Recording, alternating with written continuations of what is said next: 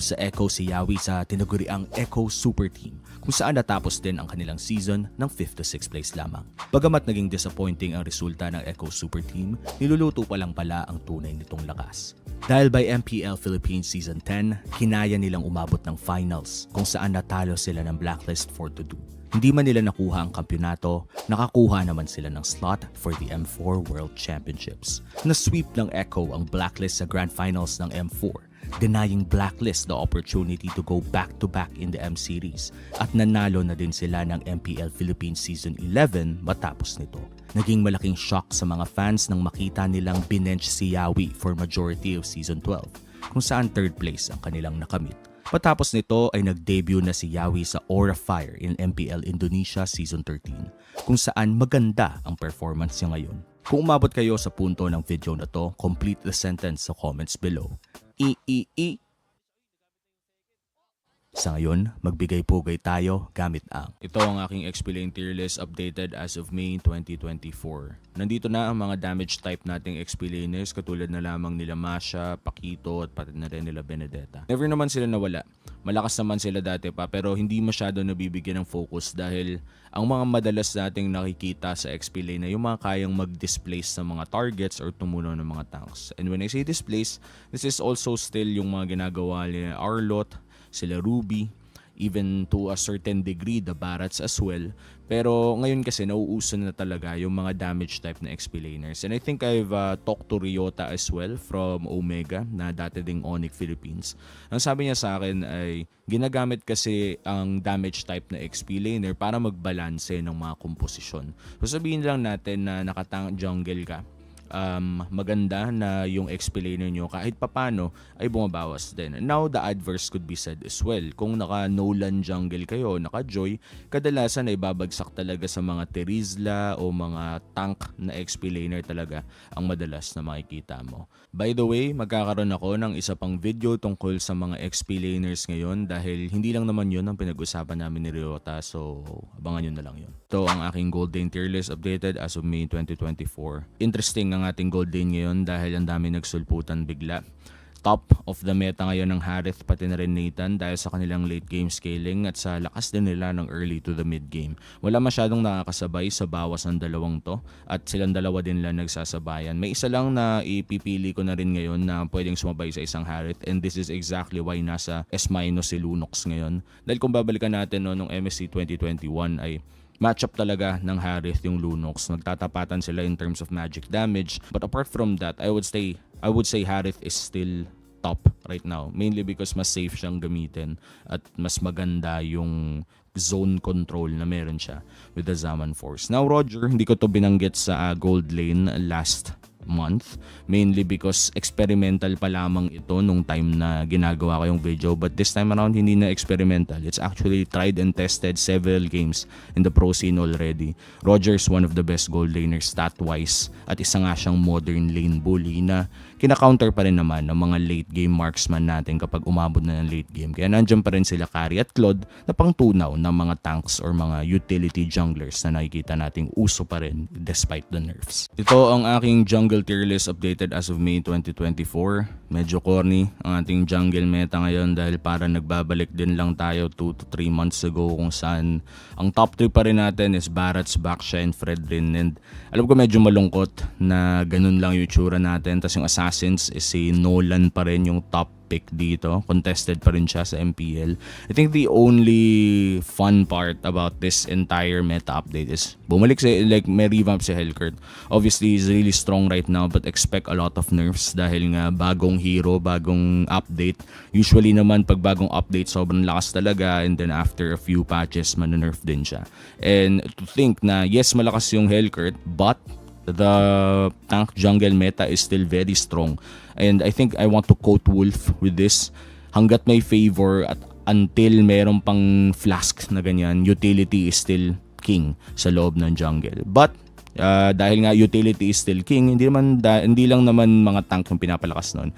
Huwag natin kakalimutan ang Angeling combo dahil kung titignan natin ang mga ibang pro regions, nalalabas na rin si Ling. And excited ako makita ito sa MPL, especially sa kamay ng ating mga assassin users. And hopefully, may kasamang utility tank na or utility roamer katulad ng Angela para makita natin yung classic na combo ng Angela. Ito ang aking mid lane tier list updated as of May 2024. Medyo hindi nagbabago ang meta ng mid lane. Siguro ang mid laner ka for the past few months ay nauumay ka na. Kasi usually no, parang flavor of the week lang, may nagbabago ng panandalian, pero biglang pag natapos na yung buwan o patapos na yung buwan, biglang babalik din sa mga Valentina Faramis, tapos si Vexana hindi na mawawala, si Novaria hindi na mawawala. Though I would put Lilia a bit lower now, mainly because bumabalik na yung mga ibang assassins natin, pero hindi naman lahat, no.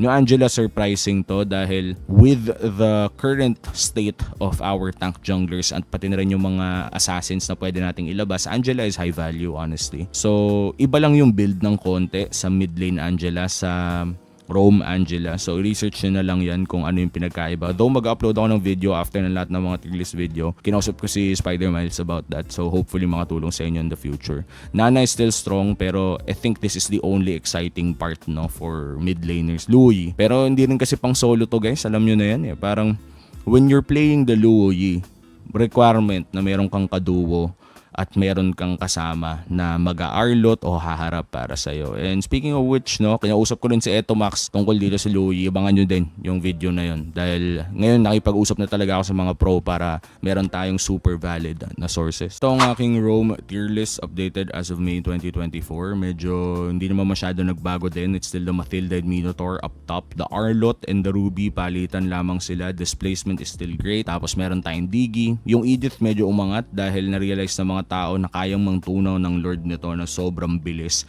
even if you're playing the roam dahil sa nature ng kanyang ultimate na Primal Wrath na may damage based doon sa passive stacks. Yung bar na nasa taas, literal kaya nitong member ng Lord ng napakabilis. Grok is still in high contention mainly because napaka-safe niyang mag-check bush at pang-cancel din siya ng mga maraming pwedeng i-cancel.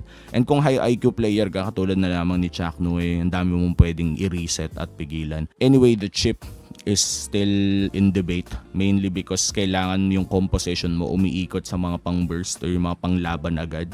Kung late game composition kayo, huwag kayo masyado mag-chip. Pero of course, star of the show para sa akin is Masha. Napakasakit talaga ng Masha roam yun pag nalapitan ka at nakalimot ka ng one. Ito, common misconception, hindi masakit yung dash, yung ulti. Ang masakit yung unang kalmot pagkatapos nun. So pag nakita nyo na dash, wag naman kayo agad tumakbo. Pwede nyong stun, pwede nyong tulungan kung sino man yung kailangan nyong tulungan. Kasi panigurado, yung mage nyo, yung marksman nyo ay bibigwasan ng isang Masha. Generation Z. Authentic. Real. They thrive in the mundane. But, let's be real, nobody knows what they want. Only they truly understand. For real? Yeah, but that's okay. We get what you need. Guys, where are we going now? Anywhere! Mountain, beach, middle of nowhere! Why? Because we can! Well, let me help out. Smart 5G. Best in 5G coverage experience and best in 5G availability. Oh, wow! Those are a lot of apps! That's fine. When you got Powerall, you can do it all. Multiple apps? No problem.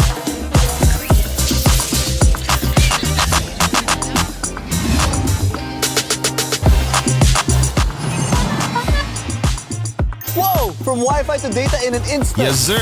Magic Data saves you anytime you need it. And it doesn't expire? That's right. Cool! Oh, dead spot.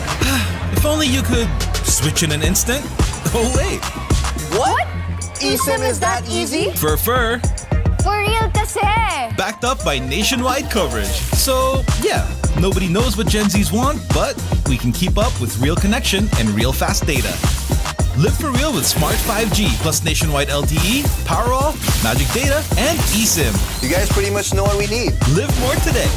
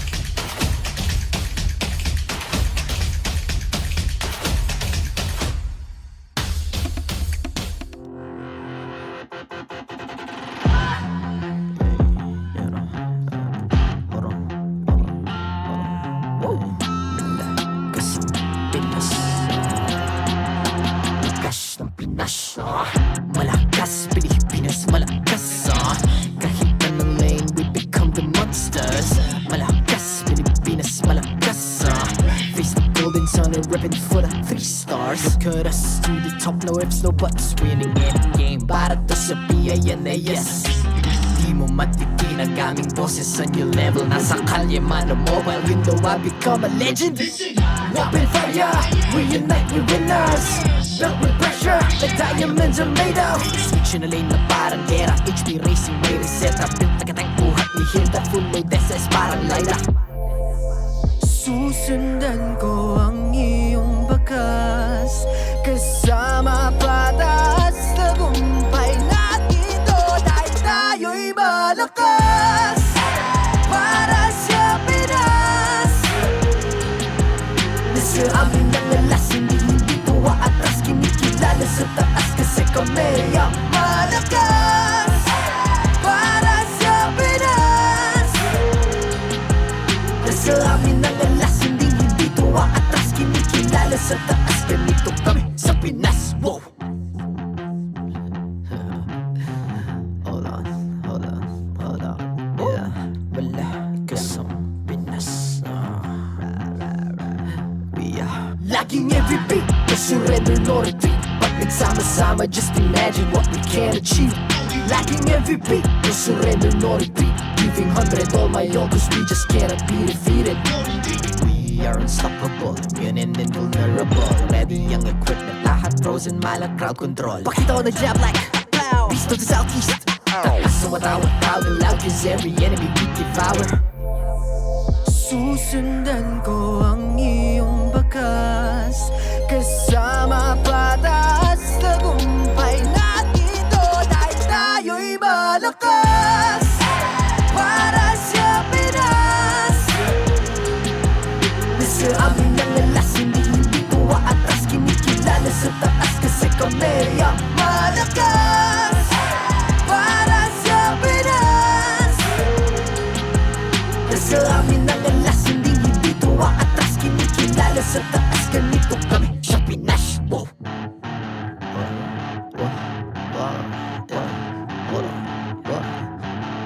Malakas, Pilipinas, malakas. Kahit anong lane, we become the monsters. Malakas, Pilipinas, malakas. Face the golden sun and repping for the 3 stars.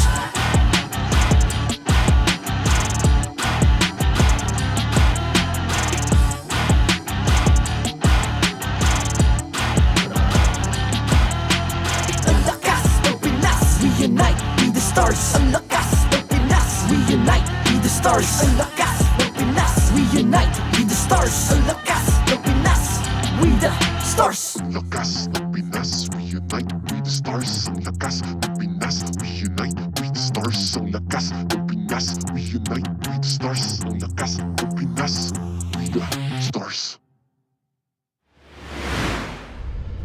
The 13th season of MPL Philippines is brought to you by the following sponsors. Smart, the official telco partner of MPL Philippines Season 13. Infinix GT Series, outplay the rest. Experience the MPL PH Season 13 action live at Shooting Gallery Studios. Tickets are now available on our official ticketing partner at /event.com. Don't miss any MPL PH action by following our official Facebook page and subscribing to our YouTube channel. Follow MPL PH on TikTok as well for more content. And don't forget to like, follow, and subscribe to the official accounts of MDL Philippines. To ensure the equality and fairness of our games, MPL Philippines is also monitored and supervised by the Games and Amusements Board.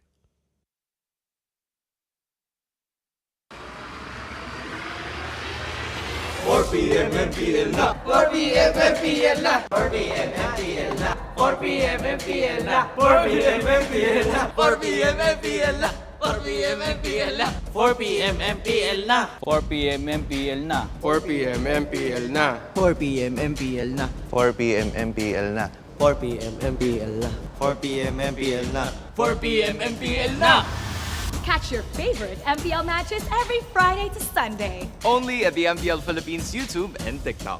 4 p.m. MPL na! 4 p.m. MPL na! 4 p.m. MPL na! 4 p.m. MPL na!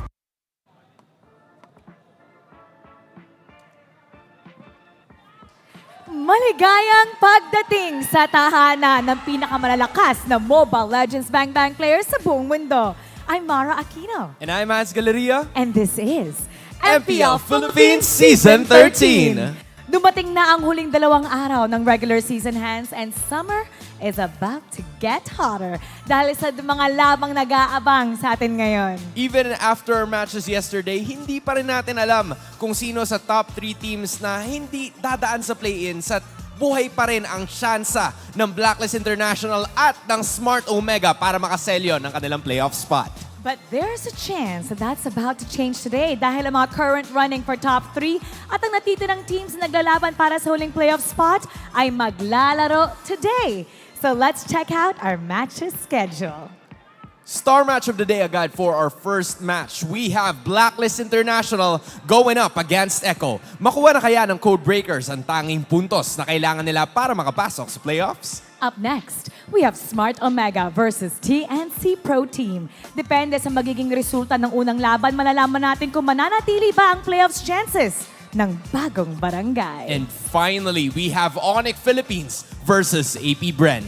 Rematch sa pagitan ng dalawa sa pinakamalalakas na gold laners sa buong mundo. Makabawi kaya si Super Marco kontra kay Kelra? Simulan na natin ang unang bakbakan. Everybody, this is Blacklist International kontra sa Echo. Casters, pasok! Nakapasok na kami. Lagi nyo na lang kami pinapapasok, Mara at saka Hansa. Welcome sa ating Sabado Premium MLBB. Dahil eto na naman tayo sa MPL Philippines Season 13. Ako po si Manjin Valdas, kasama si Burrito at si Midnight para iatid sa inyo. Eto na. Ito na. Eto na. Ito na. Ang pinakalaging sinasabi ng mga players kapag kulang ng isa. Kapag kulang ng isa, it's Blacklist International versus Echo. Need one para sa ating kwento ngayong araw na ito. Need one, Midnight. Need one, Burrito. Dahil yon ang kailangan ng Blacklist International para makapasok. Anong one ba to?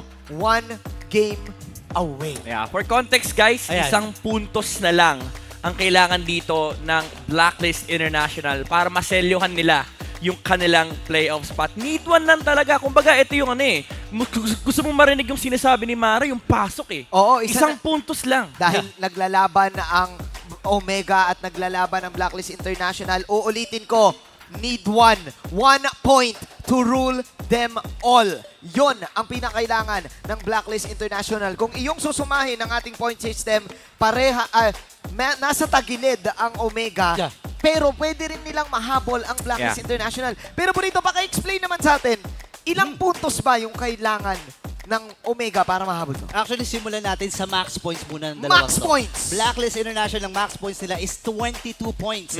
Habang ang Smart Omega naman ay 16 points. Oy! So, kaya kapag nakaisa, kaya nga pinaka-importanting game 1 ng buhay ito ng Blacklist ngayon, dahil makakalampas sila dun sa 17 points, sa max points na pwedeng kunin ng Omega. Oo, kumbaga, akala mo ang daling sabihin, no? Ang daling sabihin, pero kasi kapag naglalaro ka sa MPL Philippines, ang hirap makaisa. Diba? Minsan, kapag kalaro mo pa yung mga pro, diba? Naranasan natin yan. Yeah. Ang hirap makaisa. Madaling sabihin, but then again, Blacklist International, they're going up against Echo. Isa sa mga top 3 teams ngayon sa MPL Philippines na, mind you guys nag-ahabol din ng top 1. Nag-ahabol din. So, imposibleng may mga bigay-bigay dito. Walang ganon-ganon. Walang ganyan-ganyan dito. A game is a game. A tournament is a tournament.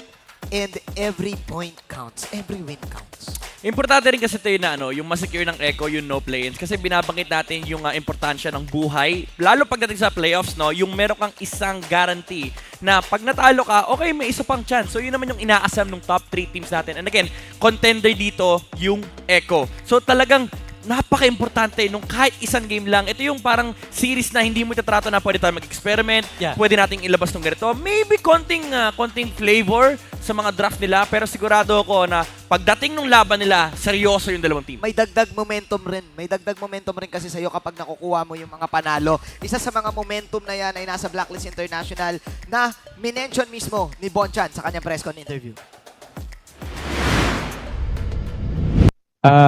Anyone can answer. So nakita nyo kanina yung yung naging laro ng Omega, na tapos natalo nila yung APBR. Nakadagdag pressure ba sa team yung pagkapanalo ng Omega?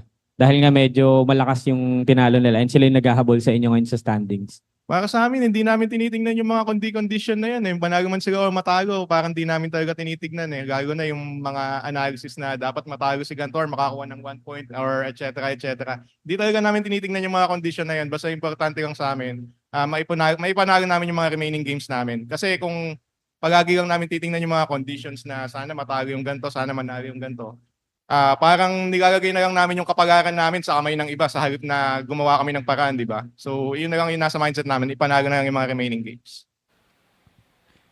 And kung yung iisipin, yung ganong mindset ay napakahalaga. Oo nga naman, bakit mo nga naman titignan yung mga result ng mga iba't ibang mga teams? Ang importante naman talaga is to get every game that you get, to get every win that you have. Kasi nga naman, pag nananalo ka, ba't ka nga naman mag-worry? Nananalo kayo, ang tataas ng puntos mo. Tsaka tama naman yung sinasabi ni Boncha, no? As a coach, yun lang talaga iisipin mo Kailangan manalo yung team, period. Walang kahit anong kondisyon, walang kahit dapat matalo itong ganitong team ito para makapasok kami. Kasi at the end of the day, ang habol mo rito, yung championship, yung manalo ko ng MPL. So every game, ang iniisip ni Bonchan dito, guys, ito yung kailangan natin gawin para manalo, period. Ang lala ng mangyayaring turnaround dito, just in case mangyari yung parang dark hole na tinatawag. Remember, Omega, sanay sila sa ganitong situation lagi no? Lagi. And bira natin makita yung Blacklist kasi for what, ilang seasons, laging number 1 ng Blacklist. Nagkaroon lang ng isa na, I think that was season 9, tama ba dito, na nag-aabol din ng Blacklist International. Same situation right now. Medyo rocky, no?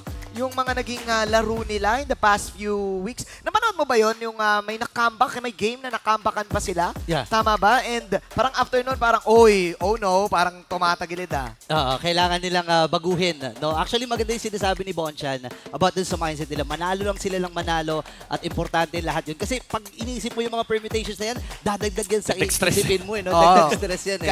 Kaya naman, syempre, yung mga gustong manalo dyan, ng 1,000 diamonds, ang kailangan nyo lang gawin ay mag-comment. Paano ba, Brits? Ayan na. So, simulan nyo na. No? Tumutok sa YouTube streams natin. Mag-subscribe kayo sa MPL Philippines YouTube channel natin. And comment ang #Black at #Echo with your game and server ID para naman sa chance na maging isa sa 4 na mananalo ng 1,000 diamonds. 1,000 diamonds kagad. Ulitin natin #BLCK and #ECHO. May nagko-comment na dyan. Ito, si Michael. Yan, Michael. Si Wilbert. Ayan, si Wilbert. Si Michael Echo. Si Wilbert, Blacklist. Tatandaan ko yan. Tatandaan ko yan. Yung mga nagko-comment, tandaan nyo rin. Ito ang mga mukha. At syempre, ang mga tropa pips natin na talagang maaasahan ng ating mga marshals na mag-officiate ng laban. Sinisigurado nila ang fairness at integrity ng ating games. Nandyan si Chico, kung naging kampi natin, si Jeff, si Patrick at si Wilbert. Kilalanin na natin ang Blacklist at Echo.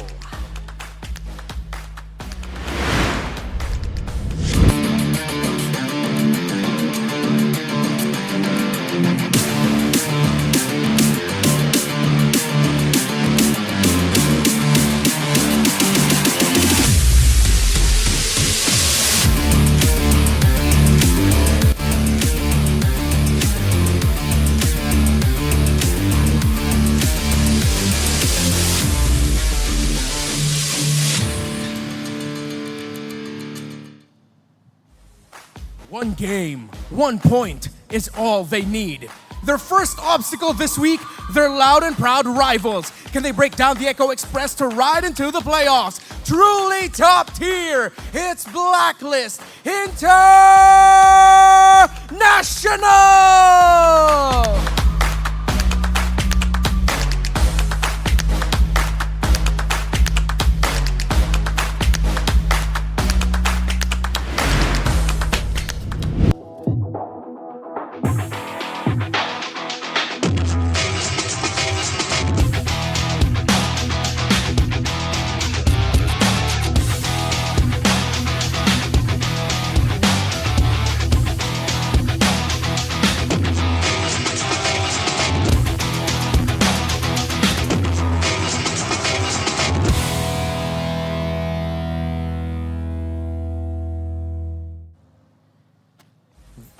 the Orcas find themselves amidst a war in the mountaintop. If they want to avoid the play-ins round, they need all the 3-point wins they can get. And for you to get loud and proud for Echo!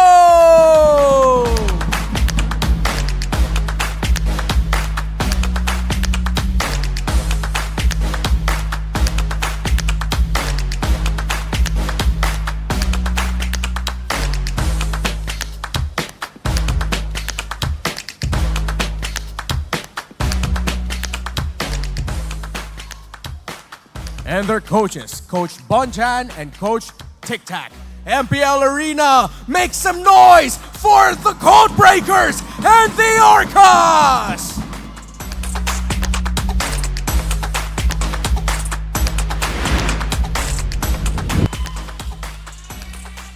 Possible 6 games pa ang malalaro ngayong linggo pero isa lang ang kailangan ipanalo. Blacklist International. Narito ang kupunan na kailangan ng isang panalo. Oheb Sensui, Yu, Edward, and Haji. Nakita natin nung mga last weeks yung flexibility ni Haji sa paggamit ng ilang mga heroes like Selena, and yan ang aabangan natin. Abang-abang yan, the aggressive playstyle. Siyempre, isa sa mga aggressive, walang iba kundi ang Echo! Yep, aggressive talaga sila makakuha dito ng panalo para sa no play-in spot. Benecuti Carty, si Sanji, Sanford, and JP. Umaarangkada na ang Echo. Ang tanong ay, express ba ang kanilang magiging victory dito sa kanilang laban sa Blacklist International? Napaparami na yung mga express na playstyle. Nakita natin yesterday yung pagiging agresibo ng RSG. And dalos lahat, gano'n na. Sumayin yung mga head-to-head.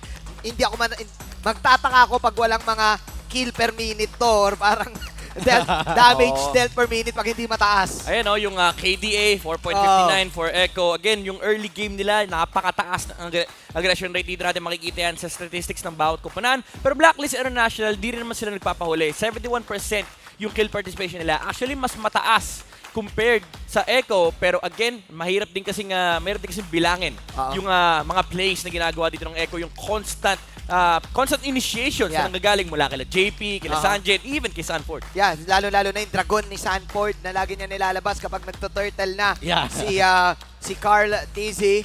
Speaking of course, Sanford, isa sa kanyang katapat ay si Agent Zero, si Kuya Edward Balboa, Bunjing, kung ano man ang tawag mo sa kanya. Bahala ka na. Pero itong laban na to, alam nyo na yan Ilang beses na natin nakita to Pedestal na to itong dalawang XP na to. Pero ito si Sanford, parang may bago sa kanya no? May bagong hairstyle. Bagong gupit Bagong gupit, parang Korean style Opa Sanford na ngayon kasi. Ano tingin mo dyan na Daddy Moritz? Wala, feeling ko may something kasi dati Kimpi. Binago niya ngayon, kaharap niya ay isang literal na Kimpi. Matagal na panahon ng Kimpi yan Ito pa masasabi ko sa XP lane, balita ko, uso daw ngayon ang XP lane na action. May damage. Damage type XP lane. Mga Benedetta, Pakito, Masha. Basta sumasapak, hindi pwedeng tumatangki lang. Yeah. Mga ganon. Tignan natin kung pag-uusapan yung XP lane na yan at yung pagiging agresibo sa ating Infinix keys to victory. Para sa Blacklist International, kailangan nila i-contest yung mga heroes na nag-empower sa map presence ng Echo. Number 1 dyan yung Louie, na nakita na natin nilalaro ni Sanji. Pati na rin, again, yung mga explosive XP-laners na tulad nila Yuzong sa kamay naman ni Sanford. For Echo, i-contest din naman nila yung mga nag-empower sa aggression ng Blacklist. Dahil nga alam natin, kailangan ng Blacklist na isang puntos. Ilalabas nila dito yung mga aggressive strats. Maybe yung mga final strategy nila dyan, yung mga Nathan, yung mga Ruby Gold Lane. Hindi natin sure, pero kailangan for both sides, i-cover nila yung mga bases during the draft. Hindi ka pwedeng mabulag dito sa drafting ng magkabilang kupunan. Hindi ako magtataka kung baka nga mag-funnel ang Blacklist International dito. Kasi going back, mamaya pag-uusapan natin yung game. Pero pag-usapan natin dito is yung journey nila mismo. Dumating sila dito sa MPL, specifically Blacklist, na nilalaro yung classic Blacklist na alam natin. Yeah. Binigyan nila tayo ng dalawang fighter one time. Pero nung nag-adjust sila towards the playstyle of everyone, nag-work for the team. Nag-work for the team to the point na napapacheer lahat ng nanonood sa atin sa live stream. Ngayon, dahil available na ang live stream viewer rewards ngayong MPL PH, halina't manood sa MPL Philippines TikTok para makasali sa ating goodie bag lottery. And magkaroon ng tsansang magtagumpay. Napakadali na yung gagawin. Una ay pumunta sa TikTok, pangalawa ay pumunta sa MPL Philippines TikTok channel. That's at MPL PH _official. I-click ang official live stream at i-tap ang top left corner para lang makasali. Power tap na. Power tap. na. Lahat ng mga nanonood sa TikTok yun, may tunog pa yun. Asan yung bell mo? Nakalimutan ko Bakit na naman. hindi mo na naman Last day nga. Manjin, last day. Ay, every bukas time pa na pala, kasama mo ako, hindi mo dala yung bell mo. Nakakalimutan ko dali ni ano ba yan? I-message na kita. Next time may mag-message sa akin, may mag-alarm sa akin. Sige. Nadaling ko yung bell ko. I-tag nyo si Manjin. Clap na lang tayo, clap. Hindi pa sabay-sabay, pero sige, mamaya, work on natin. Gina. 1, 2, 3. go. Ayun. Nice Pwede one. na, pwede na. Dahil malapit na magsimula, going back sa ating pinag-uusapan, there's a certain struggle in terms of, aminado yung Blacklist International dito, in terms of the shot call na meron sila.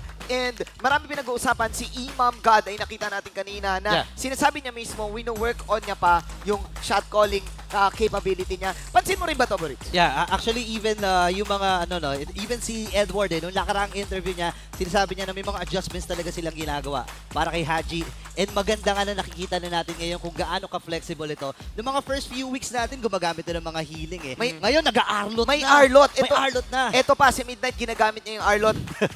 Sinasabi ko lang, Tama naman. Isa sa mga hero na can be possible na mayroong contestion sa ating draft. Kasi sino ba yung magtatank? Of course, walang iba nga pala. Kasalanan na naman pala niya just in case dahil si JP mismo ay nag-arlot din para sa Echo. Kaya interesting yung magiging dynamics dito ng draft. Again, both of them have to cover their bases. And Echo, ginagawa na nila yan dito sa game number 1 draft with the Fredrin ban. Dahil first pick dito ang Blacklist International. By the way, Blacklist ang pumili sa site nila. Now their first pick, wala yung Harit, wala yung Fredrin, pero open ng Matilda. I like the Fredrin ban, Midnight. I like the Fredrin ban, Burrito. This is a respect, bro.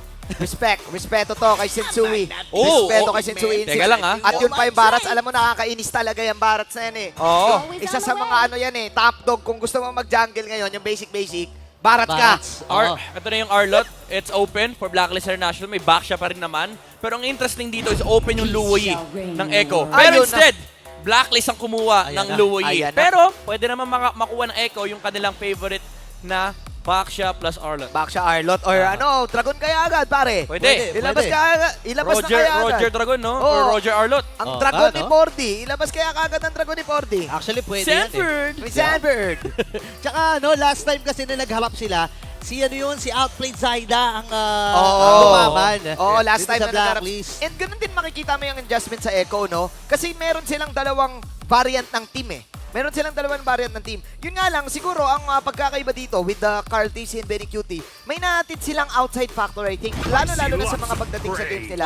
Siguro ito yung pagiging, veteran? Ay, ni Roger Baksha. Maaring pagka-veteran, no? Tsaka may flexibility din eh. More on assassin kasi si Zaida, di ba? Oo nga pala. Tapos pag util, si Kuya Carlito. At ayun na, nilabas na ni Carlito. Ay, tama si Midnight. Rekta back siya. Pero may Louis Arlot ang Blacklist International, maybe alongside the Nolan of Sensui. Eh, alam naman natin na kapag open ng Nolan, medyo mataas ang priority. Although lately, bumababa yung priority dito for the Nolan. And they do go for the Akai. Vintage. Wow. Pero Arlot. Imam God on the Arlot.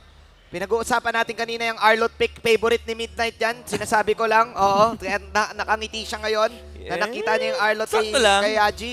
Pero eto, isa rin sa mga favorite ni Sensui. Pare, kita natin to tong amateur scene. Vintage Sensui and the Akai. Pinagdadapat niya to usually sa mga utility junglers talaga para meron silang benefit na makakuha ng red lead sa mga turtle and lords. Echo, they go for the Minotaur. Maybe an answer versus the Arlot. Hindi naman ito yung preferred matchups mostly ng mga teams, no? Pero maganda lang din kasi na may hawak ang Minotaur. And fourth pick, hawak din naman ng Echo yung first pick sa kanilang side. So I do think na mauuna sila sa pagkuha ng marksman. Either that or they're eyeing to get themselves the Novaria as well for Sanji. Mukhang Novaria na ata to. Tsaka mukhang na ata to, Midnight, Gold Roger na ata.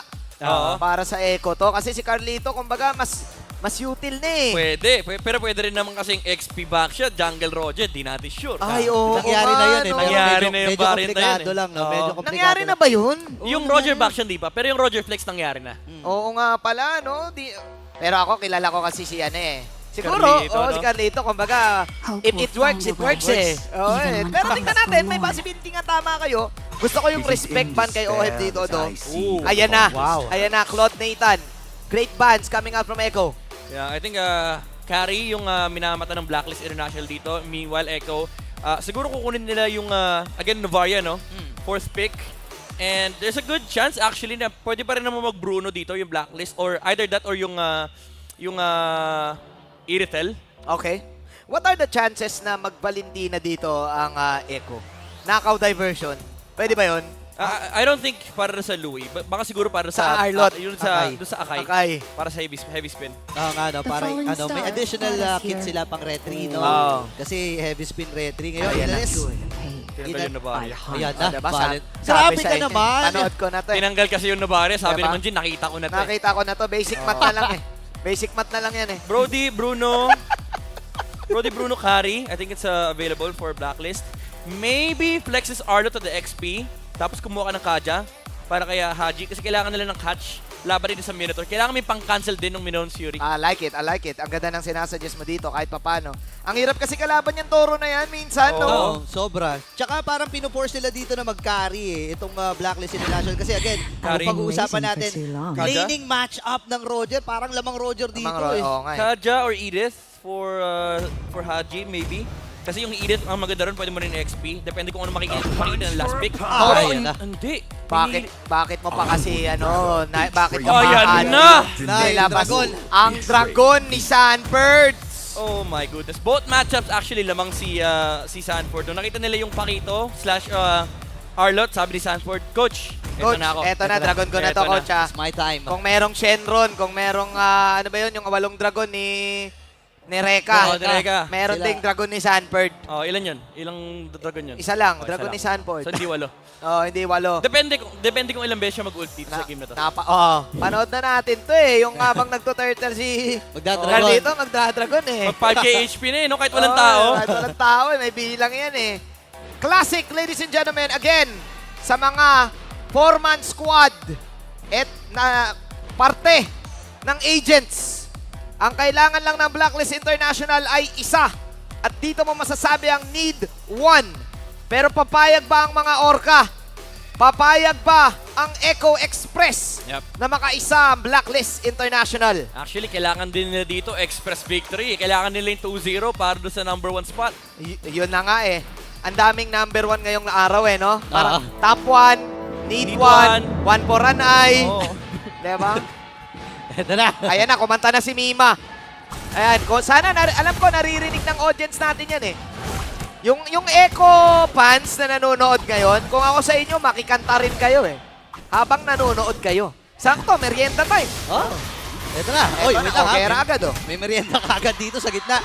4 at 3 sa kanila. Kalahati kagad yung buhay. Grabe naman aksyon. Ano yan eh, yung vacuum passive kasi yan ng Louie. Kung hindi mo natatanong, Burits, Louie gods kasi ako nun eh. Ay, natesting ko naman Louie, natesting mo na yun, di ba? Talo tayo nun eh. Gusto ko yung may noon eh. Gusto ko yung may noon. Talo kami nun, no? Pero ang gusto ko lang sabihin dito, masakit kasi yan early kasi nga, yung vacuum passive,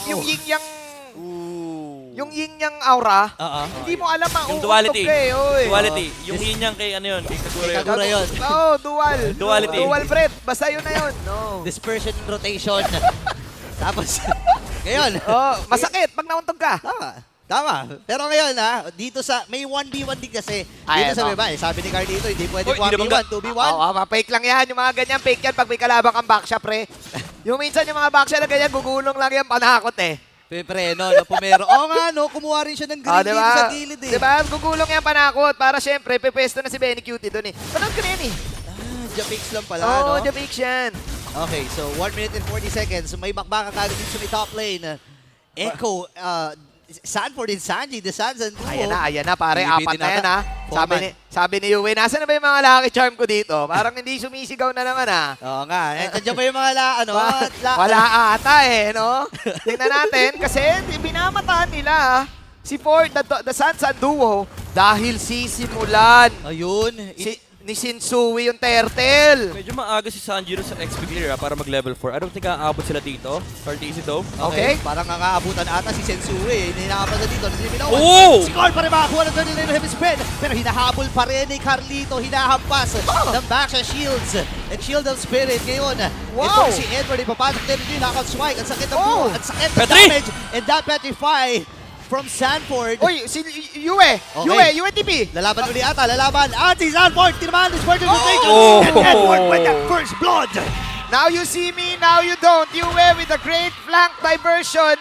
But still, yung turtle from out of nowhere, hindi ko inakala nakakayanin palang manakaw ni Carlito. Well, Carlito kasi yun eh. Oo. Tsaka, even though sinabi natin kanina na parang di aabot, sabi ni Sanford, parang di aabot, may dragon ako. Napanood Ito ko na na. yung dragon ni Sanford eh. So, dahil ba doon sa Dragon, kaya napa-out si Sensui? Actually, na-retry din naman ni Cartesi before naging factor Okay. yung dragon. I would say yung knock-up pa nga ni JP. Kasalanan actually ni JP yun eh. Oo Yung nga eh. Hindi naka-retry si Sensui. Na dahil doon, kasalanan na naman ni JP. So round 1 ng Turtle, lumamang ang Echo. Maraming teams ang nagsasabi, paglabanan sa Turtle, isa sa mga top dog na kanilang sinasabi ay ang kupunan ng Orca. Halos isang taon na nating pinapanood yan, yung kanilang Turtle Dance. Na yun din yung nagiging dahilan, ba't sila nananalo? Dahil napipilitan yung kalaban nilang lumaban sa loob ng pit na yun. Yeah, magaling sila na mag-bait eh, no? Na lumaban talaga. Yung magsama-sama. And usually naman ng mga heroes ng Echo eh, palaban sa Edward. magsama-sama. Pero ngayon, dito sa may bandang itaas. Aabot din naman si Yue, pero wala na siyang aabutang buhay na Edward doon. Pinalamon ni Carlito at ni Sanford ng damage output. At napaaga pa ang pagpunta nila dito sa Turtle. 17 seconds pa lang, minamatahan na ni Daddy JP. Yung Turtle, Carlito, susugod, okay? Okay, nasa right main bush. Ngayon, pinipilit nila makapag-heavy spin dito si Sensui. Grabe. Grabe yung pag-force. Grabe naman mag-ML tong mga to. Oo, yung tapang.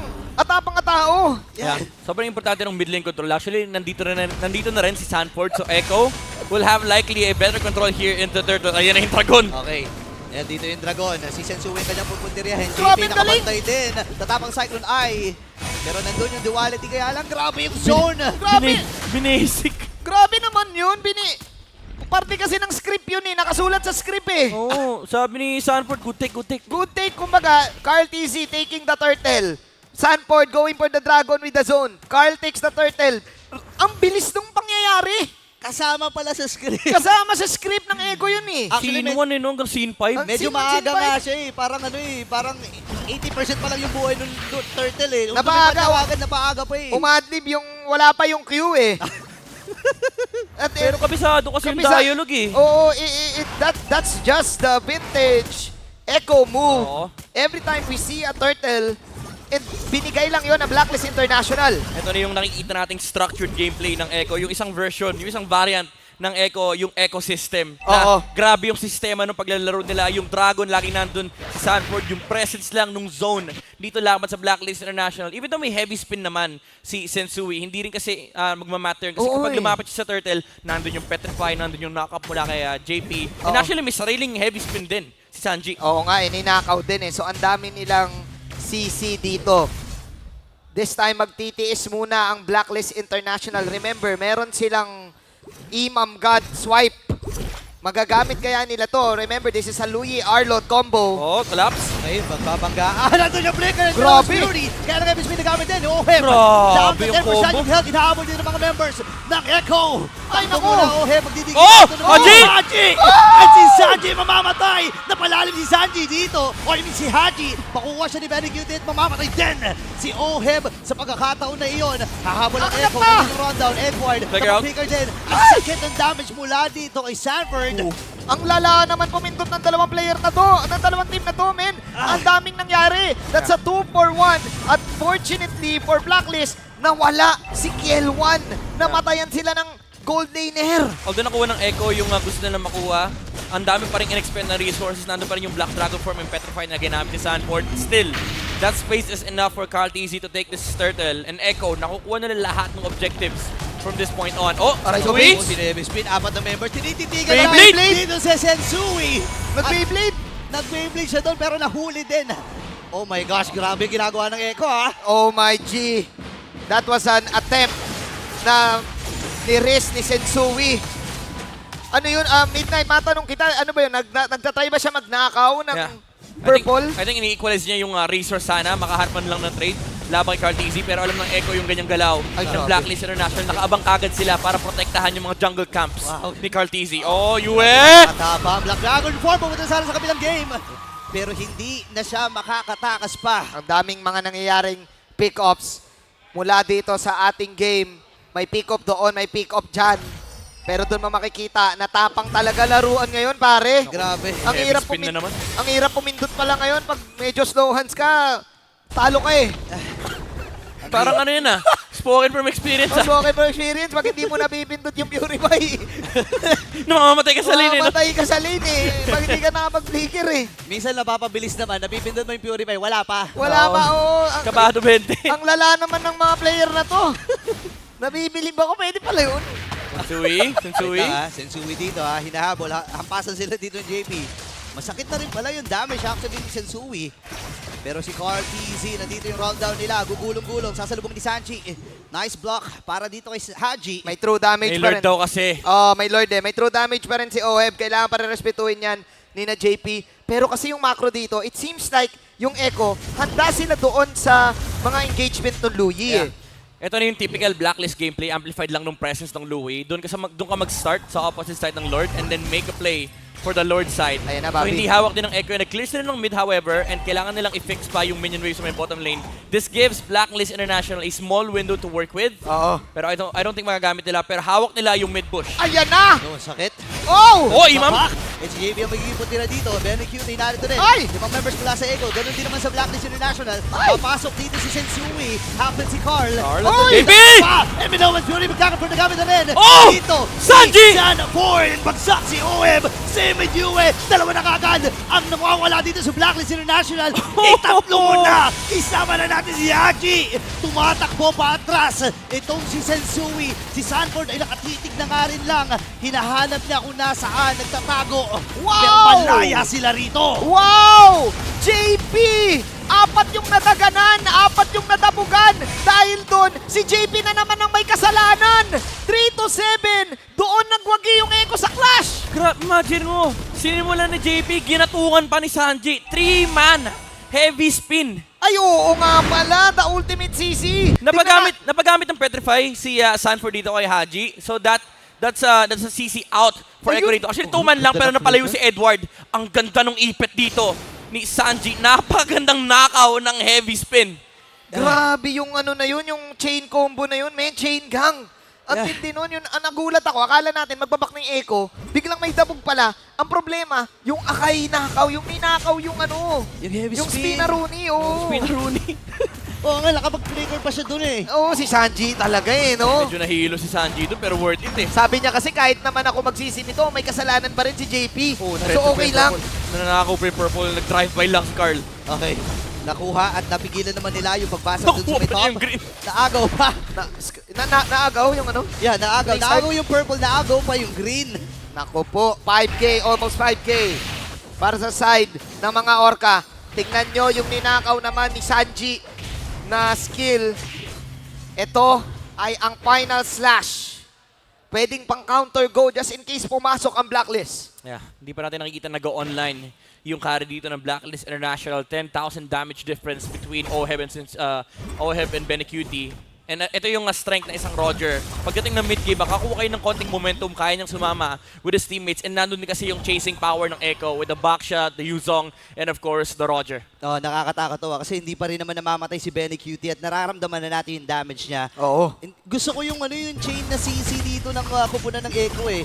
Iba-iba kinukuha niya, minsan heavy spin. Ngayon, hawak niya ngayon yung Final slash. Final slash. Pwede niya nga kumuha ng kumabaliw lang siya, kunin niya na rin diversion eh. Oo, no? Pambaliwan na. Sabi niya, binan yung Louie ko kunin ko na lang, tinanggal niyo yung Louie ko Kunin Pero ko din. payaran muna ng ultimo. Pwede eh, no? Pwede rin eh. Kaso, syempre, mas pipiliin mo na lang yung CC. Then again, malapit na tayo sa late game natin ha. Magti-12 minutes na. 12 to 13. Ito na yung mga crucial moments na minsan hindi nagmamatter yung lamang mo eh. Mabaliw ka lang, kumbaga mabaliktad ka lang, pwedeng papunta sa kabilang team yung laro. Ito naman yung strength ng carry. Basta maka-isolate ng target ng Blacklist International, kaya nilang i-burst down. yung heroes ng Echo. Maybe with the exception of Carl kapag na-pop yung ult. Kasi may damage reduction si Carl TZ with his ultimate. Pero yung Minotaur and yung Yuzong, maybe if ma-knockdown nila, if enough yung CC ng Blacklist International, they can actually take a pick off against Echo. Yeah, ang ganda rin ng pag-freeze na ginagawa dito ng Echo. Ngayon, 7 seconds para doon sa next Lord. Quiet lang kayo Tahimik kasi lang. ayaw ipaalam ni Carl na nandito siya sa bandang babang bush, Yeah. yung MOA bush. Ayan na. Yung bush ng Mall of Asia, Ano dyan yan? sa may bandang south. Actually, Blacklist bush din yan. Blacklist yung mga bush, ganyan man. play, Blacklist bush yan. Quiet lang kayo. Kunyari, yung mga audience natin, kunyari, hindi nila alam yan. Okay. Oy, slow po siya sa may top. Nakakabahan Oh, lang. Sanji! Ay, nakita niya, tatlo. Nakita, apat ata yun, par. Nasilip niya yung 4. O, tatlo yung nasa bush, si Oeb malayo. Hindi pa rin nagpapakita si Carlito. Yeah. Nakaano na ata yan, nag-notify na ata yung AFK dyan eh. Iniintay nila yung iniintay nilang ma-push out ni Roger yung waves niya. And maybe let Ayun, oh. the waves build up sa may top side muna. And Echo, tititigan lang nila yung heroes dito ng Blacklist International. The thing is, pag nakita nila yung carry, there's a chance that Carl TZ might engage. Ayun na, papi. Ayun na. Ay, Romolio na. Oh! Kita niya! Tumaan, isa, pero si Carl TZ din Ni Dragon. Andito na yung Black Dragon form, nandito ang strike mula dito kay Edward. Hinahabol pa rin ng Dragon, pero magandang magbugaw lamang mula si Echo. Sanji, nasa likod si Sanji, hawak niya yung heavy spin. Ay, gugo ni Haji, gugo ni Haji. Yun ata ang gusto ng Blacklist ni Haji din nakita ni Haji. Bad beats na si Imam Gad. Nagkaabangan, boss. Okay, disiplina muna sa dalawang kupunan na to. Benny! Wala pa ang Benny! sakit. Grabe kalati ka ng ball play na gamit ni Haji. Eh dahil doon nakapag-commit ng flicker itong si Haji. Ang daming amba ng laban na to. Malaki yun, ha? That's the flicker set sana mula kay Haji. So they have to rely on the heavy spin here for the CC. Reliable CC sana yun for Blacklist. Okay, clear mo na sila dito sa may bandang gitna. Hinahawakan lang ni Sensui itong Lord na ito. Look at Sanji. Ayan na yung final slash. At abutin na yata ni JP. Flicker na gamit na rin pero mamamatay ni si JP. Hindi niya magagamit yung ult niya pero ngayon si Carl TZ. Sanji! Sasalubong na nga rin. Sanford, dalawang bagsak para sa mga Orca. Ilalaban na lang to ng Nature! Echo. Kaya lang may ipit sila sa kamay ng Blacklist. Carl TZ with a kill. Pero sabi nila ng Echo, Benny! pwede yata natin ubusin. Pwede yata balik na rin. Benny Cutie kumakalmot lang. Pero si Carl TZ babagsak sa kamay ng Blacklist. Gandang counter go mula sa Blacklist International at may TP pa. Hinahabol nila ang bagyo. Hinahanap nila ang bagyo. Nasaan ka na bagyo? Inaamoy. Oh, Edward. Inaamoy ni Edward. Okay, napakita si Benny Cutie dito. Delikado ata siya. Benny! Sa Lord! Benny! Andun yung outplay. Nakadalawa pa ang bagyo. Tumulong pa yung Lord. Ninock up ng Lord yung Blacklist. Oh my goodness, yung final touch din with the Lycan Pounce! Ang dami! Napakagandang timing mula kay Benny Cutie. We all thought nakatapusan na ni Benny. Pero the micros, imagine mo ako nakakilig spree pa yun, ubus yun. Oo nga, kaso di siya nakakilig. Kaso di siya nakakilig spree, pero enough yung bagyo. Look at this. Hit, may hasklo kasi si Benny Cutie. Nandun yung lifesteal. Ayun o. Tumulong yung Lord, Lycan Pounce. After niya bumaba mula sa knock-up ni Akai. And he was able to get the double kill. Yun yung mga bagay na hindi mo matuturo, pare. Yung ganong galawan ni Benny Cutie, ni Big Ben. Grabe siguro iniisip ni Benny, no, that pala nag-killing spree ako. Oo. Pero parang naging bagyo talaga siya dun eh. Siya kasi ang eye of the storm. Kumbaga sabi niya, teka, di naman ako tatawagin bagyo ng basta-basta lang eh. Hinangin yung kapa ni Akai eh. Nagulat din sila eh. Actually, nagtalunan sila dun sa Lord eh. Hindi ko sure kung nadamay pa si Benny dun sa knockup, pero grabe crucial yun. Hindi siya nadamay. Sumide-step siya. Kaya siya Sumide-step siya. Oo, sumide-step. Wow. Nagamit niya pa yung Lord. Na-bad trip yung Lord eh. Alis kayo dito. Pumunta yung Lord eh. Di nyo naman ako kukunin eh, di ba? 2 minutes akong sumasayaw dito eh. Labas-pasok ako eh. Sali kaya ako sa clash. May skill pala ako. Grabe. Isa sa mga unfortunate events para sa Blacklist. Pero dito pa rin ang Blacklist. Hindi sila papayag eh. Slow push top lane. Pwedeng laruin ito ng Blacklist International Echo. Magdadragon to par. They might force the 50-50 here. Magdadragon to par. Inaabangan yung dragon Oh, kinakancel. Si Sanford, Edward, kalati buhay. 50-50. Naka-heavy spin 50-50. 50-50 sa Lord. Andito na yung Dragon. Ang gusto nilang tunawin dito ay si Sensui. Magiging matagumpay ba ito? Spin na gamit na. Si Sanford ay may ipit. Andun yung talon. Benny! QT. Dadamba din. Kaya lang unahin na natin. Oh, Sanji! Si Haji. Pop yung immortality niya. Flicker na gamit din. Conceal. Habol si Benny QT dito. Nag-transfer ito. Ayun. Naku, kakalmot. Benny! Bis down. Same with Dewey. Humahabol ang mga Orca. At 4 ang babagsak. Maniac para sa bagyo! Grabe si Benny Cutie! Hindi lang siya bagyo! Isa rin siyang lobo! Grabe! nakuha mo Savage! Savage! Abot pa, Savage! Aabot nga ba sa Savage! Savage? Savage! Para kay Benny! Binagyo ng husto ang Blacklist. Signal number 4. The Tornado. Nakita mo yung sayaw ni Mima? Ang tawag doon, The Tornado. Grabe. Oh my goodness. Grabe si Benny Cutie. Umi-in-out, in-out. Akala ko sa Pilipinas si Angel Locsin lang ang lobo eh. Si Benny Cutie rin pala. Pati pala si ano? Si Benny. Pati pala si Benny. Si Benedict Gonzalez. Grabe ka, Benedict Gonzalez. Grabe, nakita mo yung turn na yun, nag-evacuate yung Blacklist, sabay-sabay sila tumakbo eh. Ang hirap ituro nun, yung ginagawa niya kasi bilang isang sa mga naglalaro ng Roger, yung ginagawa niya, hindi niya pinipilit yung swipe eh. Kung baga ginagawa niya, poke natin yung first skill, back tayo onte, transform, Kalmot. tapos hintay amoy. Kung baga hintay amoy lang eh. Hintay amoy, pag amoy, kalmot, ganun eh. Pag amoy damo na, no? Ito, parang masarap bagyan to. Gumagano. May threshold kasi yun, no? Paano nga ulit? Gumagano eh. Wow. Oh my Parang goodness. mamaya, Roger tayo ah. Parang What a pwede game. ah. What a game. Hindi ko na alam. Ayan na. Ang bagyo. Kalmot naman dyan. Oh. Ayan. Napakatindi ng pinakita ng bagyo na si Benny Cutie, the MVP para sa game number 1.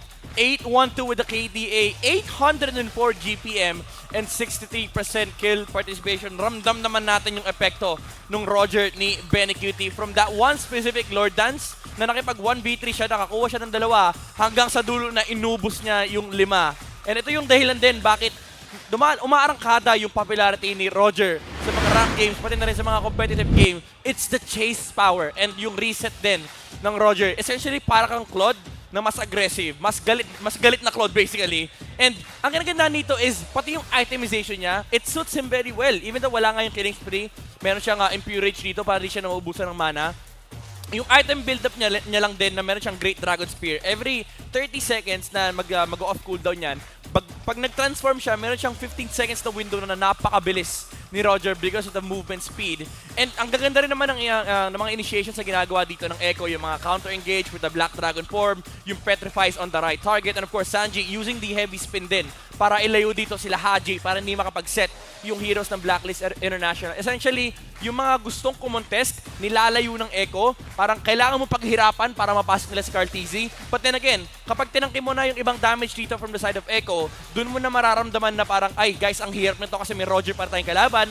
Pag bumaba tayo ng certain HP threshold, dun na tayo aamuyin ni Benny Cutie. This is that specific Lord fight na nakita natin nakapag 1v3 si Benny. And after that, yung immediate Lord turn, naramdaman ni Benedict, sabi niya, pwedeng bagyuhin tong 5. Kasi 5 tao, yung nakita niya, kalahati lang yung HP. And then Echo decided to go for the turn. Hindi na nga nila inisip kung makukuha nila yung Lord. Kasi ang importante ay manalo sila ng team fight. Ito naman yung mga sistema na lagi natin nakikita sa Echo. Yung kanilang mga Lord turns and yung kanilang mga Lord disengages na alam nila kapag panalo na sila, mas worth it habulin yung kanilang kalaban kaysa mag-focus sa Lord. Now, looking at the emblems, very typical pa rin naman from a lot of these players. Again, interesting lang na naka-impurage si Benny Cutie rito para lang hindi siya nauubusan ng mana. He did go for the Windtalker as the first item para mas mabilis din yung kanyang farming speed. And also, it adds to the SOP na may chase potential because may movement speed din na makukuha dito mula sa Windtalker. And then yung Endless Battle build, dun na lalabas yung sinasabi naman Jay na prod and poke na pwede kang mag-first kill, mag-out, meron din naman kasing cooldown reduction yan, and nakakadagdag din sa kunat ni Roger with the HP na nakukuha mo mula sa Ogre Tomahawk. And of course, Carteezy, of course, with the Blade Armor na nagpapababa talaga ng damage dito against Edward and Oheb. And the thing is, yung physical damage na makukuha mo, ay yung physical defense na makukuha mo sa Blade Armor, patong mo pa sa Tortoise Poisons, napakataas ng damage reduction ni Carteezy laban sa Blacklist International. Benny Cutie with 806 GPM on the Roger. Hindi natin madalas makita to kasi alam natin yung Roger hindi naman din ganun kabilis mag-farm. Although aggressive talaga siya pagdating sa mga kills. Pero masabi natin napakaganda ng balanse ng performance dito ni Benecuity with the Roger. As we've said earlier, this is the strength of the hero. Kayang-kaya mong gamitin pagdating ng mid-game. And ganun yung ginagawa ng Echo. They start from the mid lane, tapos gagamitin nila yung Roger para makadalo sa mga side lanes. They're letting Cartezy tank the damage on the front lines, and nagre-re-engage dito si Sanford, pati na rin si Sanji with the heavy spin, yung stolen heavy spin, and yung Black Dragon form. And si Benedict pa, yung pinakamataas na damage output dito. Usually nakikita natin nanggagaling sa mga mage, sa mga jungle. Although sa gold lane hindi naman madalas, pero with the carries, the clods. Pero this time, it is the Roger for Echo that proved to be very, very strong in these team fights ng mga Orca dahil sa kanilang technique na ginagawa na let Cartezy tank in the front lines, re-engage tayo with Sanford and JP. Andun din naman kasi yung flicker Minoon's Fury, and nandun din yung sustain dahil may added heal din naman na nakukuha mula kay Minotaur. Now looking at the heat map here, Cartezy again, typical rotation lang for the jungle. Wala namang crazy stuff na nangyari in early game. Pero nung nakuha na nila yung initial first turtle, doon na tayo nakakita ng mga camping sa mga side lanes, yung control sa mid lane as well. And this is what allowed Echo to have a fantastic start for their early and mid game. Kaya naman na-amplify yung effect nung Roger sa late game. Walang ya talaga, may yung ano eh. Parang ganun yung mapapareact ko eh. Parang walang ya to ah. Walang ya mag-Roger to. Grabe to. Bina 1v5, ano masasabi ko burrito, ikaw mismo nakakapag-outplay ka sa mga games, di ba? Hindi lang yung last few moments yung naging talagang spectacular movement ni JP, kundi pati yung doon sa Lord. Yeah. Tingin mo, ano yung pumapasok sa utak ni Benecuity doon? Kaya niya eh, nakalculate niya eh, na parang alam ko, mala-lifesteal ko to, at nagamit ko pa yung Lord. Ang laki ng tiwala niya eh. Again, yung mga heals, yung mga motivation roll mula doon, na-amplify pa nung mga itemization na meron dito, di ba? Ibang klase yung laban na to. Outplay the rest. Yun yung ginawa ni JP na parang Infinix GT series. Uulitin ko, outplay the rest. Dahil itong MPL is brought to you by Infinix, the official sponsor of MPL Philippines Season 13. Be unstoppable and outplay the rest with the Infinix GT series. Napakaraming outplay. Yun nga eh, mabalik tayo. Ang hirap i-pull off ng mga ganong outplay. Kapag may mga ganon ka sa dugo mo, kumbaga malakas yung tiwala mo at calculated mo, maging yung damage output ng kalaban mo. 3-on-1. Could have been a different scenario kung nakuha ng Blacklist International yung Lord na yun kanina. Yeah. Most gold laners will just recall. Sabihin nila, okay, reset na, farm na tayo, push out the side lanes. Pero kabisado kasi ni Benecuity paano gumagana yung Roger. And the thing is, kung ikaw ay Roger player ka, alam mong walang hard lockdown, maybe yung knock-up lang nung akayo yung iintindihin mo. As long as madodge mo yung isang marka ni Louis, which he did. Hindi talaga siyang papatay doon. And tulad nga na sinabi mo, malaking factor na hindi nakuha ng Blacklist International yung Lord na yun kasi nawala yung momentum swing sana para sa side nila. And given yung mga huling moments ng Blacklist International, they were waiting for Sanji. Kung titignan mo mabuti, hinihintay nila kasi alam nila na merong ikot si Sanji doon sa specific team fight na yon. Kaya again, kailangan nila makuha yung isa. Isa na lang at sila na lang ang kailangang humarap nun. Kasi kung titignan mo ang comics ni Kapitan Tambay, ang hinihintay na lang ay 2 stone ni Wolf. Dahil halos Si Wolf kompleto na. Si Wolf daw yan. Si Wolf daw yan. Walang bigote tsaka balbas. Oo. Halos kompleto na. Ang Pipili ka na lang, no? 2018 Wolf to eh. Oh. Blacklist International or Omega. Need one eh. Need one. Tapos si Omega kailangan mapanalo perfect nila record. Perfect run. Ang hirap lang sa kanila. Kaso Omega kasi yun eh. Oo, kaso value 1 kasi lagi pag Omega. Alam mo sa Omega, never kang sure eh. Parang parang si Chico ng Chico. Parang Todak. Oo. With Todak, hindi ka sure eh. Pag Omega, di ka rin sure. Grabe. Hindi ko kinaya ang init nung laban natin. Alam mo, sa totoo lang, nung pinapanood ko yung Lord Pet din, parang pakiramdam ko, may chance yung Blacklist eh. Tapos nung napoke yung 5, nung nag-transform si Benny paharap, parang, bakit nag-transform paharap? Sinabol niya yung 5, parang, ay, rundown to. Akala ko nga, akala ko, kumbaga, for the lack of a better term, akala ko parang throw move eh. Na parang, oh my God, parang tagilid talaga vapor na na. Mag-isa kasong problema, kinaya niya pala. Binitawan kasi ng Echo yung Lord. Yeah, oo nga. I mean, maganda decision para sa kanila. Pero nag-decision din pala ang Echo dito. Sila ang blue side. Sila ang blue side ngayon. Mabalik tayo dito. Gusto ko pag-usapan dito yung switching ng Echo pagdating kay Cartezy, pagdating kay Benecuity. Di ba, meron silang outplayed, meron silang Saida. Pero right after, nagkaroon din sila ng mga talo ng mga linggo na yon. Yeah. Walang pagbababa dito kasi nag-work sa Echo yung dalawang lineup. Pero ito yung sinasabi natin, ito yung mga bagay siguro ng mga X-Factor for a certain player within a team na magpapapalit talaga ng decision mo. Hindi, kasi si ganito may ganito eh. Meron siyang mga ganun. And pinakitahin ni JP. May experience din kasi na Ay, sorry, ni dala-dala. JP. Ni JP tayo na. Si Benny. Si Ni Benny, Cutie. si Benny. Oo. Si Benny. And again, na-realize nila naintindihan nila yung idea na hindi, lumalaban na yung mga teams ngayon. And right after ng week number 5, nag-decision na sila, sige, ipapasok na natin yung Benny Cutie, yung Call TZ, at nadadala talaga nila. May mga international experience din kasi talaga. Tsaka ito yung one time binangkit ni Sanford sa interview nung tinatanong siya ni Mara anong pinagkaiba nung roster nito sa roster nito. Ang sinabi kasi ni Sanford, mas decisive din kasi si Carl at si Benny sa mga ginagawa nila. And kita-kita na sa game na yun, yung pagbantay lang ni Carl doon sa Moa Bush. Tapos yung pag-turn lang nila, binitawan, sabay-sabay binitawan, tapos nag-transform paharap si Benny. Kung maganda yung decisiveness na parang pag ginawa ni Benny yun, tiwala yung buong team niya. Yeah. Nagtitiwala sila sa isa't isa. At hindi lang yung tiwala, alam nila, uy, tumalon, rundown to. There's a reason why itong team na to ay M4 World Champion. Dahil doon sa decisiveness at dahil doon sa mga aggressiveness, lalong-lalo na pagdating sa mga Turtle at sa mga Lord, sobrang crucial na nangyaring Game 1. Question is, for Blacklist International, naapektuhan ba yung momentum nila? Naapektuhan ba yung confidence nila? We're now going to the draft. Dandanin natin to. Sige. Okay, you have the Luigi and you have the Matilda. Yeah, interesting na tinanggal mismo ng Echo yung Louis sa side nila. Actually, pati itong Harith. Knowing na isa lang kasi makuha nila, baka pinaglalabanan nila dito yung Arlot.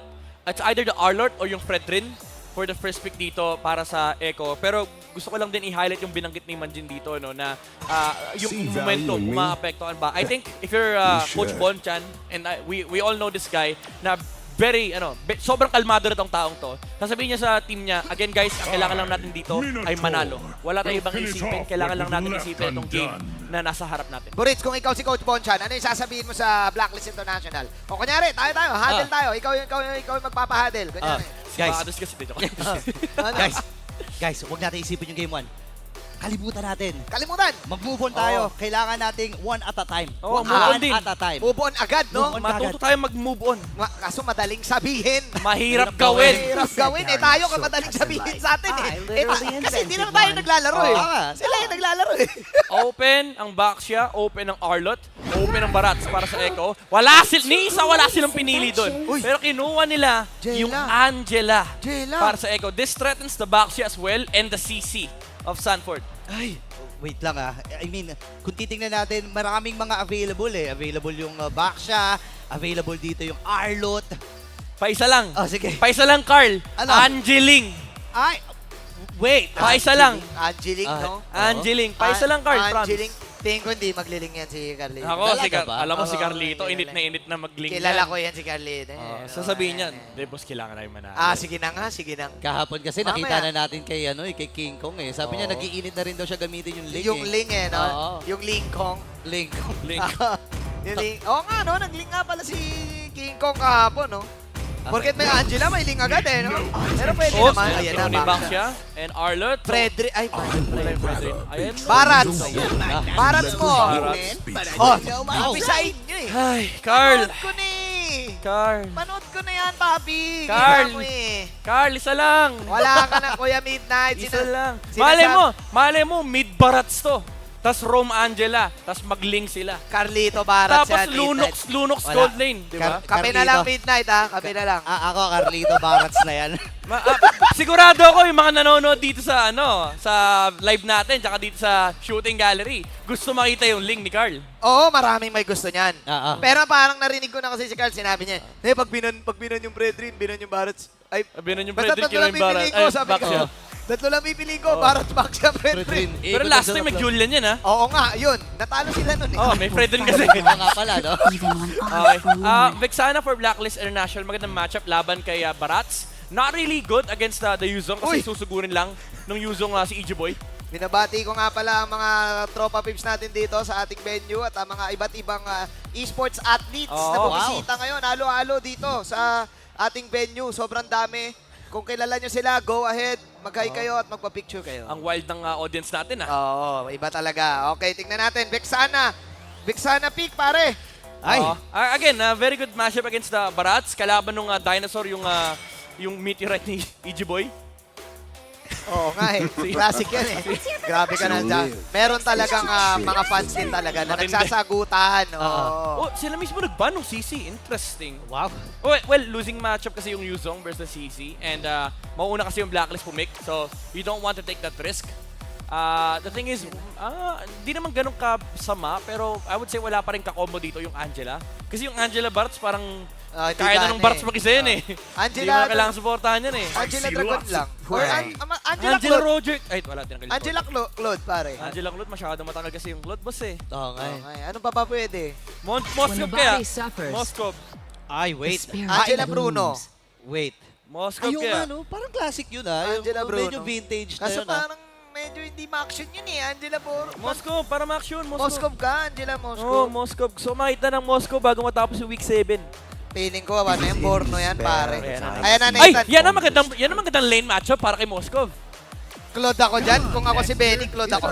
Ayan. Sabi sa inyo, kabisado ko na eh. Nagpe-predict na yun. Panood ko na yan eh. Panood ko na yan si Kuya TikTok eh. Ano kaya si JP Kaja? Ay, Rome, ano nga? Okay, so Rome Angela, okay? Ano pick ng Blacklist? Yun ang tanong. Isa na lang. Anong kulang nila, Papsi? Teresla, Edith, para kay Edward. Ruby to, Paps. Pwede nilang kunin yung Kaja actually. Tapos lagyan nila yung Arlet sa XP. Although against Yuzong, hindi recommendable. So baka iiwas nila yung Arlet, lagyan nila sa Rome. And then XP again, Teresla, Edith is still open for Edward. Ano pa bang mga ginagamit ni... Edward na lang pala, no? Lapo? What if... Pwede rin yung Lapo The actually. priestess of yung priestess of the the moon. hunter of all the evil Si Edith. Priestess of the Sky.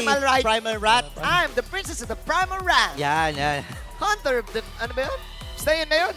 Okay, so parang full damage ata ang Blacklist dito kung titingnan mo, di ba? Kaya lang medyo masakit yung lineup ng Blacklist kasi puro magic. Kate niyan, par. Kate. I mean, masakit in terms of baka isang Radiant Armor lang tapos yung damage output nila. Ayun yung suggest mo? No. Ang sinasabi ko, puro magic yung Blacklist, isang Radiant Armor lang tapos yung lineup nila. May mga continuous damage kasi yung kay Nathan at saka dito kay Primal Priestess of the Primal Rat. So, ibig sabihin, 4-5 dito sa Echo, mag-Radiant Armor. Just to get rid of the magic. Then again, tama pa rin si Buritz yung early game damage output, yung early game burst na meron ang Blacklist International, I think can be enough para kahit paano mapunish itong Valentina, mapunish itong Angela. Then again, it's up to them. Ladies and gentlemen, need one point lang ang kailangan ng Blacklist International para makapasok sa playoffs. Currently 1-0 na in favor of Echo. Kakanta kaya ngayon ng concert si Taylor Swift. Yan ang ating aabangan mamaya. Pero hindi papayag ang Blacklist International na mahuli yan. Pero isa sa mga napansin ko, no, si JP medyo passive na hero. Oo, hindi siya nakaano ngayon. Action day, oo. Kasi muna. Parang yung mga last 3 games nila, 3 series nila, more on action eh. Mga Cho, mga Kaja. Oh. Ako minsan may base sa aking obserbasyon hindi naman ako nagsusulat ng mga laban. Pero kapag may mga nagjejela, usually ngayon sa MPL natatalo eh. Talaga? Pansin ko lang. Ako lang naman, di ko alam. Kukorek ako ni Midnight. Medyo din kasi, medyo favored din nung meta yung mga setters. Lalo yung mga Edith, yung mga Teresla, yung mga... But basically, anything na tumatalon, pabor na pabor sa'yo. Kasi lamang ka sa Turtle, lamang ka sa Lord, and na-amplify yung presence ng mga aggressive mid laners na tulad nila Vexana, nila Louie. Dahil kumbaga, madaling yung setup tapos burst, di ba? Madaling kang makapwesto eh. Ito Jela to eh. So kumbaga, saka sa sa kampi mo. Tsaka parang nakakapagtaka, nasa gitna. Lagi nasa mid pa muna dito si JP. Siya ba nagpapalevel? Siya ba? Oo, siya. Ayan na. Naku mo, makasalanan. Sakit, buti nilang na-heal. May heal. At naka-flicker dead. What a heal from JP. Ano naman to, classic pa level 4 sa main mid lane. Pero interesting na, pangalawang beses ginawa to ng Echo. Maaga doon pumunta yung kanilang mage doon sa XP. Usually yung turtle before the, yung wave before the turtle yung pinupunta ng support. Oo. Pero si Sanji dumadalawang wave.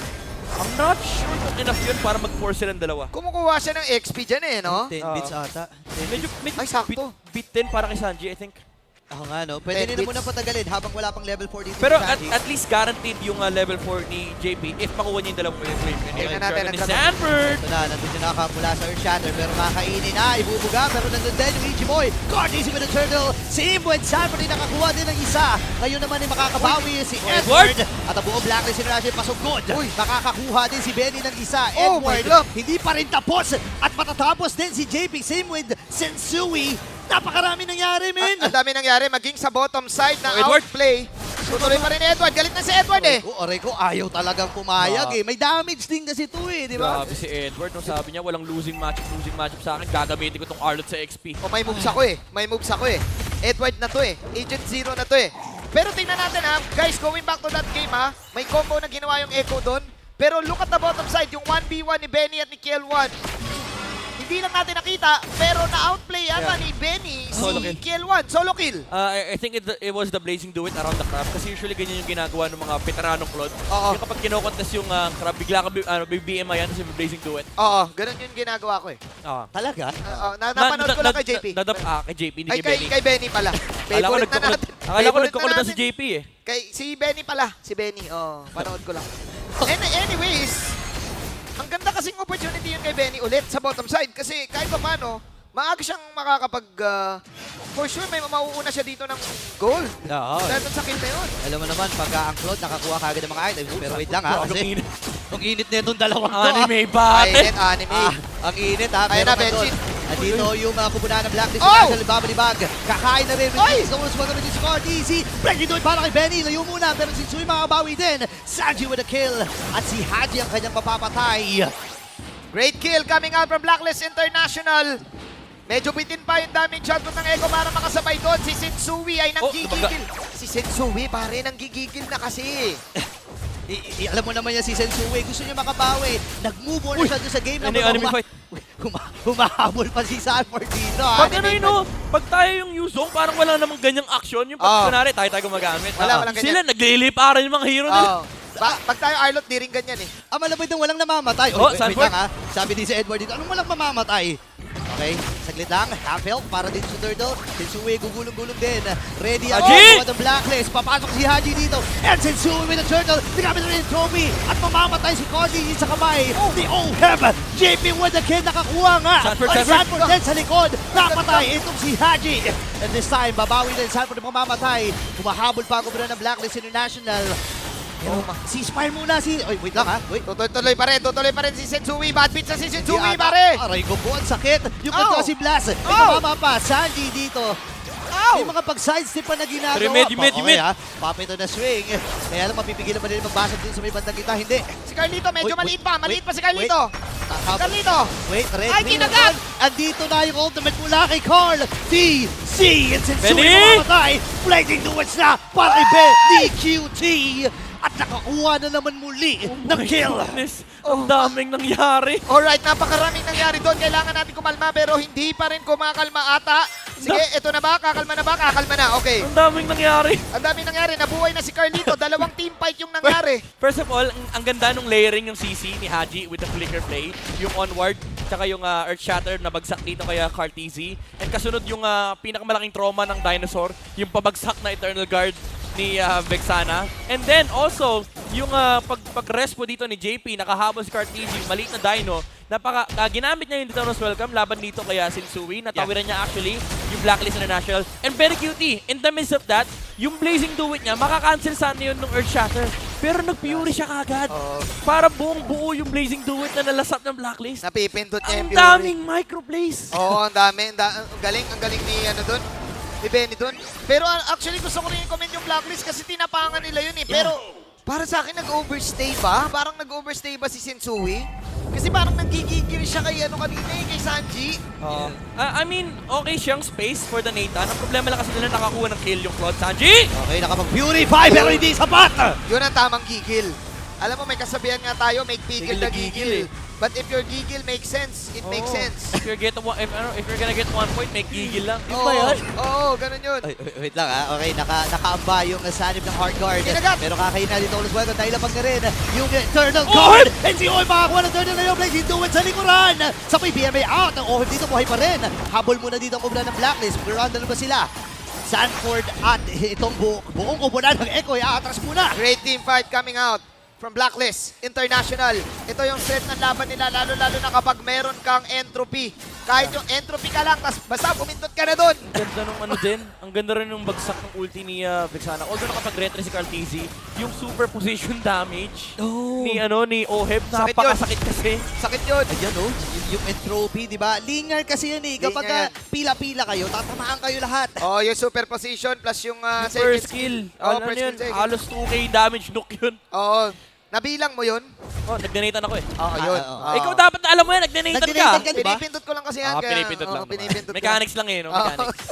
Alam ko masakit eh, pero agree ako sa... Si Manjin Mechanics pala. Agree ako sa masakit kasi tingnan mo makunat dapat tong Barats. Pero for deaths, nararamdaman niya eh, no? Si Oheb kasi, pagdating natin sa team fight, doon yung strength ni Oheb eh. Yung kumbaga kaya niya lumikod talaga. And kailangan respetuhin ng Echo yung mga platito na binabato, yung super position na binabato. Kasi lalo na pag nagtatabi-tabi sila, mayayari sila dito sa Nathan na to, pare. Tsaka ito yung kinagandahan sa isang Nathan, no? Kahit mag-Radiant Armor ka, yes, countered yung Blacklist International ng Radiant Armor. Pero pag under 2 seconds, kaya kay burst ni Oheb, hindi na nagmamatter kasi basically tatlong procs lang nung Radiant Armor, yung pagdagdag ng Magic Defense yung makukuha nyo. Kailangan nyo tandaan guys, yung Radiant Armor every 0.6 seconds, nag-i-stack up yan. So if under 2 seconds mo burst ka nung Nathan, wala lang. Wala siyang pake. Wala din. Wala siyang pake sa binili mong item. Goods pa rin siya. We're now looking at, of course, the head-to-head ng laban na to mula kay Kelwan at ang bagyo na si Benny Cutie. Then again, team fight heavy-oriented kasi yung Nathan. So, doon lumalamang yung Blacklist kasi, men, si Sensui din eh. Ang laking bagay din ang ginagawa niya dito sa laban na to eh. Yung pagiging matapang niya on the back siya, nabibigyan ng space itong si Yue, pati si Oheb, to make plays. Yun yung gusto ko eh, yung tapang eh. Kaya lang kasi, kung titingnan mo sa kabilang panig naman, si JP, naka-passive hero eh. Oh, passive kasi yung hero ni passive JP. hero eh. So, aasa siya sa ibang tao ngayon na makakuha ng setup dahil kailangan lang naman niya gumamit ng ultimate eh. Ang magandang mangyayari dito for Echo is magamit kagad yung hard guard bago siya matikitan ni Sensui. Kasi with the recent change, hindi naapektuhan ng Dominance Ice yung shield na binabato dito ni Angela unless tamaan ni Carl TZ yung hero, yung wearer ng Dominance Ice. Pero with the Tortoise Poisons, basta matikitan ni Sensui si Carl TZ, malaking factor yung nawawalang shield. Okay. Grabe naman yun si Carlito. Ginawang Lancelot yung ano. Ginawang Lancelot yung Barats. Kaso 40 seconds yung puncture eh. Yun nga eh. Pwede na rin. Actually, medyo matagal-tagal din yung Ditonas welcome. So, I think go signal ito para sa Blacklist ha. Yeah, it's a free lord for Blacklist. Sure ball free lord to. Pag nakagawa pa yung Echo dito ng imalang counter go, ewan ko na. Oh, yan na! Sa likod, ngayon, unahin na kagad ng Blacklist. Sabi nila, harapan na kagad natin bagsak si Carl DC. Wala ang main jungler dito ng Echo. Papasok na rin dito yung Sanford. Nakasali na yung Hardguard, pero natutunan din sila isa-isa. Nakakakuha na rin ang isa dito yung Sanford. Bago siya mamatay, nakuha siya ni Oheb. And Edward ay mamamatay din. Oheb! Triple kill and a maniac. Narito na ang bawi ni Oheb. Sabi ni Oheb, teka, isa na lang savage. Kaso nga lang, Lord pa rin to. Kill one! With this Nathan! Nakabawi din! Sabi niya, pwede na itong Lord. Technically, ano na yan, basta napatay ko to. 5 yung pinatay ko. Pero ito yung kinagintahan again ng isang Nathan. Kaya kanyang patayin under 2 seconds. Any hero. May ano yun eh, may sound effects yun eh. Pag nag-ulti siya, tapos first kill, second first kill. Team song na yun eh, no? Papapang! Paano? Papapang! Ganon. 1v, yun yung 1v5 moment niya. Oo. Na mahirap dito for Echo, naka-Holy Crystal na yung Nathan. Ito yung BOD, Blade of Despair Magic version. Magic. Tatlong Magic Wand. Tatlong lapis yan eh. Dapat yung BOD, 3 Legion Sword din eh. Sabi ni Munton, hindi. Doon tayo sa Holy Crystal, di naman binibili ito madalas ng mga iba eh. Harit lang daw bibili yan eh. Oo, masakit-sakit yan ha. Pero may unahin na natin si RDC nandun din. Ayan na. Naku, nararamdaman na. RDC mamamatay yun Naku, pare, need one! Babasag na sila dito. Need one! Need one! Si RDC mamamatay! Lightning duet! Gumagamit na lang ang Echo dito pero unti-unti na silang bumabagsak. Ay, enda bulata, tol! Kaya ba? Wala minions. Pero may Lord. May Lord eh. May Lord. Wala nga minions dito ang Echo. 10 seconds pa si Carl. Need one, Enda pare! bulata! Tatapusin na Blacklist. Enda bulata! Oh no, this might be the final push na inaantay. Need one talaga!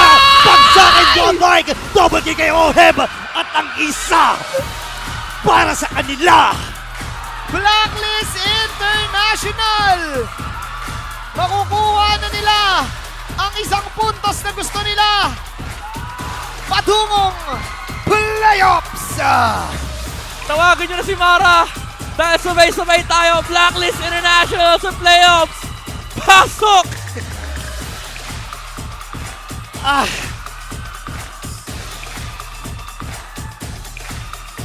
An attempt was made from Echo to get the Angela, but hindi nag-work.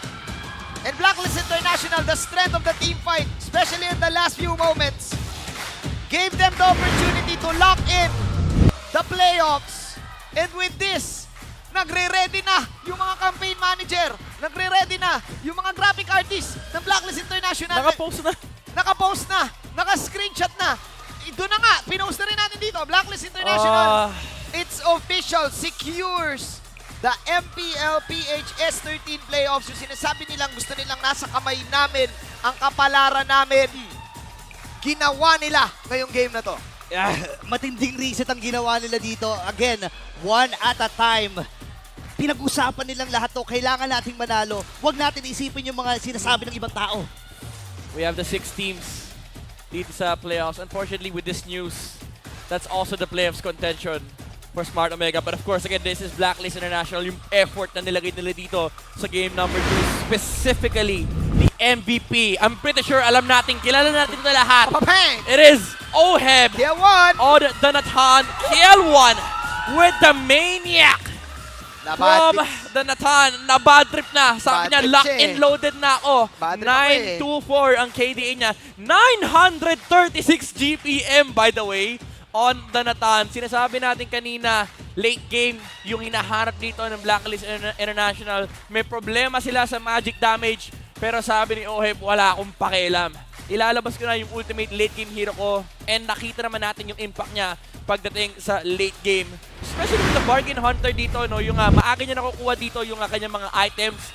Nagamit kagad ng Blacklist yung nata nila dito. And the beauty of this gameplay from Blacklist is alam nila kung sino yung tatargetin nila dito sa game na to. Pinuruhan nila yung objective taker ng Echo, and that was Carl TZ. Ilang beses nilang shutdown yung barats ni Carl TZ, and nawala yung momentum basically ng Echo. Kasi siya dapat yung magtatawid dito ng late game din ni Claude. Siya yung mid-game hero ng Echo, pero dahil constant yung mga talon, yung mga jumps and initiations ng Blacklist International laban kay Carl TZ, doon na nagsimula yung entropy moment ni Oheb.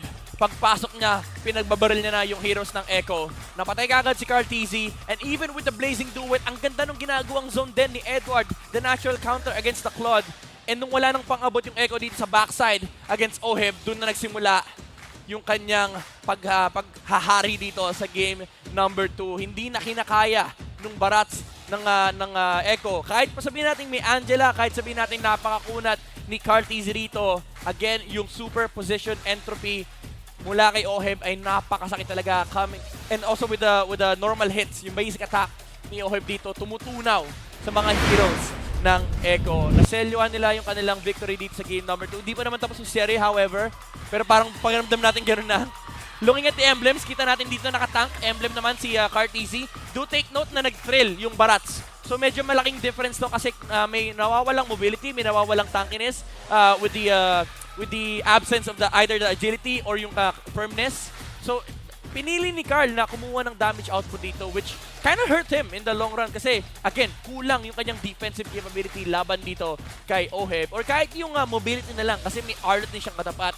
And ito yung kinagandahan na meron kang Arlot laban sa Barats. Alam na natin ang Barats, ang nag-iisang dash niya is yung kanyang ultimate. As long as nasa range ka na Arlot, talagang hahawiin ka ni Edward. And yun yung nakita natin every single time na makikita ni Edward yung barats, laging may final slash. Kaya naman siya tinawag na Mr. Consistent. Kasi consistently all throughout this game, nandoon yung punish ng Blacklist International laban dito sa barats ni Carl TZ. Maganda naman yung itemization, first item Radiant Armor, pero there's nothing that solves the mispositioned barats of Echo. Kahit pa sabihin natin may Angela, again, walang dash yung barats. Kayang habulin ng Blacklist International yung jungler ng Echo, especially with the Nathan. Nandun yung kanyang entropy, nandun yung kanyang mga panggugulo, yung mga pang-displacement ng second skill, and nandoon din yung damage. Props din actually para kay Haji, no? Yung kanyang mga entrance dito alongside with the combo of Yue, yung knock up ng onward earth shatter tapos may babagsak na eternal guard. Parang nag-throwback yung dinosaur ni Carl TZ, parang girto nangyari sa akin 5 million years ago eh. Binabagsakan ako ng mga kuno-ano. And yun yung dahilan din bakit again nawala yung momentum ng Echo, nawala yung kanilang early lead sana na pwede nilang i-establish with the Barats kasi nga napigilan din talaga si Carl TC sa mga objectives. Even though meron silang Yuzong pang-contest din ng mga objectives with the Petrify, Black Dragon form, the problem was napaka-sustainable din ng frontline ng Blacklist International. Nandiyan yung Primal Wrath, yung EG Boy, actually yung additional frontliner ng Blacklist, may 6-man basically yung Blacklist dito. And makikita natin yan sa rotations ni Yue. Talagang nandoon yung control nila ni Haji. Kung pwede nga lang heat map nilang dalawa ni Haji.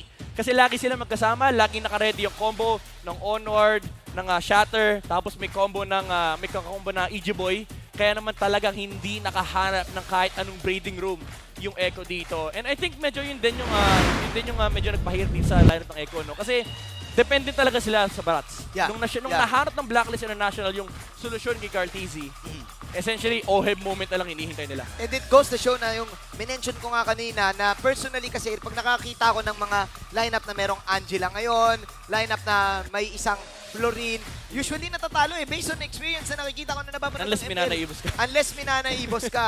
Diba? Sila lang yung naka-pull off. And with that victory, ang iniintay na lang natin ngayon ay kung sino ang magta-top 1. Yun na ang kwento ngayong linggo. Dahil klaro na, ladies and gentlemen, GGWPs to Barangay Omega. But it's Blacklist International in the playoffs. Aalamin na lang natin ngayon yung mga standings. At ikaw na nanonood dyan. Ikaw na nanonood. Ikaw wag kang aalis sa stream ha.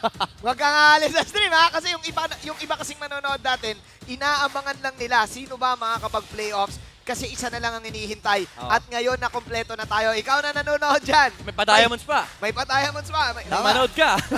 May dalawang series pa. May dalawang series pa tayo. May patapon pa. Tama. May patapwan pa talaga. Grabe, this was a game na akala natin yung Echo, meron silang magagawang something. Pero enough na ba? Tapos na ba ang panahon talaga ng mga Angela? Ewan ko ba, natalo sila dito. Kausapin natin ang MVP nung game na yun na kanina, si Kel1 na si OHEB. Siguro yung makapag-champion sa lineup namin ngayon ng Blacklist. Makapag-champion siguro ng MPL tsaka MSC. Yan, okay na ako doon. Ang inspirasyon ko ngayong season is yung family ko and teammates ko. Kasi sila yung tumutulong sa akin sa lahat ng mga challenges ko sa buhay. Nagigets ko yung concept ng Angela, pero ako personally parang ayoko na eh. Parang kung ako maglalaro, mga comment ko talaga. Express na eh, no? Express na eh. Hindi kahit kaninong team ha. Parang isipin mo yung Blacklist. Unless minanaibos ka nga. 2 weeks ago, yung Blacklist, natalo din sila dahil sa Florin eh. More on the healing. Pero mahirap pa sabihin nyo kay Sir Miles eh. Okay, Sir Miles. Kay JP, kailangan yung yung pag pumasok siya, kasalanan niya eh. Yung mga Mino, mga Grak, Arlot, ganun natin nakasanayan yung yung tangke. Yung galaw, no? Yung galaw na biglang papasok, yung talaga mambabalagbag. So I think for game number 3, yun yung certain adjustments na kailangan nating abangan. Depending din kung ano yung draft or side na piliin dito ng I think ng Blacklist kasi sila yung side priority ng game number 1. Pero I do feel like napakalaki again ang importance ng Arlot dito kasi it can be flexed to 4 players in this game. Si Haji, si Edward, si JP, pati na rin si Sanford. I do feel like na again mataas yung value nung Black Dragon form ni Yuzong. Pero I feel like it's time for Echo na switch it up. No? Feeling ko lahat na except lang talaga Minane. Yun na lang talaga. This is just Blacklist International. They were waiting for this for what? A week. Isang linggo nilang pinagprepare itong 1 game na to. 1 game lang talaga. Then again, hindi pa tapos ang series. Kasi naman gusto pa rin nila makuha kahit paano yung 5th slot. Kasi may condition din naman yung pagpunta mo sa 5th slot. May point pa din kasi yung top 1 at top 3, I think. Yun yung nagdedepende kung sino makakatapat mo sa dalawang yon. So it's still a big factor. So if you're Echo at Blacklist International, may pa rin naman, may value pa rin itong mga points na makukuha mo moving forward. Lalo knowing na ang dami pa nating games, meron pang 3 series bukas, meron pang 2 mamaya. So it's not really over yet kasi dito ang hinihintay na natin yung itsura nung actual na playoffs. Tsaka gusto mo rin kasi, no, bago pumasok ng playoffs, makakuha ka ng mga laban na may papanalo mo. Para at least, kahit may 2-week break, may momentum ka, di ba? Yung momentum nila, of course, sa pag-scream nila, alam nila, meron silang nakikita na nanalo tayo dito eh. Gusto ganito tayo mag-prepare dito. Blacklist International did their homework. I like the attitude na sinasabi nga ni Bon, kinausap natin siya na bakit namin naiisipin yung mga habol-habol. Mga permutation. And the fact na in-adjust nila mismo yung laban nila at hindi sila nag-stick sa kung paano sila nakilala yung Ube strategy. Bago na talaga to, all in, make it happen, do the risk, take an objective, they got what they want. Nag-e-edit na ngayon yung graphic artist. By the way, super commendable ang ginawa nila kanina. Parang yung edit pa lang, ang gandang call na. Kung sino man yung nag-call nun, yung final pick ng Blacklist International, very commendable na. Now, the thing is, sinabi natin kanina, iiwas dapat yung Arlot dun sa Yuzong. Pero sabi ni Edward, hindi. Akin tong Arlot. Bigay nyo. And nag-perform silang dalawa. The Arlot and the Edith, it became a huge factor doon sa victory nila nung game number 2. Kasi literal walang game si Carl. Tsaka pag tinamaan ka kasi nung first and second skill ng isang edit, ang haba nun siguro mga nasa 3 seconds. The duration yun ng ano yun. Tapos hahawiin ka ng gano'n. Diba? Yung knock-up, yung gano'n. Tatalon. Paano? Una ganun bag. Tapos iyayakapin ka, gano'n ba? Tapos biglang hahawiin. Hawihin ka. The ultimate suplex yun eh, para sa edit. Ultimate setup eh, no? Ultimate setup. Parang kunwari mag-uusap tayo, Arlot ako, edit ka. Sure yun eh. Pag tinamaan mo, guys, patay na to Kasi 5 seconds na CC yun, tapos mapupunta pa sa side natin. Di ba? So ito, ibig sabihin, yung mga games na ating aabangan na lang ngayon ay yung pagkuha ng mga placements. Pagkuha ng mga placements. 6 na po ang ating teams para sa playoffs. Pero sumubaybay pa rin kayo. Ikaw na nanonood dyan ha. Kasi lalong-lalo na sa mga todo fans, sa todong mga bumabayas. Kasi again, napaka-importanting malaman ngayon ng placements. Nagbago na eh. Dati parang gusto mo top 2 ka lang para okay na. Para may dalawang buhay ka. Pero ngayon, dito natin malalaman sinong team ang gagapang. Sinong team ang mapupunta sa 5-6, sa 4-5-6. Lalong-lalo na yung nasa 6. Kasi yung nasa 6, ang daming magiging games. Tama ba ako? Pakorek ako. Mayroon kang 2 games in a day. Pwede mangyari yun. Tama ba? +1, basically. +1 ka. Kasi yun yung play-ins. So yun yung iiwasan mo. And the thing is, kahit hindi mo naman siya maiiwasan, let's say yung top 4 or top 6, kahit hindi mo siya maiiwasan, syempre, masarap na ang mga kalaban mo yung gusto mong kalaban talaga. Oo. Kasi may mga planning din kasi yan eh, sa mga bracket eh.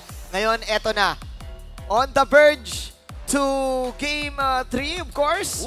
Para sa ating pangatlong picks and bans, red side this time. Ang Blacklist International. Blue naman para sa Echo. Dinana nila yung Luyi, nirespeto na nila. This is a change-up mula sa choice ng Blacklist kaninang game number 1 na blue side yung pinili nila. This time, sabi nila, okay, pinili ng Echo yung blue pero natalo sila, parang gana sa atin yung red side. And I feel like this first pick of Echo is gonna be crucial. Nagkatanggalan na ng dalawang marksman, yung Roger and Nathan for both sides. Open pa rin ng Fredrin. Question is, mag-a-Angela ba ang Echo? Yun, di ba? At saka gusto rin kasi ni Boncha na medyo flexible, yung position nila. Kapag nasa red side kasi sila, first pick ka sa second phase, last pick ka naman sa second phase din. So, gusto mo na at least may i-adjust ka pa if ever. Inalis nila. Gusto nila ng away. Inalis nila yung Angela. Pero na-open yung Harit, boss. Lusot, pre, lusot. Harit, Kuya JP. Na-favorite pa talaga si JP, no?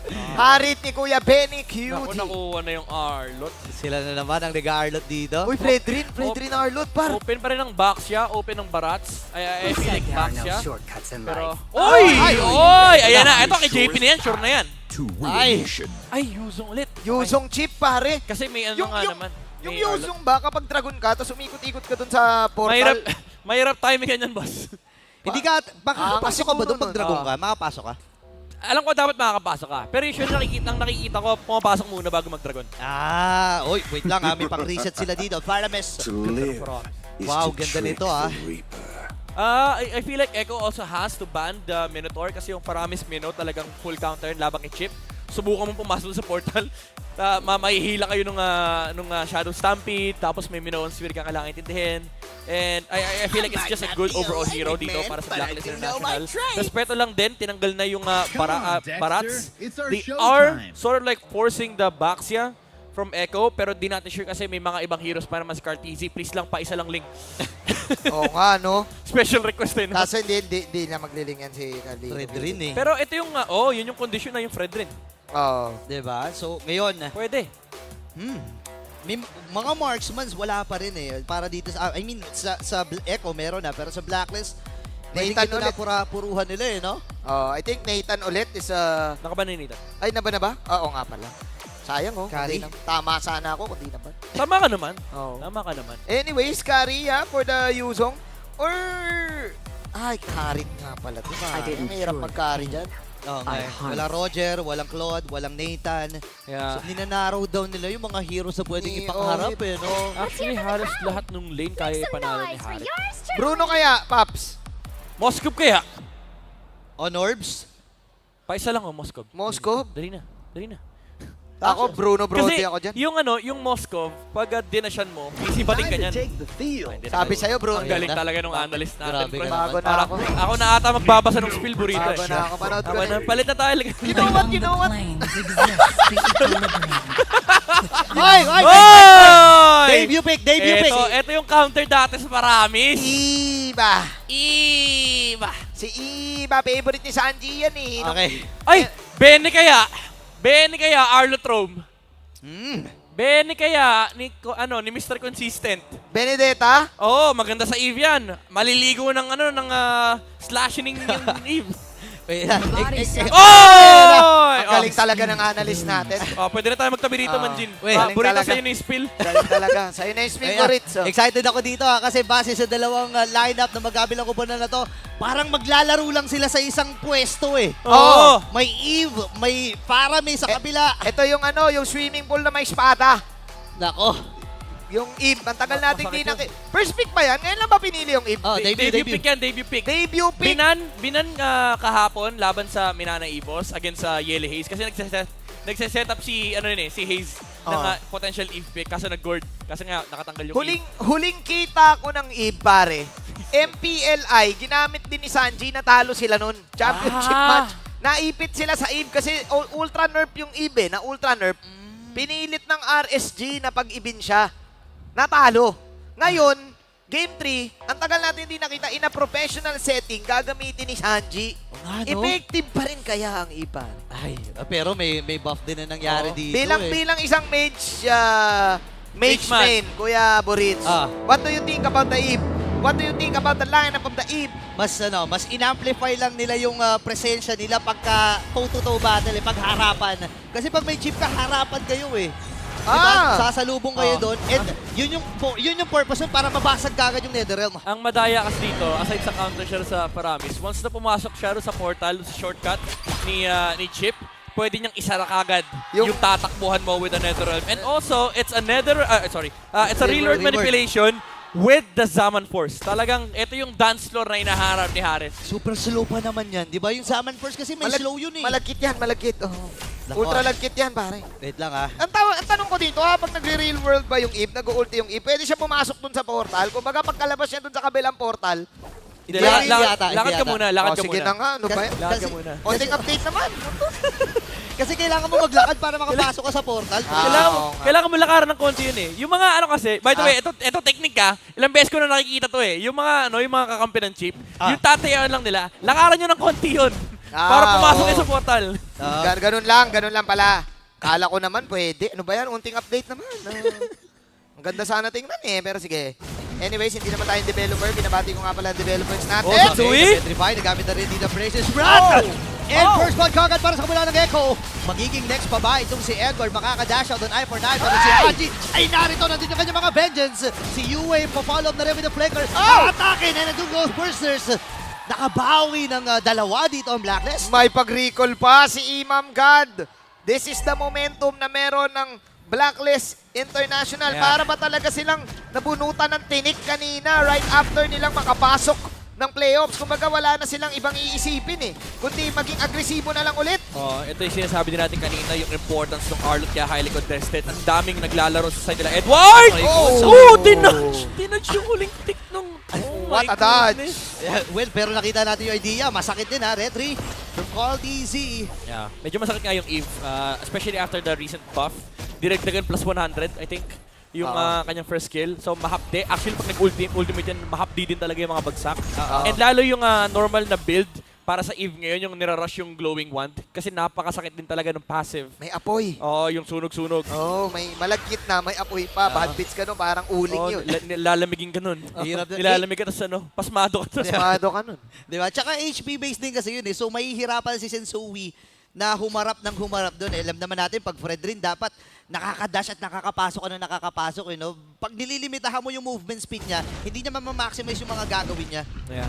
Usually kasi nakikita natin kapag yung anti-netherrealm, yung mga draft composition, mga Lilia.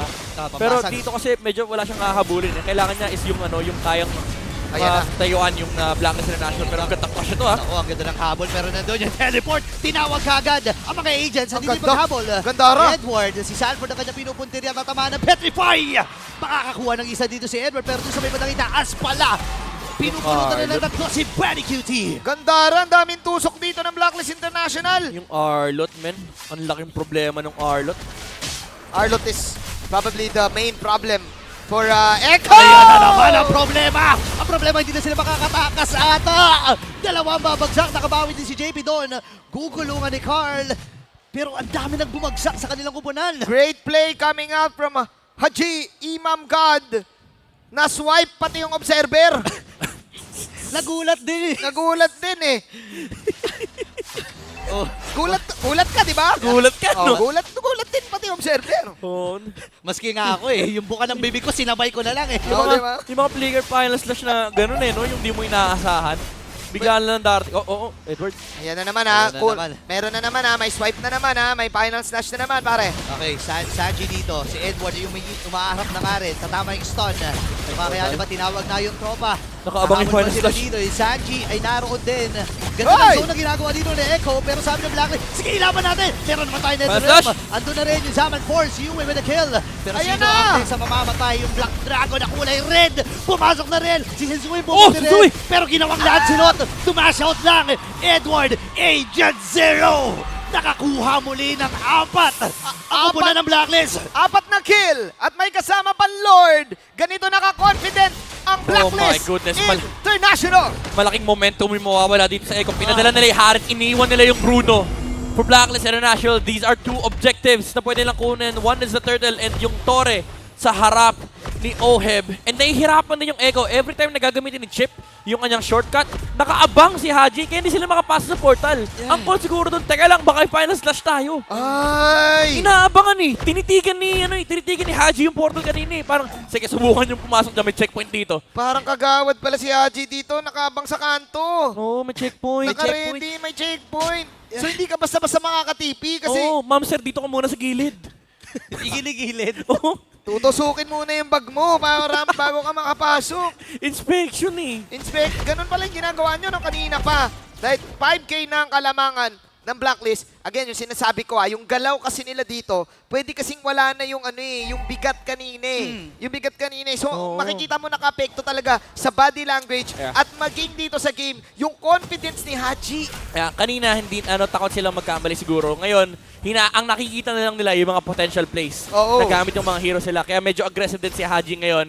And speaking about Haji, ang ganda ng control dito sa may mid-side bush. Yung eye bush niya napaka-importante para sa mid-control. And that's the reason why Blacklist International, kontrolado nila itong buong bottom side laban sa Echo. Remember, yung Echo, Burrito, ang hinahabol nila dito ay top seed Top 1. So, ang laking bagay nito, just in case mabaliktad ng Blacklist International yung series. Lalim mo si Tsuya. At saka may idea na rin Blacklist. Wait lang, habang natin pag-usapan niya kasi nandun yung real world manipulation na mababad. Nagamit rin yung ultimate mula dito kay Yue. Black Dragon form. Nasa under the turret sila pero babagsak yung Tori doon. Kaya alam mauuna na rin si Sensui dito sa pagkakataon na ito. Haji with a breaker. Hahabol pa rin ang Echo. Pero si Haji, tinamaan din. 5 members mula sa Echo ang pumupog sa kanya pero habang nangyayari pala yun, sa top lane may ginagawa din si Edward. Lumipat si Agent Zero. Sabi niya, teka, naalala ko yung Season 10. Binideta din ako nun Nag-split push ako dito sa bandang gilid. Kalaban din namin Echo nun. Meanwhile, halos 5K pa rin ang kalamangan ng Blacklist. You were saying something, Burrito, about dito sa Echo. Ano ba yun? Yung bagong nag-clash? Actually, minamaximize ng Blacklist kasi alam nila na wala talagang hold Ang Echo dito, yung stun lang mula dito kay JP. And yun yung gusto ng Blacklist eh. Kapag hindi sila nakahawakan, kayang-kaya nilang umarangkada ng umarangkada. Yue? At tuloy-tuloy pa rin ang pag-arangkada. Poke plus the turtle. Ladies and gentlemen, nagbago bigla ang mood. Nakapagkape na ata ang Blacklist International dahil sila ang namamayagpag sa first 8 minutes ng ating laro. Malaki yung difference ng damage ni BLCK rito over OHEB, pero mas malaki naman yung impact ni OHEB pagdating sa mga major objectives, the towers and the turtles. Lamang ang Blacklist International pagdating sa map control. Oh, JP? Nakakahabol ba sila dito? Tatawagin Ayun na! ng tropa. 2v5 ang magiging situation. Pero sa NetherRealm! yung NetherRealm mula kay Yue. Mamamatay din si OHEB. Pero nandito na rin yung pagsugod ng Blacklist. And Sumi sa madaling ko na makakuha din. Itong si Edward. May ipit ata ang kumano na ito Aji! dito. Hahabol pa rin din si Carl. Easy Oh my goodness! Buhay pa rin si Haji. With a sliver of HP. Habang si Benny naman ang tatagain. The Haji checkpoint is real plus sumigaw na naman ang mga fans ni Yue doon sa NetherRealm. Sana ganyan yung paramis. Ganyan naman si Burrito magparamis. Nag-flicker para sa NetherRealm. Pero si Haji, men, ginagawang Lancelot yung Arlot. Sakto. Wow. Grabe yung pinapamalas ito ng Blacklist International. Tama ka nga dun man dyan eh. Parang nabunutan sila ng tinik bigla. Nawala kasi yung pressure eh. Kumbaga yung game 1, game 2, naririnig mo yung Queen eh. Yung kanta ng Queen under pressure. Kumbaga kumutunog kanina eh. Ngayon nawala na. Uy, pero wait lang ha. Ito na yung Don't Stop Me Now ng Blacklist International eh. Wala na silang inisip. Okay lang magkamali. Kung baka tinanggal nila lahat ng natutunan nila, okay lang. Banatan mo. Laruin lang natin. Ganun na yung nangyayari ngayon eh. To the point na parang ang nagdadalawang isip na, Eko, kailangan na ata sumayaw ni Mime eh. Ayan na, sumisigaw na si Mima. Pero wala yung mga dance moves eh. First time ko na-experience, nagparinig yung caster. Bakit nga daw kasi hindi sumasayaw? Sumasayaw eh. Parang kulang nila, sabihin mo, konting cheer naman dyan. Oo. Alam mo kasi, isa sa mga magagandang fanbase, ang Blacklist tsaka Echo. Sa Blacklist, sumisigaw ng Yue. Yung Echo, sumasayaw. May fan interaction. May fan interaction. Well, ngayon ha, going back dito sa laban na to, Blacklist International, hinahawakan nila itong Lord na ito. Kailangan makaramdam. Ito na, Lord Dance. Huwag niyo hawakan, bahala kayo. Ito ang almusal, tanghalian, hapunan ng mga MPL teams. Ang Lord. Bad trip na yan, Lord na yan eh, no? Sabi niya, guys, ano ba? Ano ba? Lagi na lang ako favorite nyo ah. Ilang beses nang pinatch yan ha. Akala nung ibang region, tinanggal na yung Lord Dance. Pero sabi ng PH, anong tinanggal? Mag-e-evolve kami. Ay, naku ba? Oy, Haji! Sino ata matatanggal dito na nagamit na yung final set, pero si JP, may event flicker na gamit na. Ay! 5v5 bakbakan na gamit na rin yung NetherRealm. Balakbak! Same with the Salmon Force. Layo mo na dito mga members ng Echo. Balakbak! Blacklist International. Si Sumi dito ang lead ng buhay. Ay! Pero siya, makakuha hindi. Si Carl, siya makakuha ng Lord na yon. Atras muna ang Echo kasi wala rin si JP. Pero si Yue, makakabawi ang Blacklist. Makakapatid din siya dito. Ito si Sanji. Pero tatlo ang babagsak sa kanila. 3-4-1. Nawala si Yue doon actually, pero meron siyang passive. But then again, ang nakakuha ng Lord ay ang Echo. So we have ourselves a ball game. Orcas versus Agents, 8-17. Hindi pa natin, malamang ang Blacklist sa scoreline, pero nakikita mo, may onting suntok ang Echo. Ang tagal ng laban na yun, Midnight. Ang tagal ng laban na yun doon sa may sa loob ng Zaman Force. Kaya kasi nilang ding pabubain yung HP ni Sensui dito. Nandiyan yung magic damage na nagagaling mula sa Haret, yung HP drain din mula kay Sanford, and of course yung magic DPS mula kay Carl DZ and Sanji. Ang daming sinalo actually ni Sensui kanina. Blacklist almost lost the team fight, pero nandun pa rin naman yung bawi ni OHEB sa kanyang mga hits. Napakataas ang kanyang damage output, and of course yung habol ni Yue with the Ghost, the Shadow Stampede, I mean. And Blacklist International, they have to wait out for the next Lord, but this is window for Echo. Makakahabol yung Harit ng konti dahil pabubuo na either yung Blood Wings or yung Holy Crystal. Oh, yeah, nakukuha na nung Harit yung gusto niyang mangyari, yung gusto niyang power spike.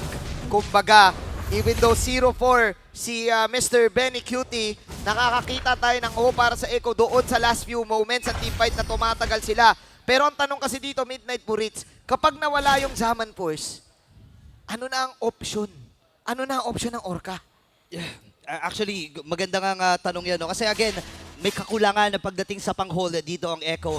Pag nailatag yung Zaman Force, gusto nilang i-maximize talaga kagad. Kaya lang ang problema kasi may netherrealm, may pang-reset. Hindi mo ma-maximize yung Zaman Force. And ilang segundo lang naman yung duration yan di ba? Oo, confidence is key na kasi yung Blacklist dito sa laban na to Makikita mo yung mga pasok ni Haji, na na dire-diretso, kahit ma-deads, okay lang. Goods na kami, ginagawa na nung graphic artist yung yung poster. Yung poster. Tsaka one thing you have to also think about the lineup of Echo, medyo single target heavy sila. Even though meron silang Eve, meron silang Yuzong. Yung Yuzong kasi naman, medyo AOE din naman. Pero primarily yung kanyang damage, yung kanyang target selection is talagang isa lang din. Si Sanji lang din talaga yung distributed damage dito. However, the side of Blacklist International, you have Yue, Edward.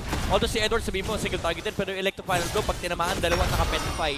Ang sakit-sakit nun laban sa Echo. And again, as you've said, yung Netherrealm factor dito, anti-Zaman Force for Echo. So they really have to choose their targets carefully here para sa Echo. Kailangan, kung sino man yung mahuli nila, either Oheb, Edward, Yue, kailangan mapatay kagad. Maybe even Sensui sa mga Lord Ticks. Ninakaw to Third pick tong Paramis, if I'm not mistaken. Or second pick? Yeah, third pick. Oo, yung Fredrin Arlot. So nung nakita kasi nila yung nakita nila yung Harit, doon sabi ng Blacklist, sige, nakaw tayo, then we go. Ngayon, kakalma muna tayo, ladies and gentlemen. This is what the fourth Lord, third Lord of this game. Second Lord? Basta, Lord. Basta marami ng Lord na Third Lord. Third Lord of this game. And 14 minutes na tayo. Magbe-bait lang muna. Actually, second 13 pa lang. Second Lord, second Lord. Second Lord. Tagal kasi yung Lord Dance kanina. Oo nga kala mo, dami ng Lord Oo nga pala, nagtampo na nga pala yung Lord kanina. Nagtatampo na ba naman yan? Bad trip na yung Lord. Uuwi na naman ako. Favorite nyo na lang ako, lagi nyo na lang ako. Pa ilang taon na ako nandito Ayan na naman, soft reset. Soft reset lang, soft launch. Yung kakauwi mo palang tatawagin ka ng supervisor mo, teka, may kailangan tayo gawin dito. Pero marireset nga ba to? Hindi na-reset par. Hindi na lang 10K, ito yung marka, 10K. 10K HP. Sanford, nakita nila na doon yung final slash! Hindi na nila binagyan ang pagkakataon sumapa! Si Sanford sa pagkakataon nito, 4v5! Nagamit na rin yung Pwede ni Edward and Sensui with that Lord! At yung River Manipulation para lang mabigyan ng space si Corti sila makatakas! Pero mamamatay lang ay si Sanford! Ilang beses nila napanood, sinabi natin kasama sa script! Every time na yung may turtle take, Lord take, magdadragon si Sanford! Inabangan ng Blacklist! Nakita nyo ba yung burst damage ni Oheb? Hindi yata nakahampas Dalawang bola, isang buga ni Yue, patay yung Yuzong. Wait lang, may katapot pa silang kasama dito. Transition sa may bottom. Namatay si Sanford! At dahil dun, tatlong tore ang nabasag. Blacklist International, they want to take this game away. Unti-unti na nilang binabasag. Wala na ring tore dun sa may bandang itaas. Ngayon, isusunod na ata nila itong bottom lane. Sinishow lang nila dito si Sanford. Successful ang pagdepensa. Nakupunan ng Echo. Hindi pa tapos to. Hindi pa tapos ang laban na to. It ain't over till it's over. Sabi ng Echo, huwag kayong mag-alala. Hanggat may tambol, may rumble. Hanggat may tambol, may rumble. Hanggat may oras pa sumayaw, laban pa. Hanggat may oras pa. Sayang yung tornado moves ko kanina. Sabi ni Mima. Pero eto, 8K gold lead for Blacklist. And look at the discipline. Look at the discipline ng Blacklist. Sabi nila, teka, back muna. Hindi sila nagpuwersa. Yeah. Tsaka at this point, di na rin nila magamit yung mga portals ng chip. Kasi wala silang makikita sa mapa and baka maabangan pa sila ng Blacklist International. Again, this is the benefit of having an Arlot and also a Paramis against this lineup. Nung nakita nila na masyadong team fight heavy, yung Echo, nandun kagad yung answers mula sa Blacklist International. It's hard for Echo to pick these fights kasi nandun yung reset factor ng Netherrealm and yung re-engage mula sa final slash. Yeah. True. Ang tanong ko ngayon dito, Midnight, mag-i-exist ba yung parang outdated ba itong hero ng Echo do? Kasi sabi nga ni Burrito, hindi pa masyado napipili yung Eve. So ito na ba yung parang side effect ng pagpili ng Eve? May ano naman siya, may country siya. Pero again, yung natural composition lang ng Blacklist International dito. Kailangan mo nung talaga yung team fight factor alongside the Zaman Force and the Yuzong. Meron ka namang reload manipulation, you do provide that, pero essentially kasi yung reset, wala kang sagot. So kapag nag-engage ka for Echo, you really do have to win the team fight. Kasi kapag hindi kayo nanalo, nandun din yung chase down mula sa Blacklist. Tsaka actually kapag sumabog yung Netherrealm, di ba? May mga ilang seconds pa na nakatayo lang kayo. Pwedeng preparation yun para sa Blacklist International kung ano yung gagawin nila. Pwedeng i-call kagad yun. And yun yung kailangan ma-maximize ng echo. Kapag nabasag mo yung Netherrealm, simulan mo na kagad kung sino magiging target. Netherrealm. So ang problema nila ay si Yue. I'd say, ang pinaka-tinik din sa draft ng Echo dito is yung chip kasi medyo one-dimensional yung gamit ng hero. Even though pwede namang hindi na maghanap ng teamfight yung Echo dito kasi kailangan mo talaga ng pick-off. The problem is, yung pick-off na pwede nila makuha is yung nag-i-split push yung side ng Blacklist International. It's a Benedetta. Mahirap hulihin yan kahit sabihin natin may shortcut ka, magpadala ka na ng 5 heroes. Wala kayong natural lockdown. Kay Edward, wala yung mga Kaja. You would argue na pwede naman yung Petrify, pero pwede kasi i-dodge nung eye for an eye. So ang hirap din for Echo to make some plays in the map kasi dependent sila. Essentially yung lineup nila, on paper, pag tinignan mo, dependent ka sa kung ano mang gustong gawin ng Blacklist International. Tsaka torn din sila dito na mag-all out na teleport di ba? Kasi hanggat hindi nila nakikita itong si Edward, hindi sila pwedeng mag-5-man teleport kasi may mga potential split push na kasi copy na yung top, copy na rin yung mid, di ba? Ang hirap ngayon. Kung ikaw ay nasa sitwasyon ng Echo, napakahirap. And Blacklist International, ito lang yung gagawin nila. Hintayin natin yung Lord, bait natin sila dito. Walang panghuli kay Edward sa Benedetta. Si Yue buhay pa ngayon. Mababago ba yung script? Okay, Haji. Another satisfied client para kay Haji. Pero okay lang daw. Okay lang. Pwede nga nila antayin yung cooldown yan Pwedeng hawakan muna nila itong Lord na ito. Ito naman yung ginagawa nila hintayin lang yan. Wala si Harit, wala si Harit. Naririnig ko si Shinsui, sinasabi niya 20k, gawa. Papatenkin natin, papatenkin. Papatenkin. Haji ilang seconds. Di ba, gumagano na yan para sa final slash. Ganun. Pushing yung mid. Pushing yung mid. This might be a turn down for Blacklist. Pagkakataon na. 4v5 to if ever. Pag nakita nila yung isang hero, game na yan Yung Lord, grabe, nakakailang na to. Kailangan na matinding kasalanan ni JP dito para mabawi nila. Kung mababawi ang problema kasi dito pare ang kunat din ni Haji. Hindi rin kasi ma-check ng Blacklist kahit nagpapakita yung Harit sa kabila. May chip kasi. Ay, oo nga, may Pwede TP. tawagin. May TP. Pwede rin tawagin any moment, Parang Angela moment din Yung parang, kahit nandiyan ka, dito ka. Naririnig ko na ang pulso at tibok ng puso dito ng mga fans. Ng dalawang kupunan na to. Ang call ay 20k, sabi ni Shinsui. Okay, ito ata yung go signal. Mark easy. Gumagalaw-galaw na sila. Kanina naka-standby lang yan Pumapampig. Naawa na ako sa Lord. Pumapampig. Ako na yung naawa sa Lord.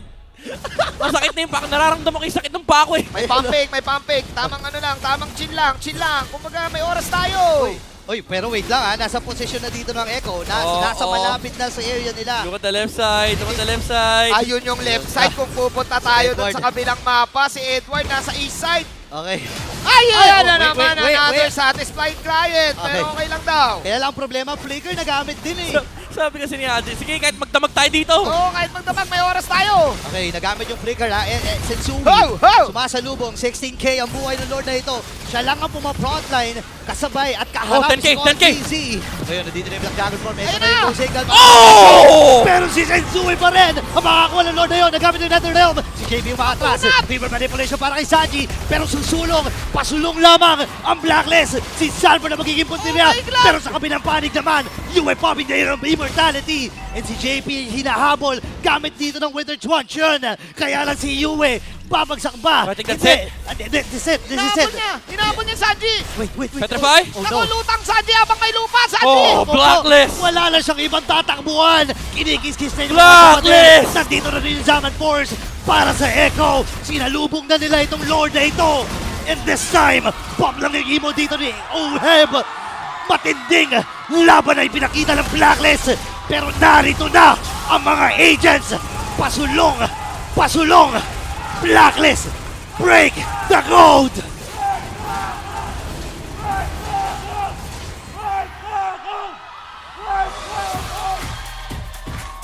Isang matinding statement mula sa Blacklist International, getting the 2-1 and securing the playoffs.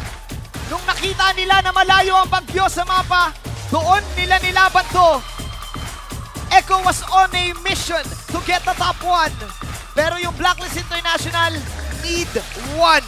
Plus may bonus 1 pa. Kasi ang score dito ay 2-1. Actually, make that bonus 2 points.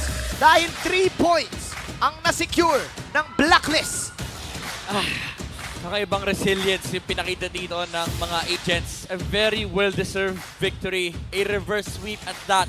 Ang ganda nung domination ng Echo nung game number 1. Pero yung gutom ng Blacklist makapasok ng playoffs ng game number 2, pinakita nila. And yung no-pressure gameplay pagdating ng game 3, props talaga sa kanilang coaching staff kay Bon Chan sa pag-reset ng kanilang mga players. And mind you, Midnight, this is just the first series for today. Echo, they put up a great fight at doon mo makikita ang strength ng The Predator Orca. May trinay silang combination ng game number 2 at game number 3. It did not work for sure. That was an Angela. And this time, napili yung Eve. Pero kinulang. Ngayon, i-congratulate natin ang Blacklist International sa stage. Wow! All right, agents, let me hear it from you, Blacklist. Congratulations to Blacklist International. Haji, nasan si Haji? Haji! Okay, take the mic. Oh my gosh, congratulations on securing the playoff spot. So itong road na to has been so difficult. It's been very challenging for you guys. Pero you guys showed up when it mattered the most. Ang ganda ng pinakita nyo today. Gaano ka-importante itong paglaban nyo today, securing the playoffs? Siyempre po, sobrang importante na itong laban na to para, para ma-secure namin yung playoffs. Yun muna yung una. Ganun. Uy! Tsaka, ang seryoso mo! Umiti ka di ko naman! alam yung sasabihin ko eh. Yan lang, sobrang saya kasi nakapasok kami ng playoffs. Lahat ng pinag-irapan namin, ganun. Nagbunga. Nagbunga! Opo. Exactly! As of now, Blacklist International, 5th seed sila ngayon sa ating standings. Number 5, that's right. This time around, Edward. Ano si Edward? Ayun. Alright. Edward, this time around, it's been a journey para sa Blacklist International and I'm sure na maraming nag-doubt sa inyo pero mas marami rin ang nanatili, especially those of the people watching you right now. Anong pakiramdam na there's so many people supporting you kahit anumang mangyari sa Blacklist International at ngayon, nakasecure kayo ng playoff spot? Ayan, sobrang saya kasi marami pa rin nakasuporta sa amin kahit na anong roster man kami or kahit strike kami ganun. At patuloy pa rin sumasuporta yung agent sa amin. Edward mentioned na matindi pa rin ang suporta ng agents para sa kanila. And yun yung driving force nila towards what they achieved right now, which is securing a playoff spot. Nasaan si Oheb? Ayan, nagtatago. Oheb, ikaw naman. My gosh, yung play that helped your team secure the playoff spot, yung maniac mo with Nathan. Congratulations ng time na yon. Ano yung nararamdaman mo considering abot kamay na yung playoffs at that time? Kulang pa. Kasi kulang pa po. Para more practice pa sa amin siguro sa dadating na break before playoffs sa amin. Parang kailangan pa namin mas malakas na practice pa kung gusto yun talaga namin mag-champion tsaka makalaro sa MSC. Pero yung time na yon na nag-maniac ka, ano yung tumakbo sa isip mo? Ano yung unang reaction mo? Wala lang, nice one. Boss Nice guys. one. Kalmado lang, kalma siya. Kalmado, nice one yung sinabi niya. You know, this time around, kakausapin ko naman ang ating Game 3 MVP. Wala iba kundi itong katabi ko na si Yue. Wait lang, pakinggan muna natin sila ng mga ilang segundo lang. Wait lang. Yue uli, Yue. Okay, Ue. This time around, nasabi nila Haji tsaka ni Edward dun sa stories nila, dun sa para sa tagumpay na para sa kanila, ang tagumpay this season ay mapag-champion kayong dalawa ni Sensui. So ngayon, kung ikaw ang tatanungin, ano ang para sa tagumpay for you? Siguro para sa akin, siguro makapag-champion kami ngayon. Mag-champion kami ngayong team namin ngayon, tsaka makapasok sa MSC. Mapag-champion ang team nila ngayon and makapasok sa MSC. Those are two vital spots. And I think with your performance right now, hindi malabong mangyayari yon. Congratulations once again to Blacklist International. Let me hear it from your agents once again. Blacklist, you may now take your bow and take your walk of victory. Blacklist International secures the playoffs. They're number 5 sa ating standings ngayon. At sabi nga ni Coach Bonchan, nagsisink in pa lang. Nagsisink in pa lang siya ngayon. The job is not done, but what they had was accomplished. Gaya nga ng sinasabi nila sa karamihan ng mga pub mats nila, it's mission accomplished para sa agents. They don't need to wait for tomorrow. They secured it today. Mission accomplished para sa Blacklist International. And now let's go back to our casters. Casters, pasok! Mas pasok ang Blacklist International para doon sa kanilang playoff run. And like what we've said, natanggalan na sila ng tinik. And with everything na nangyari ngayong araw, dito natin makikita na nung nakita natin yung puntos kanina, it was Blacklist and Minana on the 5th and 6th spot. Ang masasabi ko, nilaro talaga to ng Blacklist with full confidence, kaya naman ang MVP natin, sumigaw na ang mga fans ni Uwe.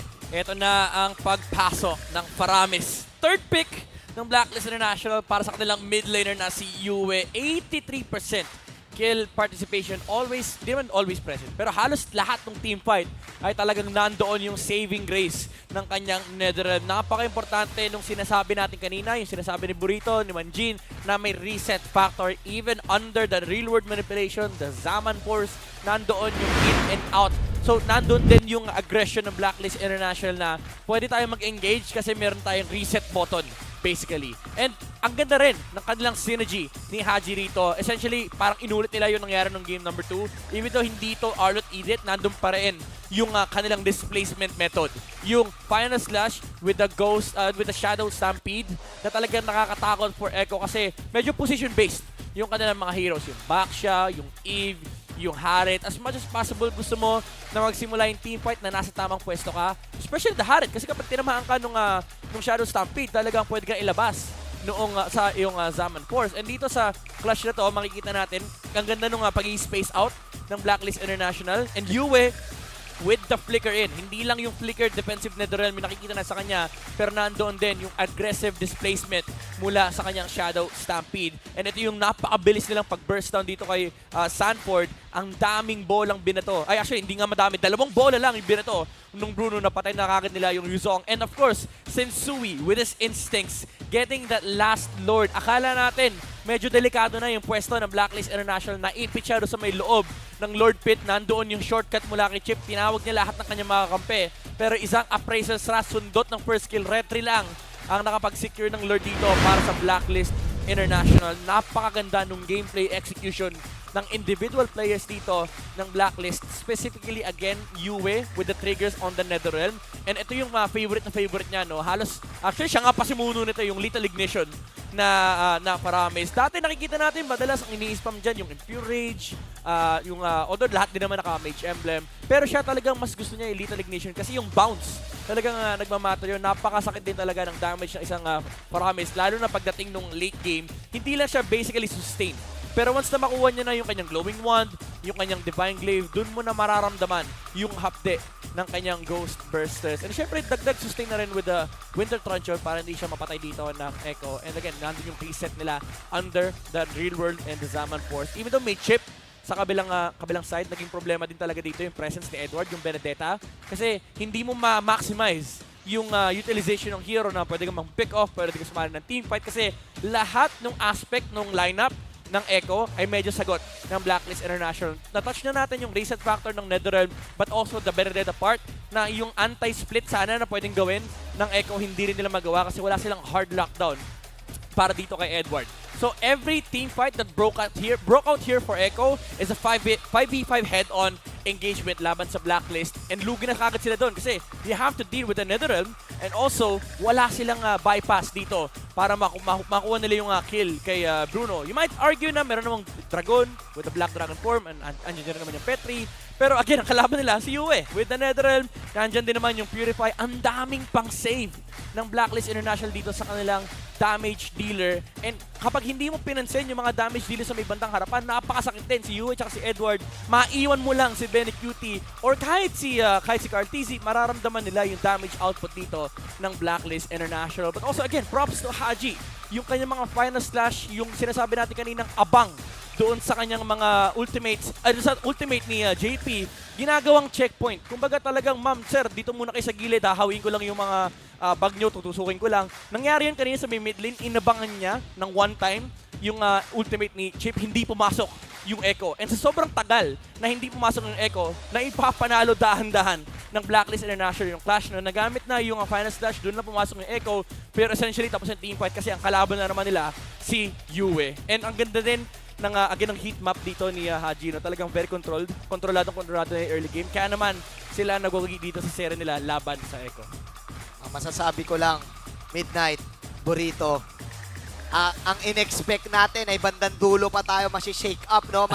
For sure, maraming gusto yung hanggang Sunday ay expect pa natin yung kung sino ba makakapasok, Blacklist ba, Omega. Pero sabi ng Blacklist, wag ka nang mag-expect. Wag nyo nang expect. Tutuldukan na namin ngayon ang mga expectations nyo. Pero syempre, huwag kayong aalis, guys. Tutuldukan lang natin ang expectations dahil Blacklist International will complete the journey at sila ngayon ay pasok na sa playoffs.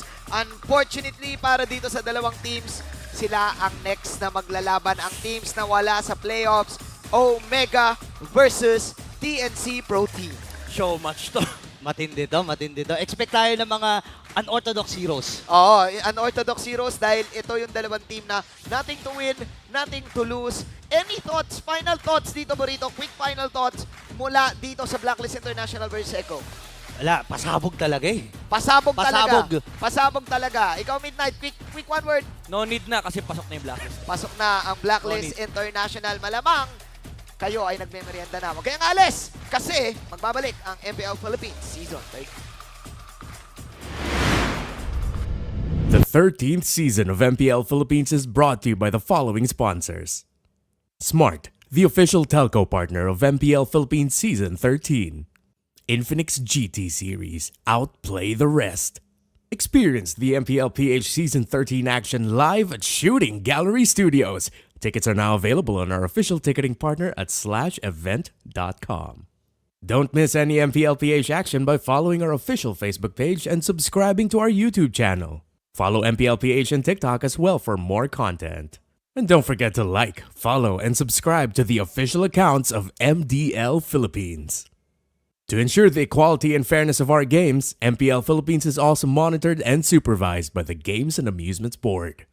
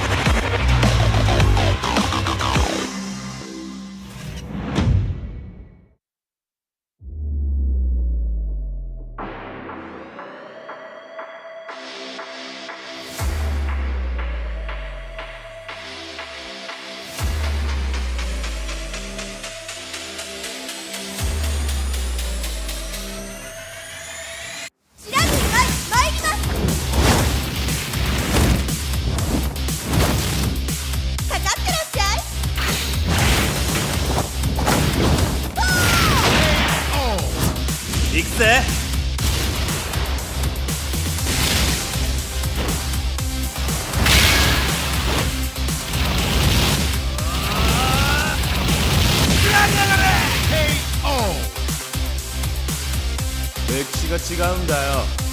Hey, come on, come on.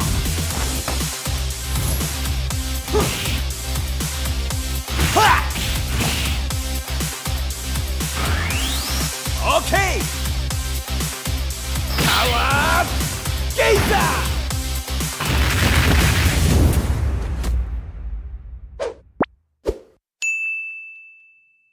MPL Philippines might have its most dramatic and hype ending to a regular season this week. But how did we get here? It all started with Manana Evos finishing their story and making their first playoffs return since Season 9 by sweeping ONIC Philippines, a team that were second in the standings entering Week 6. Since ONIC PH and even APBR lost both of their matches in Week 6, while RSG PH and Echo won their 2 matches, the battle for the top 3 slots to skip the play-ins round and even the battle for top 1 still continues. The return of one man to one team was what set us down this path in the first place.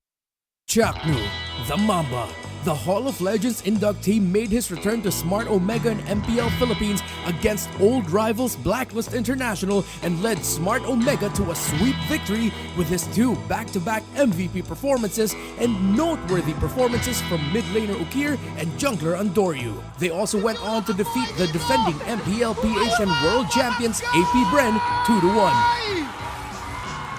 The venom of Omega is back, and they still have a chance to make it to the playoffs. However, with TNC Pro Team getting eliminated last week, this means that they're only competing with one team for the final playoff slot, their longtime rivals, Blacklist International. The Codebreakers are heading into Week 7 with a 6-point advantage against Omega. Though they were swept by the Barangay, they won the most important match in the rivalry between Oheb and Kelra, defeating ONIC PH 2-1. Blacklist has 16 points, Omega has 10. Omega's max possible points is at 16, meaning that Blacklist International just needs to win one game in Week 7 to secure their playoff slot. But standing in their way are 2 teams fighting for top 3 and top 1 placements, 2 teams that swept them in the first round, RSG Philippines and Echo. With how close the points are between the top 4 teams, with all the drama surrounding Blacklist and Omega's situation, depending on what happens on the first 2 days, there is a chance that we won't find out who gets top 1, top 3, and the final playoffs picture until May 5th, the final day of the regular season. So will you miss out or will you be there with us to witness history unfold in the final regular season week of MPL Philippines Season 13?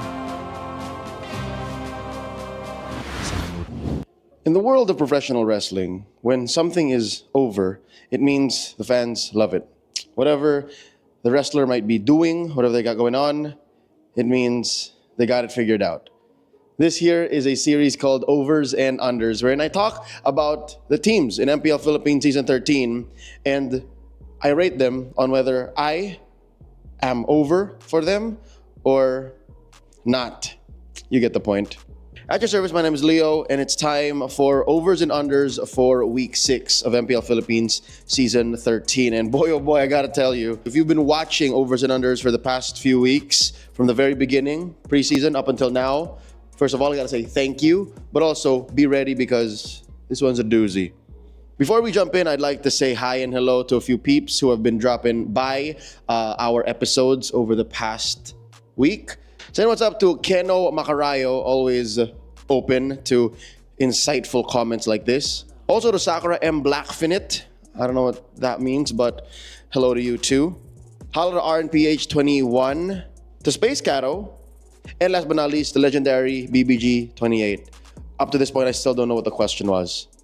As a quick disclaimer, I'll be talking about the teams from over to under in order, meaning first team that we're talking about, I am just over the moon for. No question, no doubt. What they've been doing, what they've been up to, all just gets me marking out. And the team at the very last, well, you get the picture. Let's take it from the top, starting with our first over team, meaning the team that I am personally marking out for in Week 6. That's Echo. Echo, at this point in the competitive season, is redefining speed. I'm saying this because it's not just about timing. A good amount of it is timing, and they've perfectly chosen the right time to streamline their lineup. I don't expect for them to be switching out for Zaidan Outplayed again. I do believe, as I said in a previous episode, from here on end, it's going to be Benny Curie and Carl Tizzi completing their lineup. And again, just to remind everyone, Echo plays fast. Yes, they do play some long games, especially the ones that they lose control of in the early to mid. But check this out. These are their Week 5 records. The games that they win. 1854, 10:46, 22:51, and 15:32. Again, only a couple times do they ever go above 18 minutes. Now look at week 6. 17:16, 11:35, 15:01, 10:32. Not a single game over 18. They didn't even see the Lord evolve. Lord barely knows how to jump on the turrets. Now, to be able to finish off teams as competitive and as talented and as great as those in MPL Philippines Season 13, again, you have to have that formula figured out. And you see where I'm going here? Formula 1. Racing jackets, jerseys, speed, Kachow, Echo are just the fastest they've ever been. And it's not just about timing. A good amount of it is, again, I'll say that again, I'll admit as much. And not to mention, they're able to pull out fast ones. Again, all these puns, the Luyi and Chip. The way I described it on broadcast is they're able to fold the map in half, basically make longer rotations come out of nowhere. Again, in a snap of a finger, they're able to show up where they need to be and then collapse onto their opponents. That was a disgusting game. If you watched it, you know what we're talking about. And with that, something that we'll circle back into later on when we talk about another team here on the list is how to Echo, the key to speed is not full-on assault. It's not full-on barrage. They're not trampling through their opponents. It's a matter of a re-engage. It's a matter of checking. It's good, we collapse. If not, we find the range and then we go again. It's more of a jab, straight hook, more than just a jab, straight uppercut knockout. So you see the difference there, all right? That's our first over team in week 6, talking about Echo.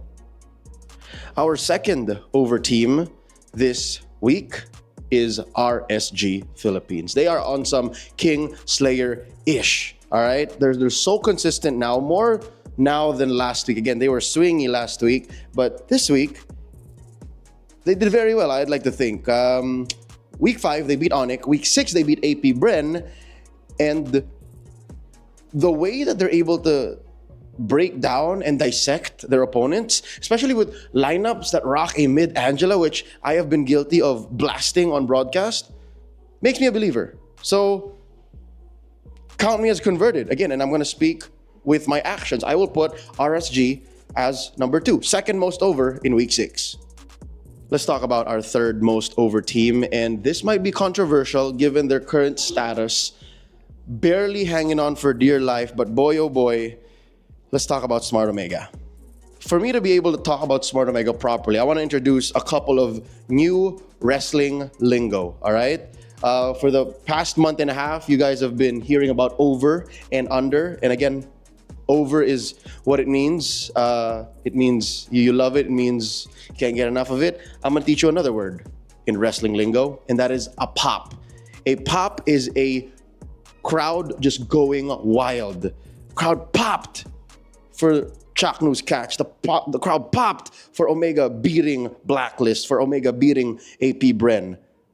I have to admit, I don't think I've ever seen Shooting Gallery Studios, MPL Arena, as loud as when they popped for Smart Omega this weekend. The Chak is back. The Mamba has come out of nowhere and somehow is on his way to saving the barangay. It's crazy, but it's what has to happen. He is the Mamba Messiah, and that'll only really happen if he's able to do it. But sadly, it's out of his hands. It's out of Smart Omega's hands. They have to pray on God, that Blacklist don't score a single point, because their max points are at equal with Blacklist, and that's what's going on for the barangay. But I'm not even thinking about that. I'm not considering that. In a vacuum, in my video, in my list, Smart Omega is third most over team in MPL Philippines Season 13. Like that, week 6, just no. If you wanna dispute, go to the comment section and make your own list. All right? Okay. Now, that's one term, the pop. How about the spot? A spot in professional wrestling is a sequence or a moment in the match that is a specific call. So let's say, again, most everyone is familiar with the People's Elbow from The Rock, the Stone Cold Stunner from Stone Cold Steve Austin, so on and so forth. That's a spot. So for me, looking back, some of the best spots in Smart Omega's Week 6 would be, let's name two. Number one, Chakno's Matilda. Delivering a big old barats, ready to eat up Oheb and take a whole team fight. That's one big moment for me. Another good spot would be, I'm not sure if that's the same game or like a game that followed that, wherein more than a couple times Andorri would have died, and then Chakno just pulls him out with the guiding winds, straight up. And that allowed for the early game to tempo out. So that's a spot for you. Are there any favorite spots that you guys have from Week 6 as well? Let me know, all right? Let's talk about it. And it's those two spots that really exemplified what is going on in the current metagame. Not just because of Matilda, because of a whole slew of different heroes and different strats that teams are up to now, wherein it's not just about the collapse. You're also looking at the re-engage. So you want to check, again, check. And then when you're good, that's when you commit. And I think that's why Chakno's second best hero now in MPL Philippines Season 13 is also very important. A hero that we should all be on the lookout for. That's Grok. Grok with the block, Guardian's Barrier, able to reset Lords, able to play with range, able to make sure that waves are in control, at least to your favor. With a wild charge, able to commit and make sure that, hey, if you're not willing to go in, I am. I'll flicker in, knock you up, stun y'all, it's over. It's these two heroes that maybe defined Smart Omega's meteoric rise. Again, just hopeful, but it's just what we've seen so far and what they're doing to entertain us that allows me to put them in number 3. Let's talk about the last over team in Week 6, and that's Minana Evos. I'll have to admit, partly why I think I put them this high or I put them on over despite them losing half of their matches in Week 6 is because, number one, for the first time in 2 years, they've secured a playoff spot. They secured a playoff spot, man.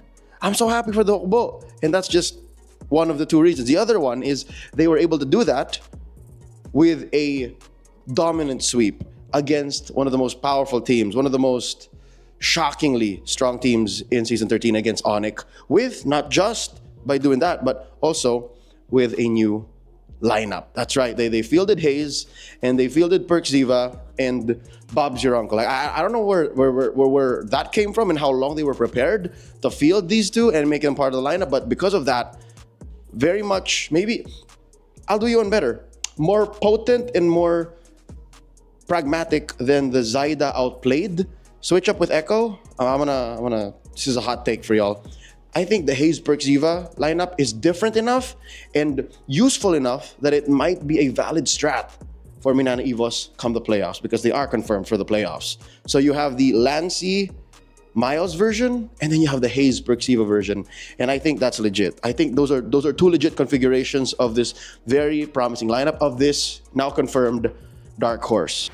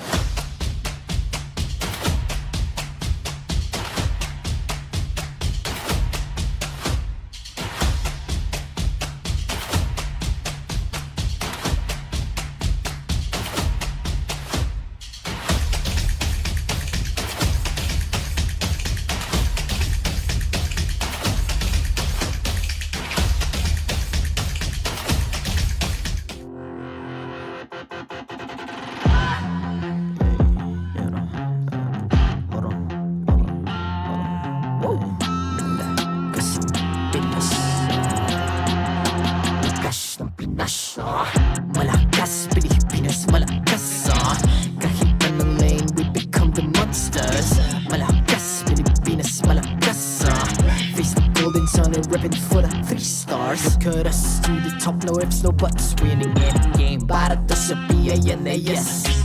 Di mo matitin ang aming boses sa new level. Nasa kalye man o mobile, you know I become a legend. Open fire, reunite, we winners. Built with pressure, the diamonds are made of. Switch na lane na parang gera, HP racing, may reset up. Built agad ang buhat ni Hilda, full load SS parang Lyra. Susundan ko ang iyong bakas, kasama patas, tagumpay natin to. Dahil tayo'y malakas, para sa Pinas. Nasa amin ang alas, hindi tuwa atras. Kinikilala sa taas kasi kami ang malakas, para sa Pinas. Nasa amin ang alas, hindi tuwa atras. Kinikilala sa taas, ganito kami sa Pinas. Wow! Hold on. Yeah, malakas ang Pinas. We are laging every beat, no surrender, no retreat. Pag nagsama-sama, just imagine what we can achieve. Lacking every beat, no surrender, no retreat. Giving 100 all my all, cause we just cannot be defeated. We are unstoppable, immune and invulnerable. Ready ang equipment, lahat frozen, malang crowd control. Pakita ko na jab like pow, beast of the southeast. Taas sa watawat, proud and loud, cause every enemy we devour. Susundan ko ang iyong bakas, kasama patas, tagumpay natin to. Dahil tayo'y malakas, para sa Pinas. Nasa amin ang alas, hindi tuwa atras. Kinikilala sa taas kasi kami ang malakas, para sa Pinas. Nasa amin ang alas, hindi tuwa atras. Kinikilala sa taas, ganito kami sa Pinas. Wow!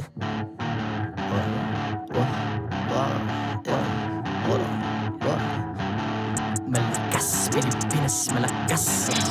Kahit anong lane, we become the monsters. Malakas, Pilipinas, malakas.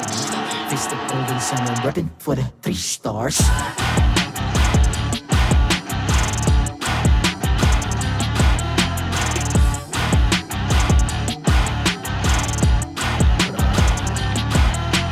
Ang lakas ng Pinas, reunite, be the stars. Ang lakas ng Pinas, reunite, be the stars. Ang lakas ng Pinas, reunite, be the stars. Ang lakas ng Pinas, we the stars. Ang lakas ng Pinas, reunite, we the stars. Ang lakas ng Pinas, reunite, we the stars. Ang lakas ng Pinas, reunite, we the stars. Ang lakas ng Pinas, we the stars. The 13th season of MPL Philippines is brought to you by the following sponsors. Smart, the official telco partner of MPL Philippines Season 13. Infinix GT Series, outplay the rest. Experience the MPL PH Season 13 action live at Shooting Gallery Studios. Tickets are now available on our official ticketing partner at /event.com. Don't miss any MPL PH action by following our official Facebook page and subscribing to our YouTube channel. Follow MPL PH on TikTok as well for more content. And don't forget to like, follow, and subscribe to the official accounts of MDL Philippines. To ensure the equality and fairness of our games, MPL Philippines is also monitored and supervised by the Games and Amusements Board.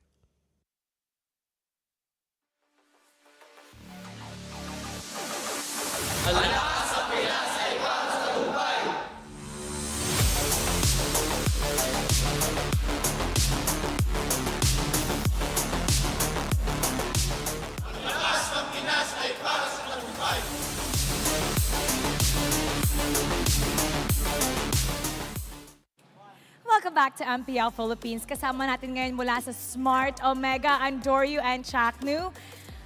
Seryoso kayo ngayon na. How are you? Ayos lang. Ayos lang. Chaknu, kamusta ka na? Parang tulala ka. Okay lang naman. Okay pa. Okay pa. Okay pa tayo. Meron tayong question of the day. At yung ating mga manonood pwede rin sagutin to. Sino ang season MVP mo? Pumili ka nang hindi ka teammate mo. Si Sanji po ng Echo. Bakit? Magaling po siya sa macro and micro tapos consistent po siya sa bawat laro nila. Magaling sa micro at macro consistent sa bawat laro. Ikaw naman, Shaq News. Sino yung season MVP mo? Siguro si Kerra. Si Kelra, bias ka ba kasi dati kayong magka-teammate? Bakit? Oo. Okay. It's that simple. Shaq, no, bakit may mga white hair ka na? Stress ka ba? Hindi Normal naman yan Bakit ang stressed out ka ba today? Pag-usapan natin, ano nangyayari? Anong iniisip mo? Wala. Okay lang, okay pa ako, guys. Okay ka pa. So, malungkot ka, Chuck, no? Sino hindi malulungkot? Mamaya, pag-usapan natin yan. Punta naman tayo sa kabilang panig. Hans, what's up? Hans. This time around, kasama natin ang TNC Pro Team. Quick match lang. Same question as last time. Sino ba para sa inyo ang regular season MVP? Ikaw muna, Goyo. Para sa akin, walang kabayas-bayas si King Kong. Si King Kong. Oo nga. Tama. Kaampi niya dati yun. Sabi ni Coach Ben. Ikaw naman, Eds. Sino sa tingin mo ang regular season MVP para sa season na to? Para sa akin, si Nats. Si Nats. O sige, bakit? Sa'yo may explanation. Bakit si Nats? Yung mechanics niya po, sobrang taas. Tapos yung late game decision making, sa pagsama sa clash on point po palagi. Okay. I see it. May gusto mag-participate. Okay, Coach Bentings. Para sa'yo ba? Kasi kanina pinapractice natin, medyo hindi ka pa nakakuha ng sagot eh. Pero ngayon, sino ba ang regular season MVP para sa'yo? Nakalimutan ko, pero dati ko tong badding dikit na dikit. Pospor ko to, si Escalera. Escalera. Bakit si Escalera? Yung impact na nabibigay niya sa team, kung paano na-activate yung pagiging aggressive nila, kung paano niya i-abuse yung 5 seconds, 3 seconds opportunity, yung pagiging tank standard na kay Escalera. Daming options, ang daming players. Napakarami pang pwede mangyari in this season. Simulan na natin to. Casters, pasok. Maraming salamat, Hans and Mara. Kayo guys, matanong kayo, no? Nga pala guys, no? Muli tayo nagbabalik. Alam nyo na yan, hello mga kabayas. Manjin Paldas, kasama si Burrito, kasama si Midnight. Matanong ko kayo naman, sino ang regular season MVP nyo? Ako, nag-agree ako, Escalera. Escalera ka. May innovation kasi pagdating sa tankiness. Ako, sa tank heroes pala. Ako, meron ako. Si Pandoni yung akin. Pandoni. Si Skibidi binuha tayo. Ikaw, Midnight, quick lang, oh. Ako kasi statsman ako eh. Perfect KDA si Boss A. Boss A. Oo nga, 100%. Ladies and gentlemen, this is a match between Omega and the TNC Pro Team. Alam na natin itong lahat, wala na sila sa playoffs. Pero ang kwento ngayon, ito na ang bagong pagbangon. Ito ang simula ng pagbangon ng Omega. Dahil nga, for a long time, correct me if I'm wrong, Midnight, do the math. First time, wala ang Omega sa playoffs. Yeah, since the franchise history of Omega, ito yung first time na hindi natin sila makikita sa playoffs. And malaking bagay ito kasi ibig sabihin may bago pumasok. Ha? May bago pumasok. May bago, sa playoffs. Oo nga, no? May naiba. Minana Ibos. For a long time, I think simula nagpalit yung Omega naging Omega sila. Ay for what? How many seasons ay sila ay nakakapasok ng playoffs, ngayon ay wala na. Together with TNC, that's why this is a GGWP game. Kahit anong mangyari dito ay hindi na rin maapektuhan ng ating bracketing, ang ating seed ng pag-placement. Pero itong dalawang team na to, as usual, yung lagi sinasabi ng mga player pag in-interview ay papakitaan namin kayo ng magandang laban.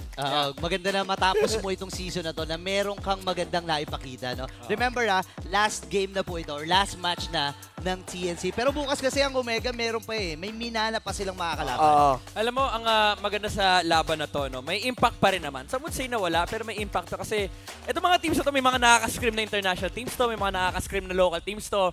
Pag dito naglabas ng mga bagong pambaliw, ay di natin sure baka yung iba ma-pick up for playoffs. Nako, sino kaya mananalo dito? Yung mga prediction gods dyan, lalo-lalo na sa ating YouTube. Nako, 500 diamonds yan. Tama ba, Brits? Yeah, tama ka dyan. And ang kailangan nyo lang gawin ay mag-subscribe sa MPL Philippines YouTube channel at i-comment nyo ang hashtag OMG para sa Omega and hashtag TNC para sa TNC Pro Team.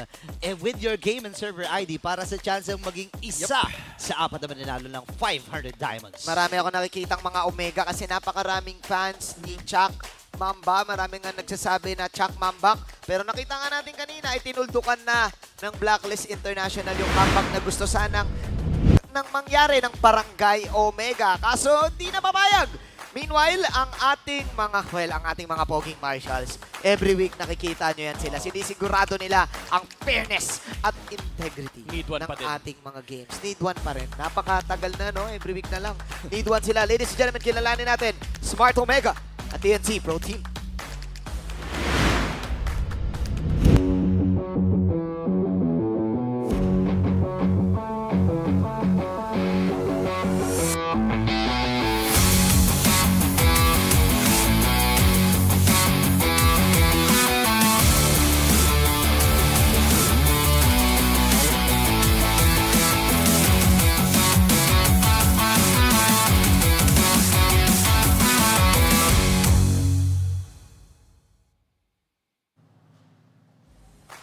They may no longer be able to qualify for the playoffs, but never say die means winning. No matter what the world says, no matter the stakes. Always ready to put on a show, hailing from the barangay. It's Smart Omega!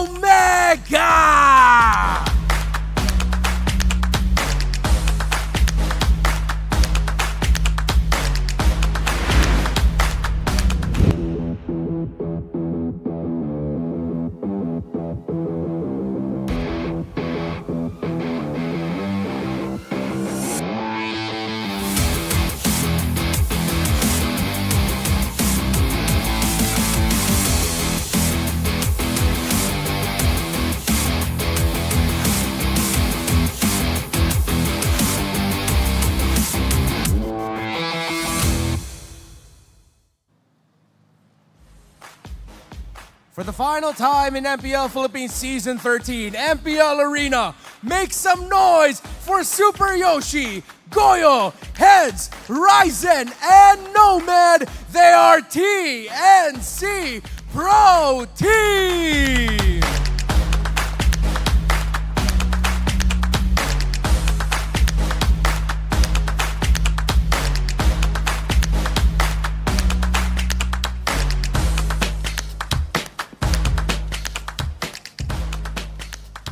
And of course, a round of applause and warm welcomes to our coaches, Coach Lembot and Coach Ben Things. MPL Arena, make some noise for Smart Omega and TNC Pro Team!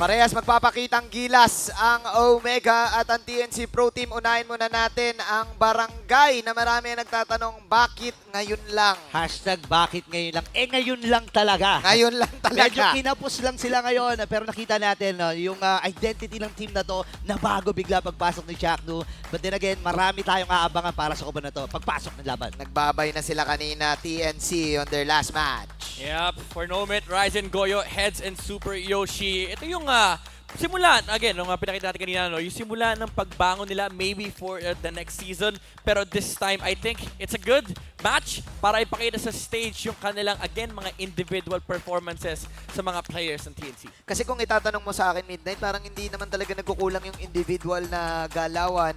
It's really a matter of the team macro na kung saan laging na nagkukulang ang TNC Pro Team.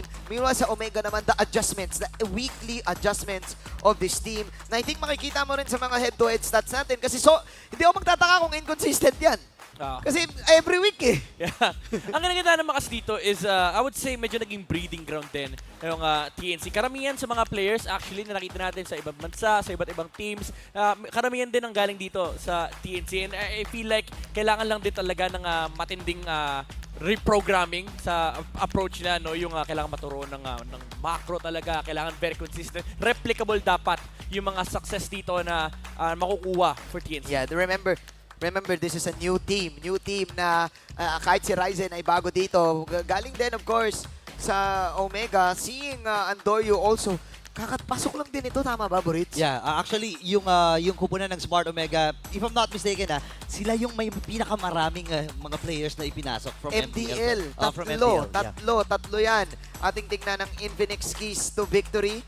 Magkalaban si Andorio at si Ryzen. Yeah, para sa Smart Omega, reveal Andorio's true hero pool kasi sa MDL, kung ano-ano ginagamit niyan, nag-a-assassin din yan. Kasi nga may global ban sa MDL and comfortable naman enough si Andorio para ilabas yun. Ito magandang stage talaga para ipakita niya yan. For Ryzen, utilize Ryzen's mechanical skills. Once hailed as one of the best junglers in PH. Feeling ko, labas na nila yung link dahil sa kanilang dalawa, they have to go out with the back. Labas na yung mga assassin nyo. Pwede na, wag nyo na. Pagbigyan nyo na si Midnight. Ayoko na mag-predict. Labas nyo lang yung mga assassin. Pagbigyan nyo na si Midnight, guys.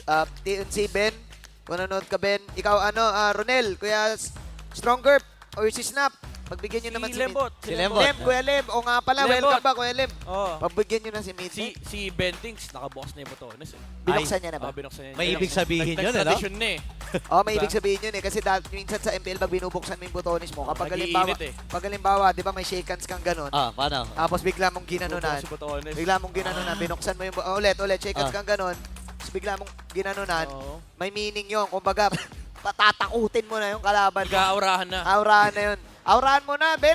Dami naman sinasabi, Ben eh.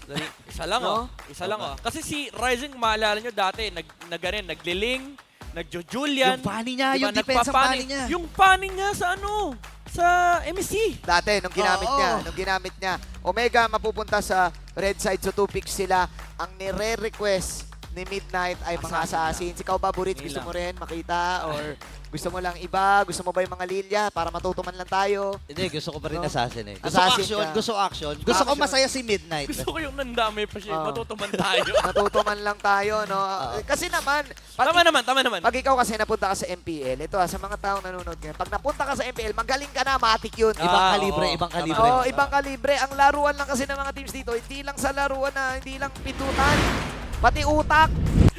Eto na. Nakita ko yun Midnight. Ako nyari lang, hindi ko nakita. Pero thank you. Minsan lang eh. Ngayon ko lang din naisip eh. O nga, ako pa hindi gumaganito eh. Try mo rin mag-Apple Box Midnight.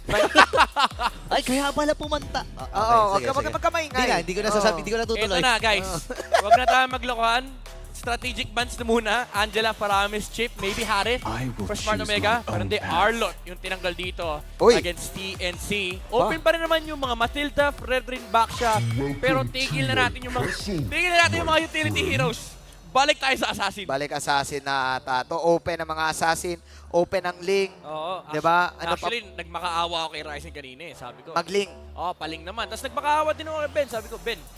Wag ka mag-pick ng Fredrin. Ibigay mo, Ben. Ibigay mo, Ben. Andorio, madalas mag-Fredrin, ha? Oo. So actually, yung sa Omega, medyo gets mo eh. Baka nag-practice talaga sila this week.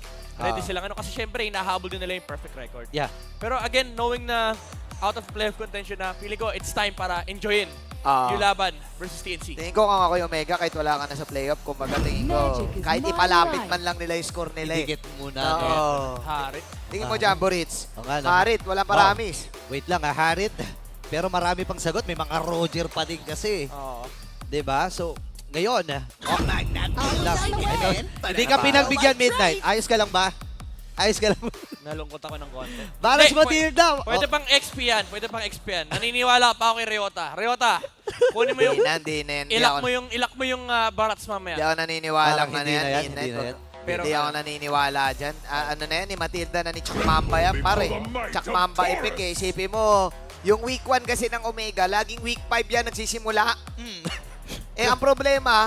Ang problema dito sa Omega, hindi ata nila nabasa yung memo. Week 7 lang yung season ngayon eh. Siguro kung hanggang week 8 buhay pa to eh. Kinulang ng isang week. Kinulang ng isang week eh. Ang tindi ni Chakno yung 5 weeks na average record ng assist ng Omega, dinoble niya. Alam mo, yan nga yung Chakmamba effect eh. Diba? Meron talaga eh, no? Meron eh. May something kay, Kuya Joshua Mangilog eh.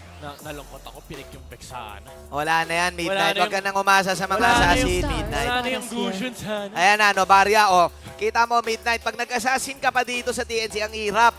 Kasi, number 1, may barats, pwede kang ngert-ngetin. First of all, Pag may Navarya, pwede ka mag-ling.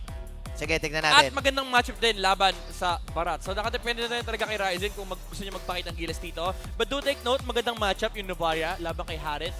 Kasi during the Zaman Force, pwede mo siya lapagan ng Astral Echo. Sa mood stick na hindi naman counter yun. Pero ang problema kasi ni Harith, kapag hindi mo napatama yung dash mo, ang bagal niyang maglakad. So kailangan mong i-hit talaga yung second skill para masigurado mong nandun yung reset. Ayun na, binan yung link. Narinig ka. Link ka kasi ng link eh. So, Ben, sorry Ben. Pero, wait Ano lang. ba ito, Burit? Predict kasi ng predict eh. Sorry. Alam mo, walang link, pero may funny pa eh. Oo nga Huwag naman. mo sabihin! Ay, Baka sorry, iba- narinig ba? Baka marinig, baka sorry. Alam mo, binantin tuloy. Sabi sa'yo eh. Kasi naman, nag-suggest kayo sa Jess ng hero eh. Lancelot kaya.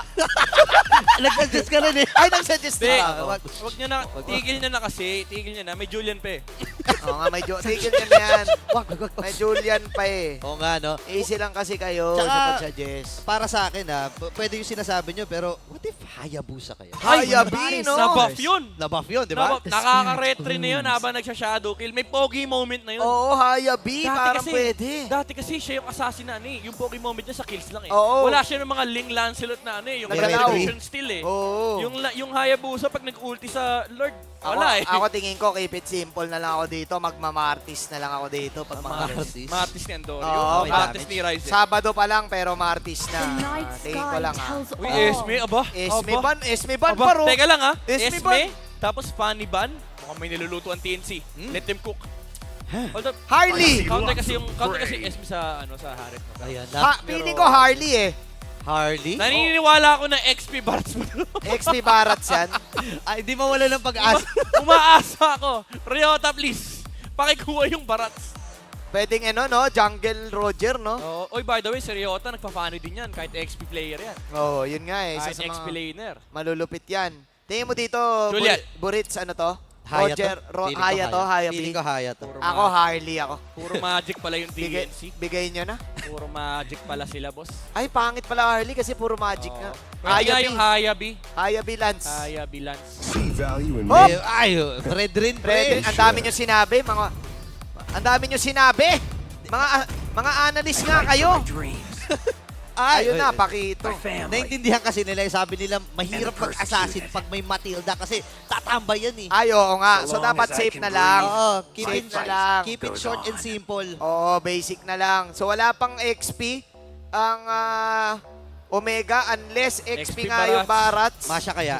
Pwedeng i-jungle din yung Roger, ah. Yun nga, Jungle Roger nga para maiba lang eh. Feeling ko natan to. Sila lang yung nag-jungle Roger eh. Sa buong MPL, Omega lang, nung kay H2. Feeling ko natan to ang jungle Roger. Hop! Sabi ko na eh. Mincy, Sabi ko na, Minsitar, hindi nasa likod na ng utak ko eh. Hindi ko lang nasabi. Gold lane, Mincy. Wow. Medyo umuso rin to yung mga nakaraang panahon eh. No? Oo. Mga lason to sa Harith eh. Napangiti si Big J. Kung nakikita mo si Big J, si Big Jom, pre. Nung pinili yung Mincy, sabi niya, ay, napagano'n siya, tumawa.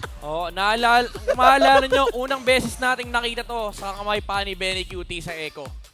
Oo nga, yung Gold Lane, Minsitar. Ano ata yun? Anong season yun? S9 ba yun? S10? Feeling ko S11. S11. Oo, basta yun. Oo, basta yung hinawakan ni Benny.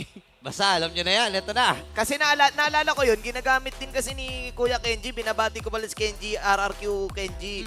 Ginagamit niya. So, meaning season 2 ng MDL yun. Ay, grabe naman. O, diba? Mala detective ang ano mo. Akala mo manjin, ha? Oo, syempre kasi malapit na yung MDL Finals. Ay, oo nga pala. Kaya naalala Next ko. week yun. Next week yun. Saan yun? Dito din. Shooting gallery. Tsaka yung MWI, magkasunod yun. Kumbaga, ano yun? Punta kayo. Bili kayo ticket. Bili kayo ng ticket. Search nyo lang. MPL Philippines. Nandun yun. Lakbay sa Tagumpay. MDL tsaka MWI. Diba? Puro ML. Wala na pahingaan to. ML is life. Everyday. Lunes nga lang pahinga ng ML eh. Yung Lunes, pahinga ka lang, review ka lang onte, tapos ML na ulit. Lunes lang talaga pahinga mo. Sa ML kasi may Martis eh. Oo nga. Okay. Sige na nga. Thank you, Midnight. 7 out of 10. Okay. Maraming salamat. Balik na tayo sa game. Balik na. Dami na nating sinabi. Jom, men! On the Minsitar, ha? Galit sa damage, yung assassin emblem. Hindi pala high and dry. Master Assassin. Di ba counter sa Harith yan, pare? Sabi ko lang, Mandy. Sabihin mo ulit, sabihin mo ulit. So, yung ano kasi, yung Mincetar, counter din kasi talaga sa Harit. Ay! Para di kasi nakadash. Di ka, di ba counter sa Harit yan? Oo. Kasi Feeling- counter nga siya sa Harit. Feeling mo? Feeling ko, mahihirapan yung Harit na gumalaw. Ah, kasi nga counter sa Harit yun. Kasi yung ultimate niya, hindi ka papatashin. May silence kasi no? Oo. May silence. Kaya counter siya sa Harit. Feeling ko rin. Okay. Baka nga. Oy, pero wait lang wait lang. Kalma. Kalma lang, kalma lang. Oo, kalma. Easy lang, midnight. Siyempre, binabati natin ang ating mga viewers. Of course, ang barangay ay nandito, maging ang Phoenix Army. Yeah. Again, first time natin makikita ang Mincetar in-game. And even though this match is non-bearing, dito mo makikita na meron pa rin creativity na nilalabas ang Omega and maging ang TNC na akala nga natin mag-a-assassin pero binalik naman sa Fredrin. Wish ko lang talaga Game 2. Magkaalabasan. Game Mga 2, no? assassin na, no? Magkaalaman na. Pakita na ni Ryzen tsaka ni Andorio. Si Andorio! Sabi ko sa'yo, sa MDL, daming ginamit niya. Daming hero niyan, pare. Wala Mga siyang choice. fighters pa yan. May mga fighter jungle pa yan. Wala kasi siyang choice. Oo, talaga may mga fighter jungle pa yan. Oo, nagpapani yan. Topa kits, mga ganun. mga lapo-lapo jungle, Oo, mga ganun. dapat pag ganito, global ban na yun. Kapag umabot sa ganito, no? Pag week 7, global ban. Mabaliw lang, no? Mabaliw lang si Ginoong Valdez, no? Kumbaga sabi Ay, niya. oo nga pala. Baliwin nyo nga,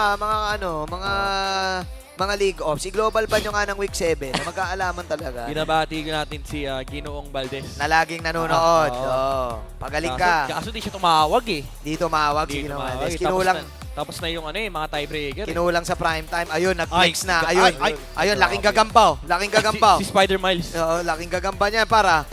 Oo, grabe. 5-5 lang nga, par. Imagine mo yun, yung paggising mo, bigla mo nakita yun, tapos nalimpungatan ka pa. Nagulat ka. Parang nakakatakot naman yun. Mala Spider-Flex eh. Tawag doon Spider-Flex. Siyempre, binabati ko rin ng, of course, ang mga parte ng mga correspondent ng kada team. Nakita natin Anong name? si TNC Jarish. Ayun. Jarish. At si Pachi naman sa Omega. Oo, nga pala. Wala pala si Pachi, di natin nakita, no? Oo nga, nasan yun? Oo nga, first time natin na wala nakita si Madam Pachi. Always present yun dati Oo, nag-cosplay pa yun, pa. Nag-1-1 yun. Oo, nag-1-1 pa yun. Binabati ko yung mga correspondent natin. Maging yung mga yung mga pro players ng iba't ibang titles, dumayo dito kanina. Talaga? Oo, dumayo dito kanina. Mga tropa natin yan. Oo, yun lang yung mga bawal natin sa game, pero alam nyo na yun. Pero hindi, madami talaga sila dito kanina. May mga nakasibol pa nga. Shoutout ko sa sibol. Sumuporta at nanood ng MPL Philippines. Binabati ko rin yung mga caster sa likod. Mga caster natin sa likod. Mga caster sa likod, ayun, gumagalaw-galaw pa. Mga ganun-ganun pa. Yeah. Diba? At syempre, mga iba't ibang organizer na nandito. At syempre, anak ko, madam, ang taas ang araw Grabe. Medyo ang taas talaga. Grabe ka naman, boss. Maliwanag kasi dito sa base. Maliwanag nga sa base. Marami kasing ilaw dyan sa harap, pre. Ako din, pag tumatalikod ako, nasisilaw ako eh. Nakakasilaw nga naman talaga. Dami kasing ilaw eh. Taas kasi ng hairline ko eh. Yan. Shoutouts to the pro athletes. Narinig namin yun midnight. Ayun. Dito nagkakahulugan minsan sa venue eh. Yan ang at least yan ang tunay na kaibigan. At syempre sa mga kids, yan, favorite natin na nanonood. Syempre kasama nila ang kanilang mga guardian. Of course, sa mga kids na nagpaalam sa kanilang mga magulang at mga magulang na hindi nagpaalam sa kanilang mga anak. Shout out sa inyo. Dinala na lang, nakli ka. Sumama ka sa akin. Halika, saan tayo pupunta pa? Saan tayo? Nuno tayo. Ayan na. Sinap na. Eto na. Sinap-chap na ni Coach Ducky. Hindi, si Coach Ducky. Hindi pala si Coach Ducky. Ano kaya ni Ducky yun? Pinsan. Parehas pogi eh. Pinsan. Sabi siya, hawakan ni Ryota to eh. Pinagbigyan tayo eh. Kaso Jungle Roger lang. Roger on... Asan yung spill mo? Ayaw nga, Roger Paul. Oo nga, tol. Hindi ready. Kaso hindi si H2 kasi gumagamit. Tsaka wala si Lancelot eh, no? Wala si Lancelot, okay eh. Okay. Barats pare, Barats on the XP ni Atoy R. Bihira tayo makakita niyan. Usually jungle na yan, pero ako para sa akin, masakit pa rin yan. Masakit. Umay yan. Yan yung mga missile na ganyan. Okay, first turtle. Secured by TNC. Usually bibigyan ko kayo ng history, pare You and me got the whole lot of history. Bibigyan ko kayo ng history. Etong TNC, usually, kapag nating tuwin nating tulus na sila, dun sila nananalo. Usually, game 2 nila yon. Like, series 2 nila ng linggong yun. Nananalo, yung literal na last game. Oh, marami na silang nilason, no? Oo. Since season 10 na hindi sila nakapasok, marami na silang nilason sa mga huling mga games nila, di ba? So, well, may aabangan pa rin tayo dito para sa TNC, no? Siyempre, nanonood si Kuya Benting. Sabi nila, teka, si Coach, nababatrip na ata sa atin kasi si Coach, Nabasa ko dun sa sa isang article ni Kuya Carlos. Alam daw yung gagawin Alam na yung gagawin, pero di nagagawa. Kumbaga, sabi ni Kuya Goyo, gawin kaya natin. Oo, nagbukas yung botones kasi. Sabi, guys, bukas na yung botones si Bentings. No, usually. Galing sabihin yan. Tsaka dati kasi yung TNC, puti ang polo niyan. Oo. Ngayon, black na. Ngayon, black na. Binago na. Nag-make sense ba yan? Sa bagay. Hindi, nakakapayat lang pag black. Pero hindi. Ganun ba yun? Oo, sabi nila. Kaya pala mukha akong payat, no? Oo naman. Lagi yung naka-black eh. Oo naman. Pasensya na kayo guys at kung hindi man nagme-make sense ang aming usapan, ang isa lang ang nagme-make sense. Oh, counter ka daw Counter daw. Counter ng Minsi Tarang Arit pero lumamang yung Arit ni Nomed kay Big J. Mainit si Nomed. Ay, Astral Echo nagamit din. Oy, wait lang. Sumusugod dito si Ryzen. Oh! At siyempre pumunti na yan. First blood. Para sobra ng TNC. Di ba sila tapos? Andon yung mga stop. May mga recalls. May mga recalls, Kuya Burrito. May mga recalls, pare, para sa side ng TNC. And makikita mo yung aggressiveness ng team na to for a lot of games na nakita natin in the MPL Philippines Season 13. Laging lamang ang TNC sa first 10 minutes. Actually, parang nasa 60% ata yung nila. Na mga yung games, lamang sila early game. Kung hanggang 10 minutes na yung laro, siguro marami silang pananalo. Maraming pinanalo eh. Wait. Papasok na nga dito ang TNC ngayon. Nakalipad. At kakainin grabe naman yung combo. Welcome. Inundog dun sa may bandang harapan. Kaya lang ang TNC sasalot din. Okay, nasa likod. Nagamit yung Astral Echo. Atras muna dito ang Smart Omega. Pero retry para kay Ryzen. May ipit si Okir. Tinamaan dito ng ultimate. Ryzen with a kill. Nako, parang napanood na natin to, pare. No? Ayan na, meanwhile. Ay, counter daw! Ay, wait. Parang may pinapatunayan si Nome dito. Anong counter? Oo, kaya naman grabe ang init ng TNC. Oh my, parang 46 degrees sa Makati, TNC Pro Team. Sinasabi nga natin, first 10 minutes lamang sila. Kumbaga sa basketball, kung pan ka ng Lakers, kung wala lang third and fourth quarter, 4-0 sana eh. Kaso, ganun yung laruan ng TNC eh. Maraming nasaktan dun. Marami kasi nasaktan dun. Nakalimot na nila eh. Hinahalin tulad ko lang kasi sa TNC. Limot na nila eh. Hinahalin tulad ko lang sa TNC. Tama naman. Ito naman yung constant kasi sa TNC.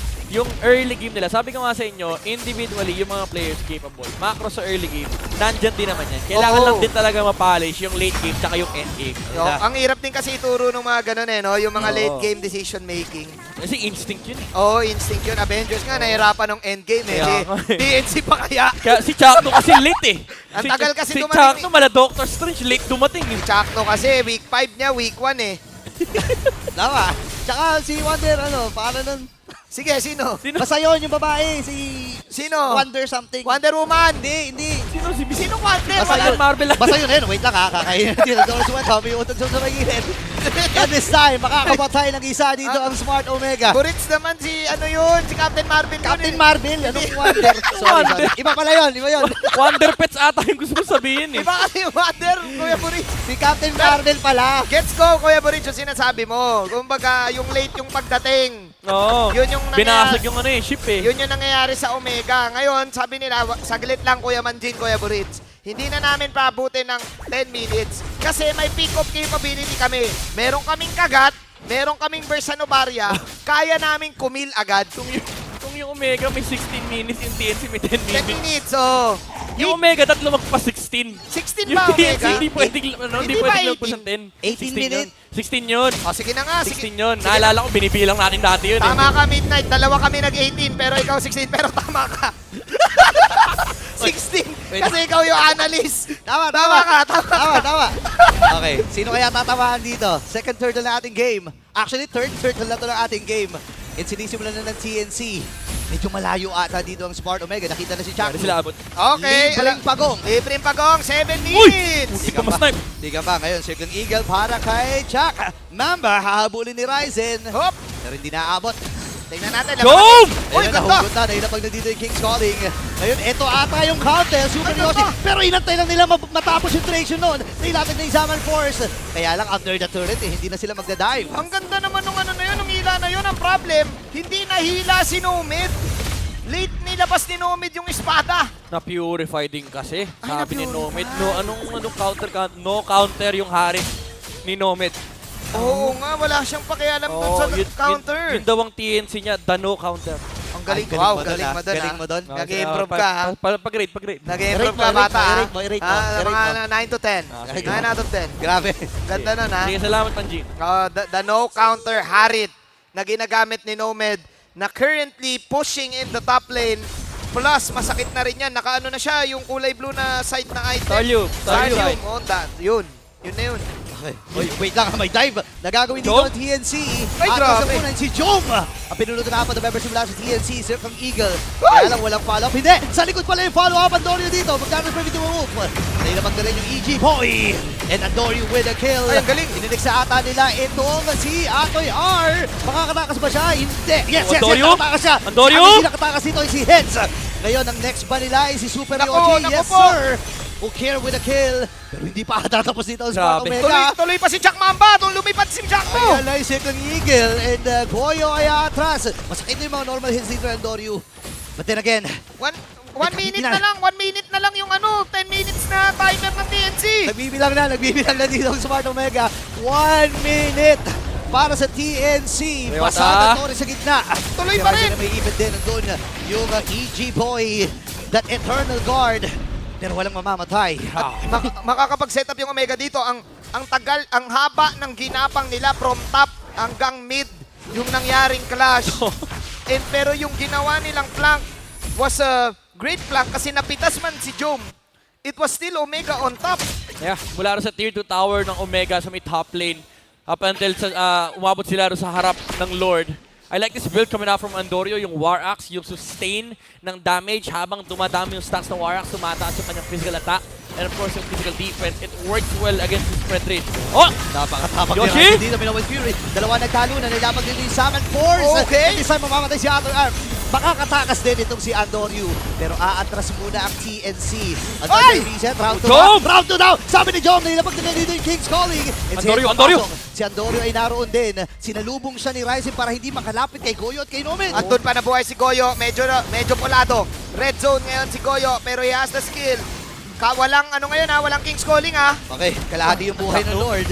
Super Yoshi, hahatakin din si King Eagle. Pero ilalapag yung Summon Force. At si Nomad ay hahabol. Headset nandoon. Tapos sa Simon ay hindi tumama doon yung Precious Rat. Reset para sa Lord. Walang damage din yung Omega dito kahit na nakuha sila ng hila. Pero pulado lahat sa side ng TNC. Kakalma muna ang dalawang kupunahan. Nakalagpas tayo ng 10 minutes, 6 minutes man yung nihintay dito ng Omega para sa power spec nila. Pero again, kinukulang dito ng count control yung TNC. Kapag na-burn na yung Minoan's Fury, kailangan kasi nila ng hold down para magamit ni Nomad yung Zaman Force. Pero ito yung factor kasi nung Matilda. Meron kang, aside from Chakno, yung factor lang ng meron kang Circling Eagle and Guiding Wind para mag-engage at disengage. It helps Ryota and specifically si Andorio sa in and out ng teamfight dito ng Smart Omega. Yeah, especially that you have the Matilda din. Naagaw. Sino yung nakaagaw? Naagaw pa ni Head yung orange buff ngayon. Okay. Okay, magde-decide yata ang TNC na simulan at tapusin. Uy! Lord na ito, Super Yoshi papasok. Nagamit yung Minoman's Fury pero na-cancel ba? Hindi, nabitawan. Kaya lang si Atoy R. Buhay! Buhay pa rin dahil doon sa guiding win mula kay Jack. Ayun yung sinasabi ni Midnight. Sinasabi ba ng TNC din dito na teka lang Kuya Manjin, Kuya Burrito, hindi porket 10 minutes naman kami, babaguhin na namin ang storya, babaguhin na namin ang script, rewrite, revision. Gagawin nila dito. Lagpas 10 minutes na, kailangan lamang pa rin sila. Jom? Ay, naku And si Jom ay narito, sakit ng damage, pero makakasunod pa rin. Mula doon sa shield, na passive niya, Andorio ililigtas si Jack Mamba. Laging nabubuhay yung Omega ha, kahit na binabalagbag sila ng TNC. Well, I mean, makikita natin ngayon dito kung sino ba ang may mas matibay na pag-open sa TNC Pro Team. tinutuloy nila. 12K yung Lord na ito. Nandun yung missiles. Ayan na. And Ryzen papasok. Nagamit na rin niya yung kanyang precision shot. Habang tutuloy ba dito ang CNC at Smart Omega. Ryzen dito down to 30%. Pero andun yung mga sapak mula kay Heads. Bagsak ang isa. Inilix pa dito siya R. Pero yung Lord ay nakuha na ng TNC. Sabi ni Ryzen, hindi pa ako tapos. Isunod na natin yung Dinosaur. At si Ato babagsak. 2 for none in favor of the Phoenix Army. Ang daming nangyari, no King's Calling. At dahil doon, pinanish nila ang Omega. 13 minutes in this game, lamang ang umaapoy na Phoenix Army. Kinukulang sa engage dito yung Smart Omega, and also when it comes to target selection, nakaharang si Ryzen doon sa harapan ng TNC and Smart Omega. Even though may bypass sila from the Roger, hindi rin kasi safe. And kahit sabihin natin may King's Calling, ang Omega dito, nahihirapan sila humanap dito ng target laban sa TNC. Nandiyan din kasi yung disengage na pwede mangyari dito for, yung re-engage na pwede mangyari for TNC with Super Yoshi using that Minoan's Fury. Yeah, and ngayon, ang CNC, inaantay na lang nila ang pagsugod ng Luminous Lord sa may bandang itaas. Ano sabay-sabay, yung top and mid, yung bottom lang na naiwan. Itutuloy na ito ng CNC. Basag ba yung Torre sa itaas? Yes, basag. Basag ang Torre na ito. And Smart Omega kailangan kumapit. Hindi na nila papabuti ng 16 minutes. Kahit 18 minutes. Sabi ng TNC, tapusin na natin. Gusto ko na magmerienda. Anong oras na rin ba? Kasi actually gusto na nila mag-early dinner. This is the last match of TNC Pro Team. And they want to go out with the swag. Mambalicious, Mamba out. Heads though. Bilis. May mabilis talaga yan. Terry Bogard yan. Tama. Pero ang bilis nagamit pa yung retry doon, by the way, para kay Andoryu with 301 na KDA. Pero tinuman naman yung mga damage, grabe. Yeah, nagsiscale din yung heroes ng Smart Omega. Yan kailangan intindihin ng TNC. Magiging factor dito yung Novaria pagdating ng late game. And actually, hindi lang yung Novaria, nakakatakot din kalaban. Yung nakakatakot kalaban si Jome sa late game on the Min Star. Pag tumama lahat, no? Yup. Kumbaga, maisaan lang, ma-one time, big time lang ni Jome yung banat eh. Kumbaga, give me some beat. Alam mo ba, rapper yan si Jome? From ano yan? From Diamond Management. Mabigay niya lang talaga yung isang matinding banat. Tama si Midnight eh, Makati yan eh.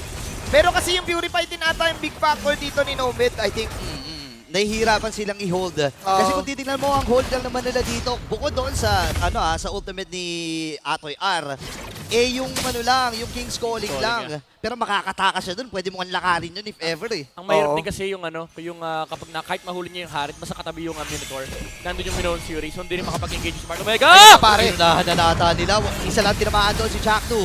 Tataka siya, pero andon yung Indie Boy! Bagsak si Jome! Nailapag na doon yung King's Calling, pero hindi sapat. Inaatras na muna ang Smart Omega. Ryzen, nakaharap lang kasama ang 6th man of the year. Kinagat! Kaya lang ibubugas siya doon sa may pandalikod, pero nasalo! Nasalo nung Indie Boy! Nakapagdepensa yung Omega, but then again, TNC is on a roll. Now transitioning into the Lord. Dahan-dahan naglalakad. Kalmado lang. Walking with swag. Ayan na. Bumanat na si Ryzen. Doon sa Lord. Maghihintay ang Omega ngayon. Ang tanong, lalaban ba ang Omega dito? Wait lang parang gusto ata nilang lumaban 4v5. Pero pasunod na rin si Terry Bogard. Si Heads ay narito. Pasunod na rin, pero masyadong malayo. At hinaharangan lang yung mga Star Shooters. And uncontested Lord para sa TNC. Ito na, 16 minutes na. 16 minutes na, ito na ba ang timer? Ito na hinihintay na Smart Omega. Even though may tatlong burn na flicker, wala sa side ng Smart Omega, there's also that engage that TNC could use, and may Purify din si Nomad. So kahit nasa 16 minutes na tayo, baka hindi na mag-matter dito yung Omega timers. Oo nga may Purify kasi. Tsaka ang ganda rin nung sprint ni Heads. Ay oo, nakakataka siya if ever no? Kahit mahuli siya.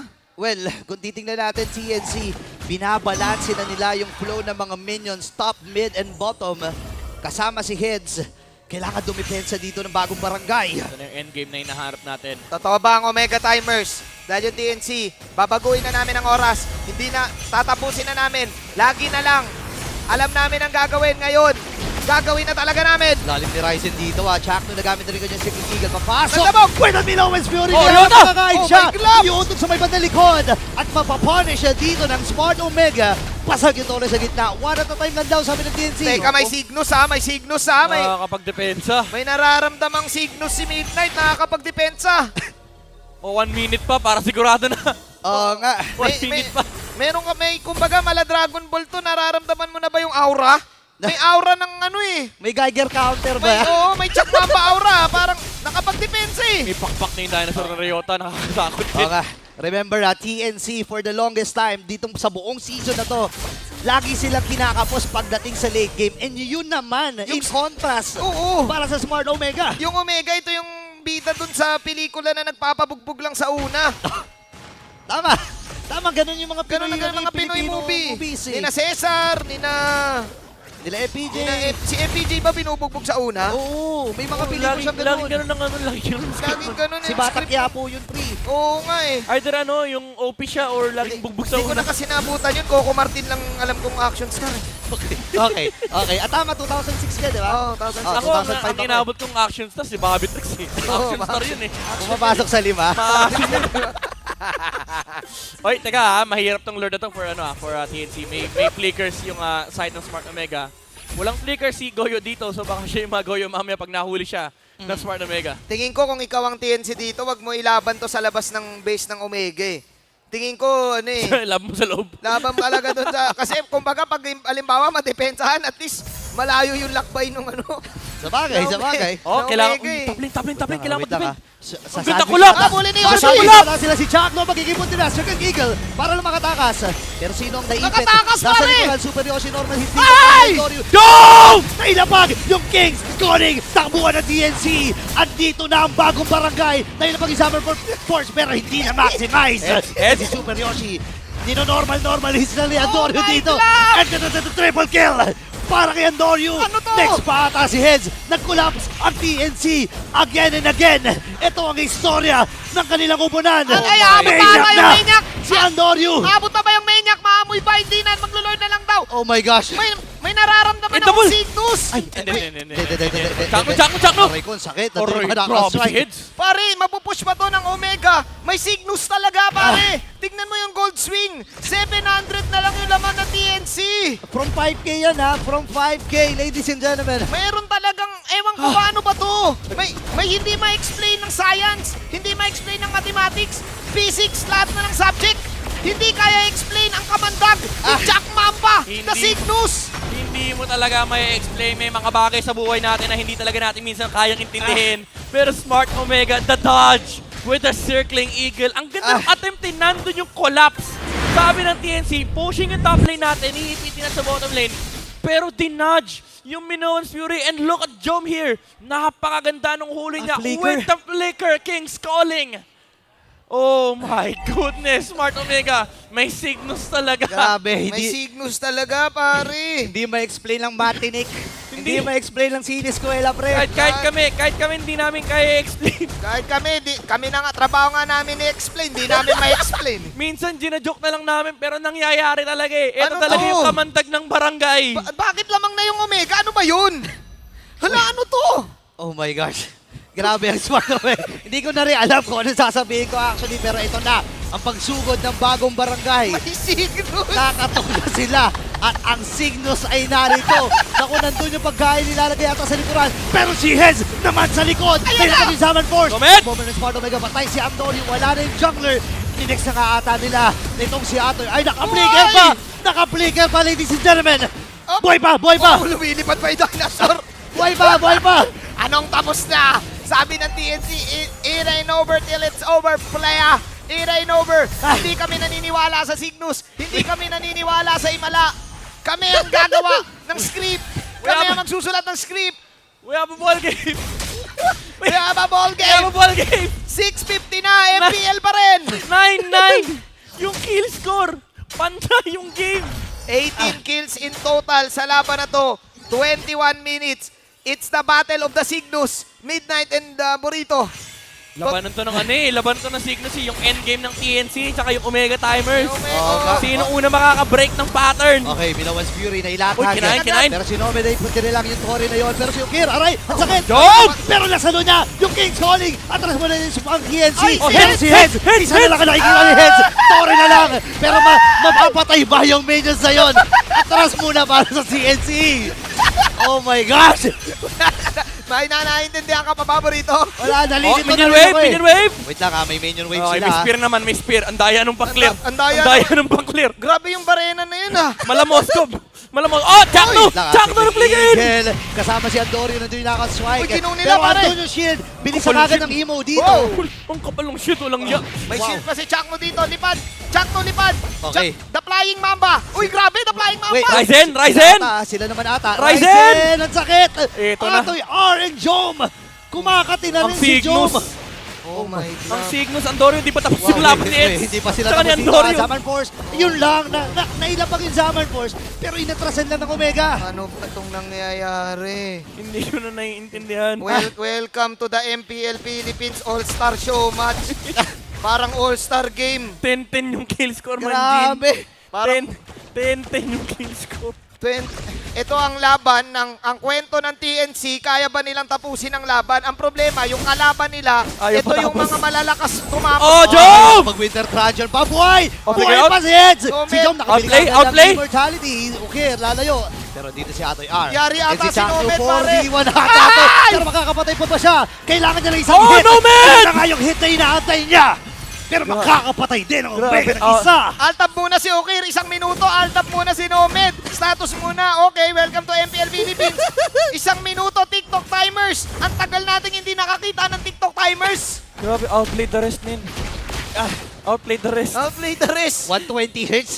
In Phoenix, in-outplay lahat, Outplay the rest, 120 hertz. Nagkaka-outplayan sila eh. Napakabilis sa mga kamay. Nakita mo, di ba, after emo, bili ka agad ng Winter Trajan. Nag-register sa e-project.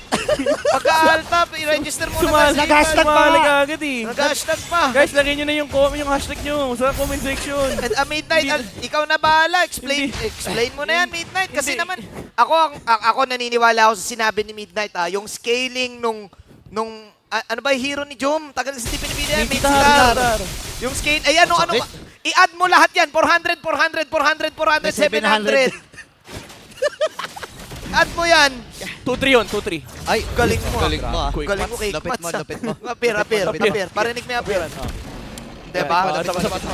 Lapit mo. Yan. Galing mo mag-mat, ha?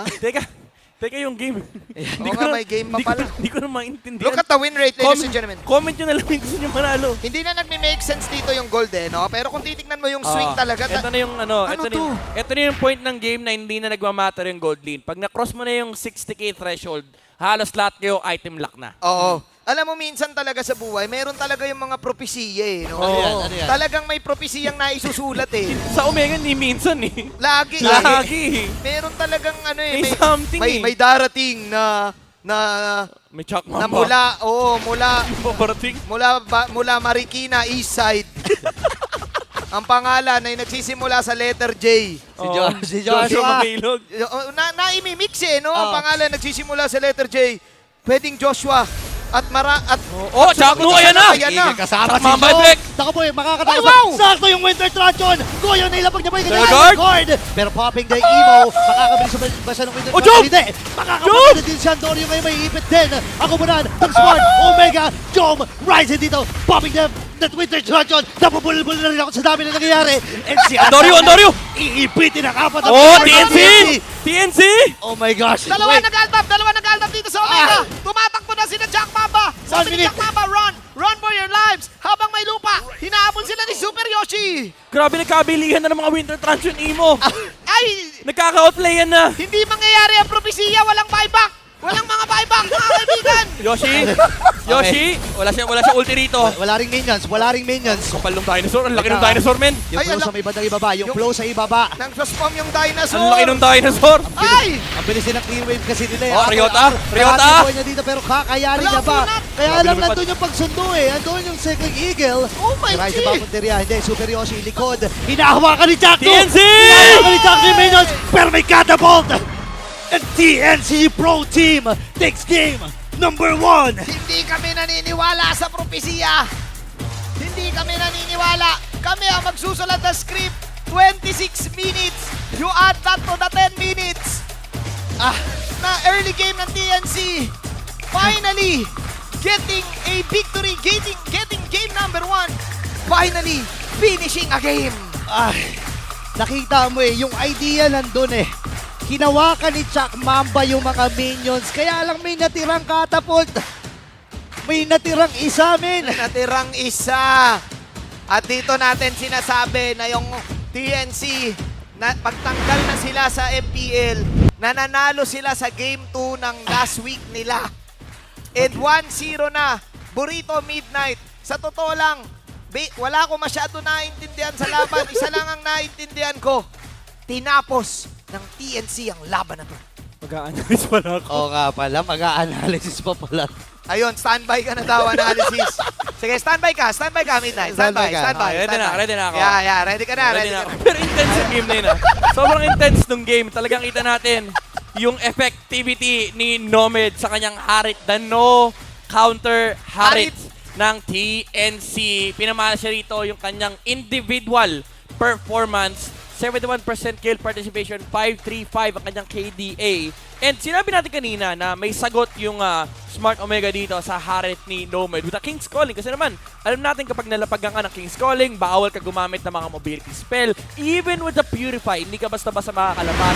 May slow din yan, hindi ka ba makakalakad palabas basta-basta. Pero nandun kasi yung workaround ni Nomad dito. Kabisado niya siguro yung matchup na to, baka ilang beses na niyang nalaro sa RG. Pero you play around outside of the King's Calling. May one time, however, nakuha niya yung tamang target dito for Jom. This was the team fight na nakita natin yung Chuck Mamba effect with a circling eagle dodge ng Minoan Fury and napakagandang landing ng King's Calling dito mula kay Jom. Pero again, yung Harith, lagi siyang naka-space out. Lagi niyang hinahanap yung proper positioning laban sa Smart Omega. Kasi the thing is, yung TNC rito, very mobile yung kanilang yung mga cores. Lahat sila may dash. Yung Harith, yung Pakito, yung Fredrin, lahat sila pwedeng makipaglaro dito basically sa Minsitar ng Smart Omega. And even though pagdating ng late game, may mga malulupit na engagements dito ang barangay. Nandun yung mga pang-outplay din ng TNC, yung Immortality, Winter Truncheon Purchase. And the thing is, habang tumatagal yung team fight, kahit sabihin natin na Zaman Force dependent yung Harit dito ng TNC, it's also the same thing with Smart Omega na kapag wala na yung King's Calling, essentially wala nang problema yung Harit. And ang kinaganda sa Harit, especially with the Inspire and Stardom Sight build, yung CDR reduction, yung CDR ay mabilis lang din mag-cooldown yung Zaman Force. Ganun siya kalala, CDR na reduction pa. And kayang-kaya ituloy-tuloy ng TNC yung team fight laban dito sa Smart Omega. Ang naging malaking problema lang sa late game actually is yung kunat ng Barats and of course yung mga Star Shatter na nagaling dito mula kay Ukir. Pero dahil nga sobrang mobile ng TNC, ang hirap patamain mula kay Ukir. Kahit pa naka-Astral Echo na, kahit dumaki yung mga hitbox, ang hirap pa rin patamain against TNC. And very important dito to take note na full damage din si Heads dito pati si Nomad. So every single time na nawawalan ng resource yung Smart Omega, especially with their skills, ay nahihirapan silang labanan yung dalawang side laners ng TNC kasi wala sa kanila yung kayang sumustain laban dito sa Harit and Pakito. Knowing na naka-Roger sila, naka-Minsuta sila na wala ring defensive item, si Ryota lang actually yung sumasalo ng halos lahat. Pero surprisingly, si Ryzen pa nga yung sandbag dito for TNC, 281.7k damage taken. And si Andoryu, maganda rin yung performance na pinakita niya sa Roger, yung kanyang pag-weave in and weave out sa teamfight, yung matagalang clash na nakita natin kanina si Andoryu na nagtatransform in, nagtatransform palabas, humaharap na siya ng pickoffs. But then again, pagdating yung late game, hindi na nagmatter yun kasi si Nomad nakita natin na sobrang dulas sa mga clashes dito laban sa Smart Omega, and almost all of them are susceptible to being bursted down by the Harit. Kahit si Chakno actually nararamdaman niya rito yung mga dashes ni Nomad. And again, TNC, they just needed to find the right team fight, and also yung sa last team fight na nakita natin, pinatagal lang nila yung clash na burn, yung King's Calling. Ang ganda nung pag-item swap nila Ryzen with the Immortality and Truncheon Purchase, and yung chase down, meron din naman yung TNC. Meron din silang dash. Again, as I've said earlier, tatlo sa kanila, may mobility spells, and yung Eternal Guard plus Minoan's Fury din na factor dun sa huling team fight laban sa Smart Omega. Nahirapan din talaga mag-defend dito ang barangay. And it came down to that one single clash na naipanalo ng TNC. Thank you so much, Midnight. Buti ka pa na-explain mo. Buti ka pa na intindihan mo. Well, kasi nga analyst natin siya. Ganyan talaga yan eh. Ayun, oh, yan. Sige. Gawin mo lang. Okay lang yan, Midnight. Okay na. Okay. Masakit na yung pa ako eh. Try mo. Sumasakit yung tuhod ko. Oo nga. I think this is also a matter of Omega just adjusting their draft. Na sige, pang counter sa Harit, mukhang maganda naman. Then again, ang problem din, kapag sa lineup nila is mawala si Jome. Mawala yung ulti ni Jome. Parang wala na rin silang damage output. Which is doon nagkulang. Then again, ni-risk nila yon. Pero kinulang talaga. Ang sobrang ganda nung naging pitas ni doon sa mid lane. I think si Nomad, the outplay na meron na nagagawa ni Nomad. At doon na outplay ang buong barangay. Nga pala guys, shout out sa ating mga official restreamer dyan mula Luzon, Visayas, at Mindanao, and all over the world. Uy, meron din tayo mga local streamers and international streamers from Cambodia, Middle East, North America, Singapore, Malaysia, and Indonesia. Lahat sila ay sumusubaybay. Oh, linya pala ni Midnight na. Ano kayo, no? Palong-palo no? Yan, lahat sila nakasubaybay para panoorin din ilaban ng ating mga malalaro para sa tagumpay. Pasensya na. Palong-palo! Palong-palo, sumabaw Hindi, na. kasi kanina, analyst na rin siya. Ulitin na. Nagpe-predict na eh. Nagpe-predict na ako. Gusto mo ulitin natin eh. Okay na yan. Okay na yan. Ulitin natin. Ulitin na natin yung game. Oh, shout out. Shout out muli sa ating mga restreamers. Kaya Tupas, yan. Oh, Mga may restreamer kanya-kanyang yan. Si GC. Burrito, restreamer din yan. Ako rin, ikaw din. Hindi ako nakakapag-restream kasi.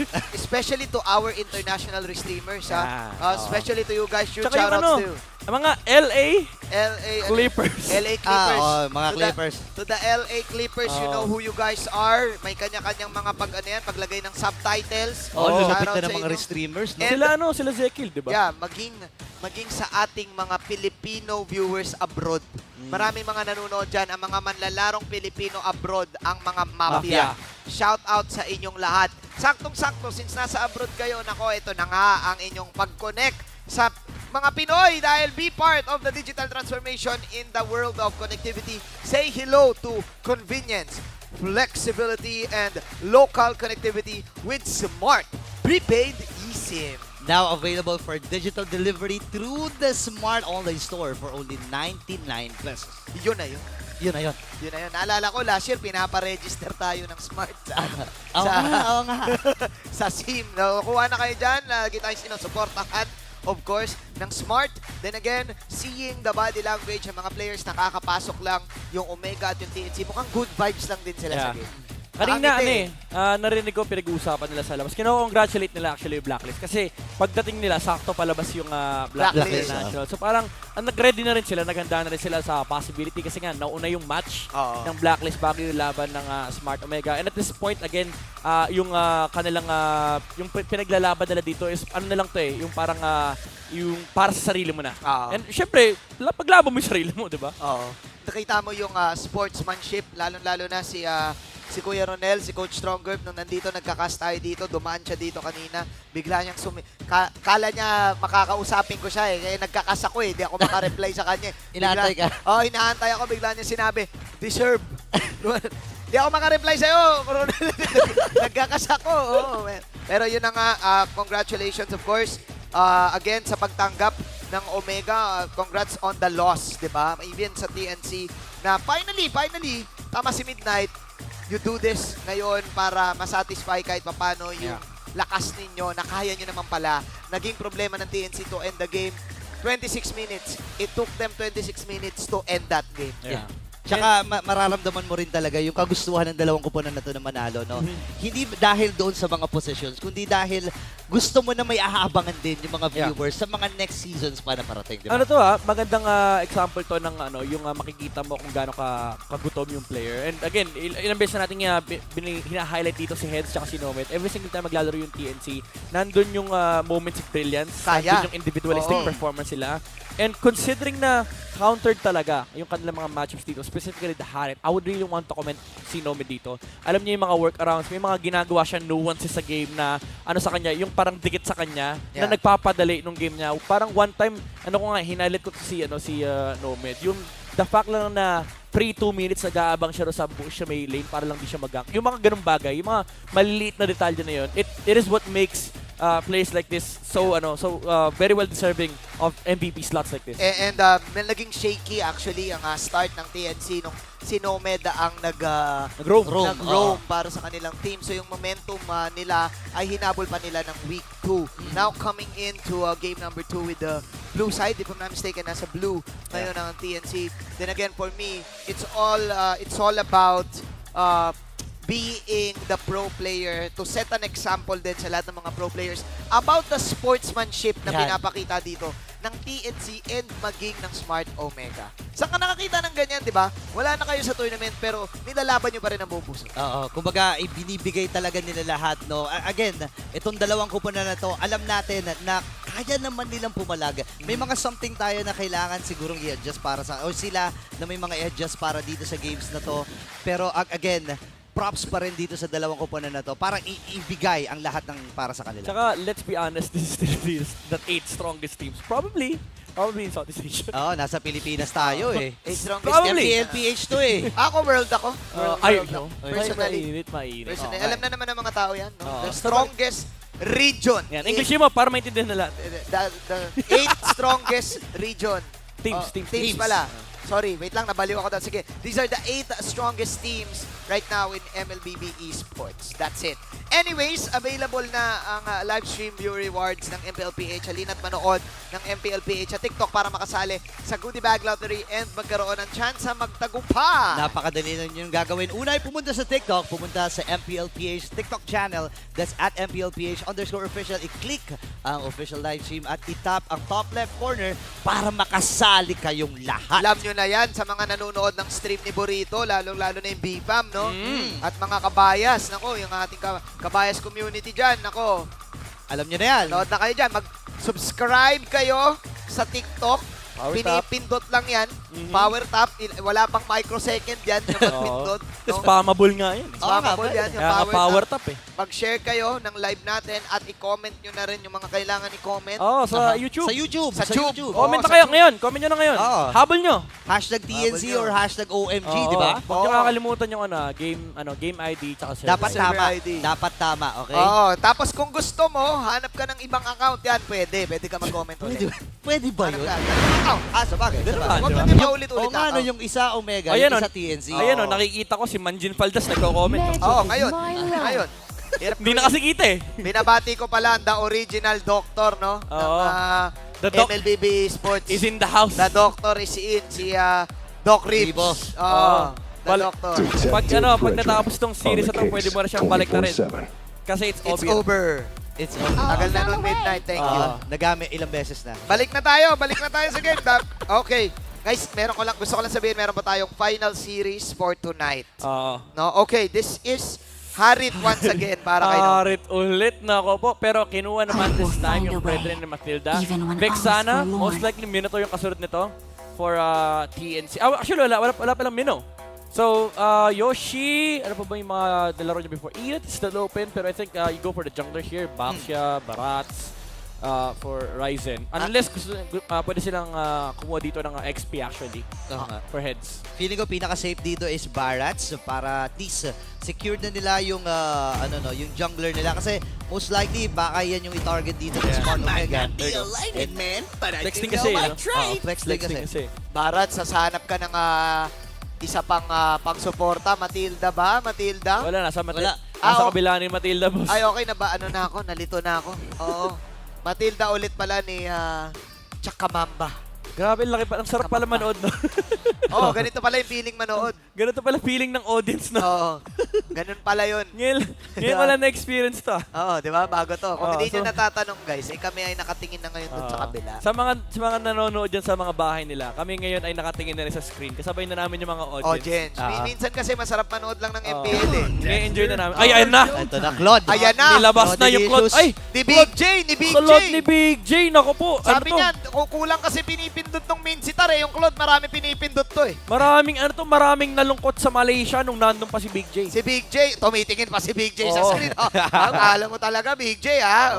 Pero yung yung TNC, Barats most pick hero. 11 games. Actually, magigets mo kung bakit Barats talaga no? Again, yung kits niya, yung damage, early game damage, tapos yung Daytona's welcome, if ever man, may mga agawan sa retrihan. Eto na, tinatanggal na yung mga hero ni Heads. Pili ko Benedetta kasunod dito kasi si Heads eh. Respect Pwede, no? Pwede. Split personality to si Heads eh. Respect Specialist. Si Heads, isa sa mga low-key rookie ngayon na magaling ganda na. ng mga binigay. Ay, ito si ano? Ay, si Jan Koy, Paul. Koy. Ayun, sumayaw na si Pang-trophy ko Oo, Koy, padala mo na yan. Isa nga dyan, salamin-salamin. Shoutout nga pala kay H2, kay Mark, and yung buong Omega squad na nanonood. Guys, tinanggal yung X-Borg, baka CC yung lumabas dito sa fourth pick ng Omega. CC ni CC ni Atoy R. O nga, no? Gana ba ang Therese na dito sa game na to? May harit kasi Kuya Night Mid eh. Pwede naman. What you think? Favorite ni Atoy R yan, yung Therese na. Pili ko gana yung Teresa kaso medyo blind pick eh. Kung magka-Teresa sila baka fit. Uy, actually narespeto, hindi narespeto yung Benedetta. O nga, no? Bukas pa rin yung Benedetta ni Heads. Medyo mahirap din kasi mag-ban ng XP sa ganitong placement ng draft. Kasi, again, flexible pa rin naman yung Barats. Kaya maganda yung CC. Kasi no matter what, kahit anong iba to dito ng TNC, the worst possible matchup might be just a Ruby. Pero yung Barats, kung jungle man to, mag-e-enjoy yung CC kasi sasabunuto lang ni CC yan eh. Tsaka naisip ko, parang feeling ng Omega dito, sapat na yung frontline power nila pagdating sa front Never lane. mind. So ang gusto nila, Ang dami kong sinabi, binan na naman. Sorry, Ben. Kasi nga at least tama naman yung sinabi. Ayan na yung Benedetta, ninakaw. Benedict. Yun naman pala. Yun may ganun palang plano. Oo. Anong hero ngayon dito ni Super Yoshi? Balik ba tayo sa Cho? Mga ganon? Mga iba lang? Grak Pili kaya. ko Edith. Binan pala lahat ng hero niya, no? Mino, Kaja, Grak. Oo nga, no? Edith pa naman. Actually, may one time din nag-support si Super Yoshi. May Rafaela, may Florin possibility. Pero I think Edith dito yung maganda. Edith na lang. Kailangan meron kang lockdown. Kailangan ng hold, Edith Teresla, no? Mga ganon. Kasi ano yan eh, Benedict yan eh. Ay, funny kaya, boss. Ay, Claude. Funny kaya. Sino? Edith funny, tapos XP yung Barats. TNC funny? Oo, lahat burstable Kahit may Matilda, laban yan. Pwede ba? Ay, Khalid. Ano ba naman yan? Ayan na, Khalid.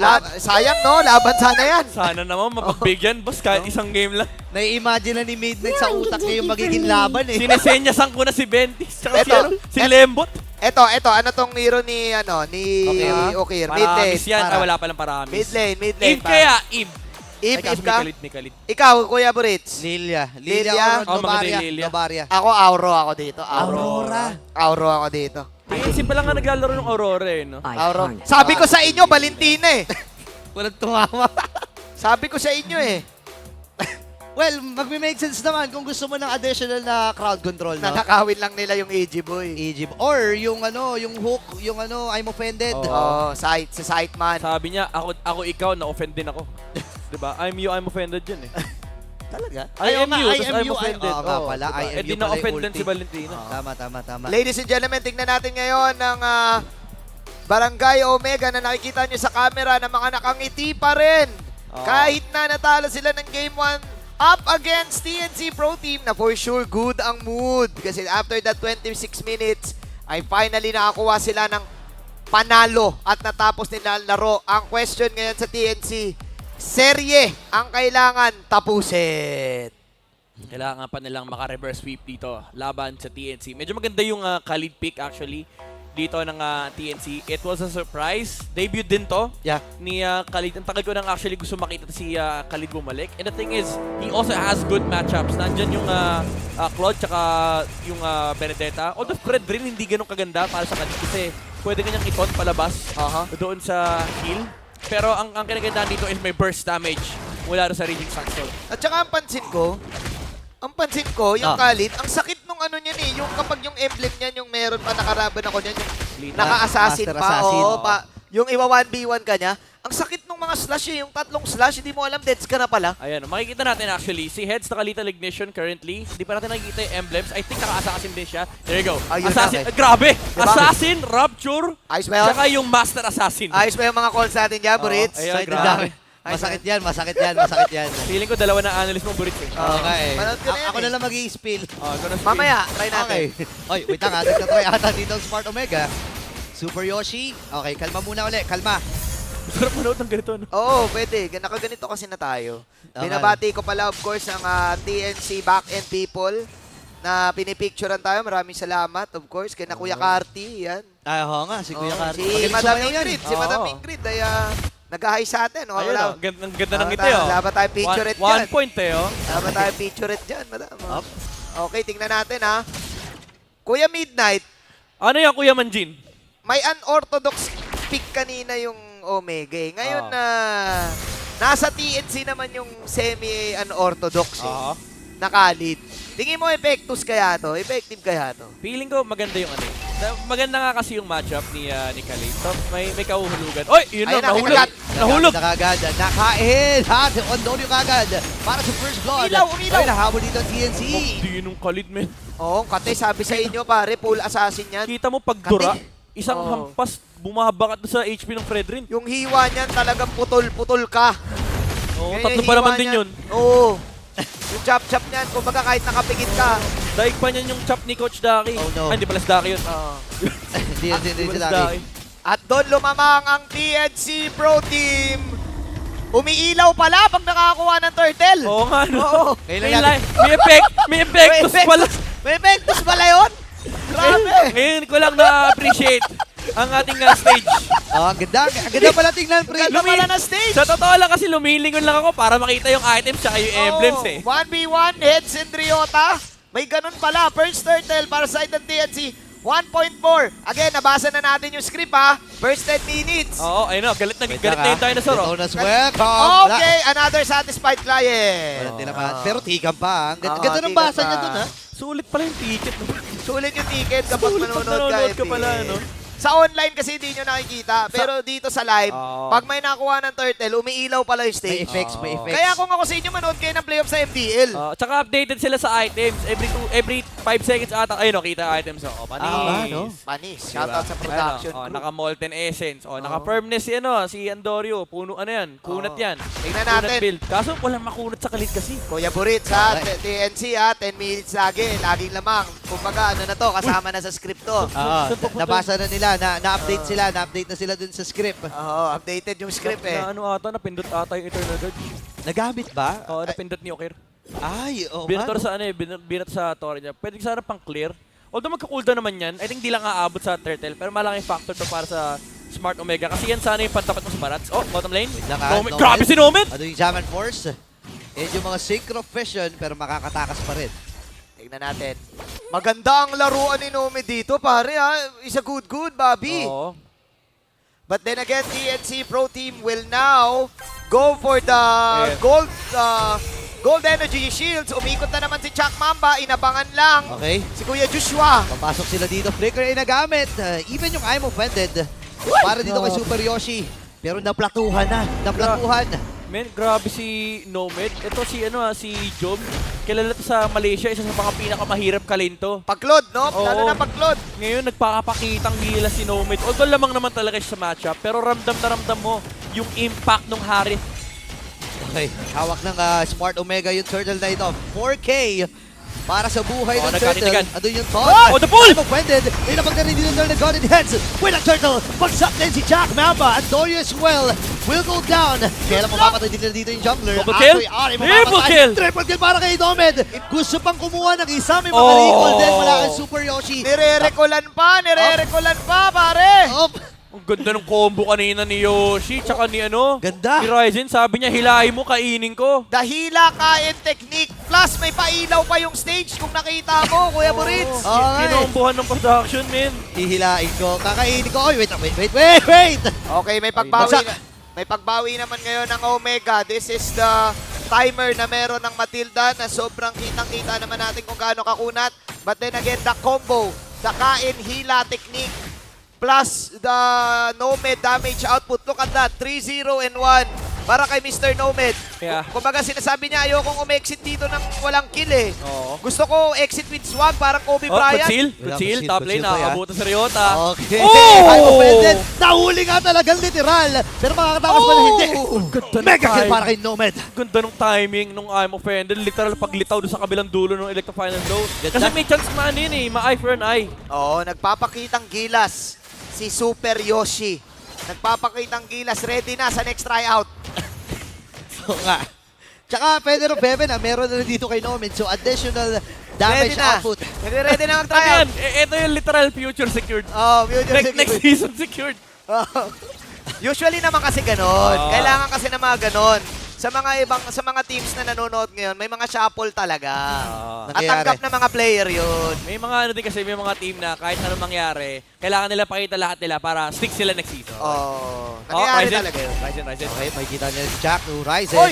Andun yung missiles expert. Walang timaan. By the way, malaking bagay yan. Yung ngayon, yung Circling Eagle, kapag hindi mo pinatama sa hero, full 60 seconds cooldown yan. Oo, maghihintay ng 1 minuto. So alam yun for sure ng side ng TNC Pro Team. May Infinix handcam tayo nakikita para sa side ng TNC.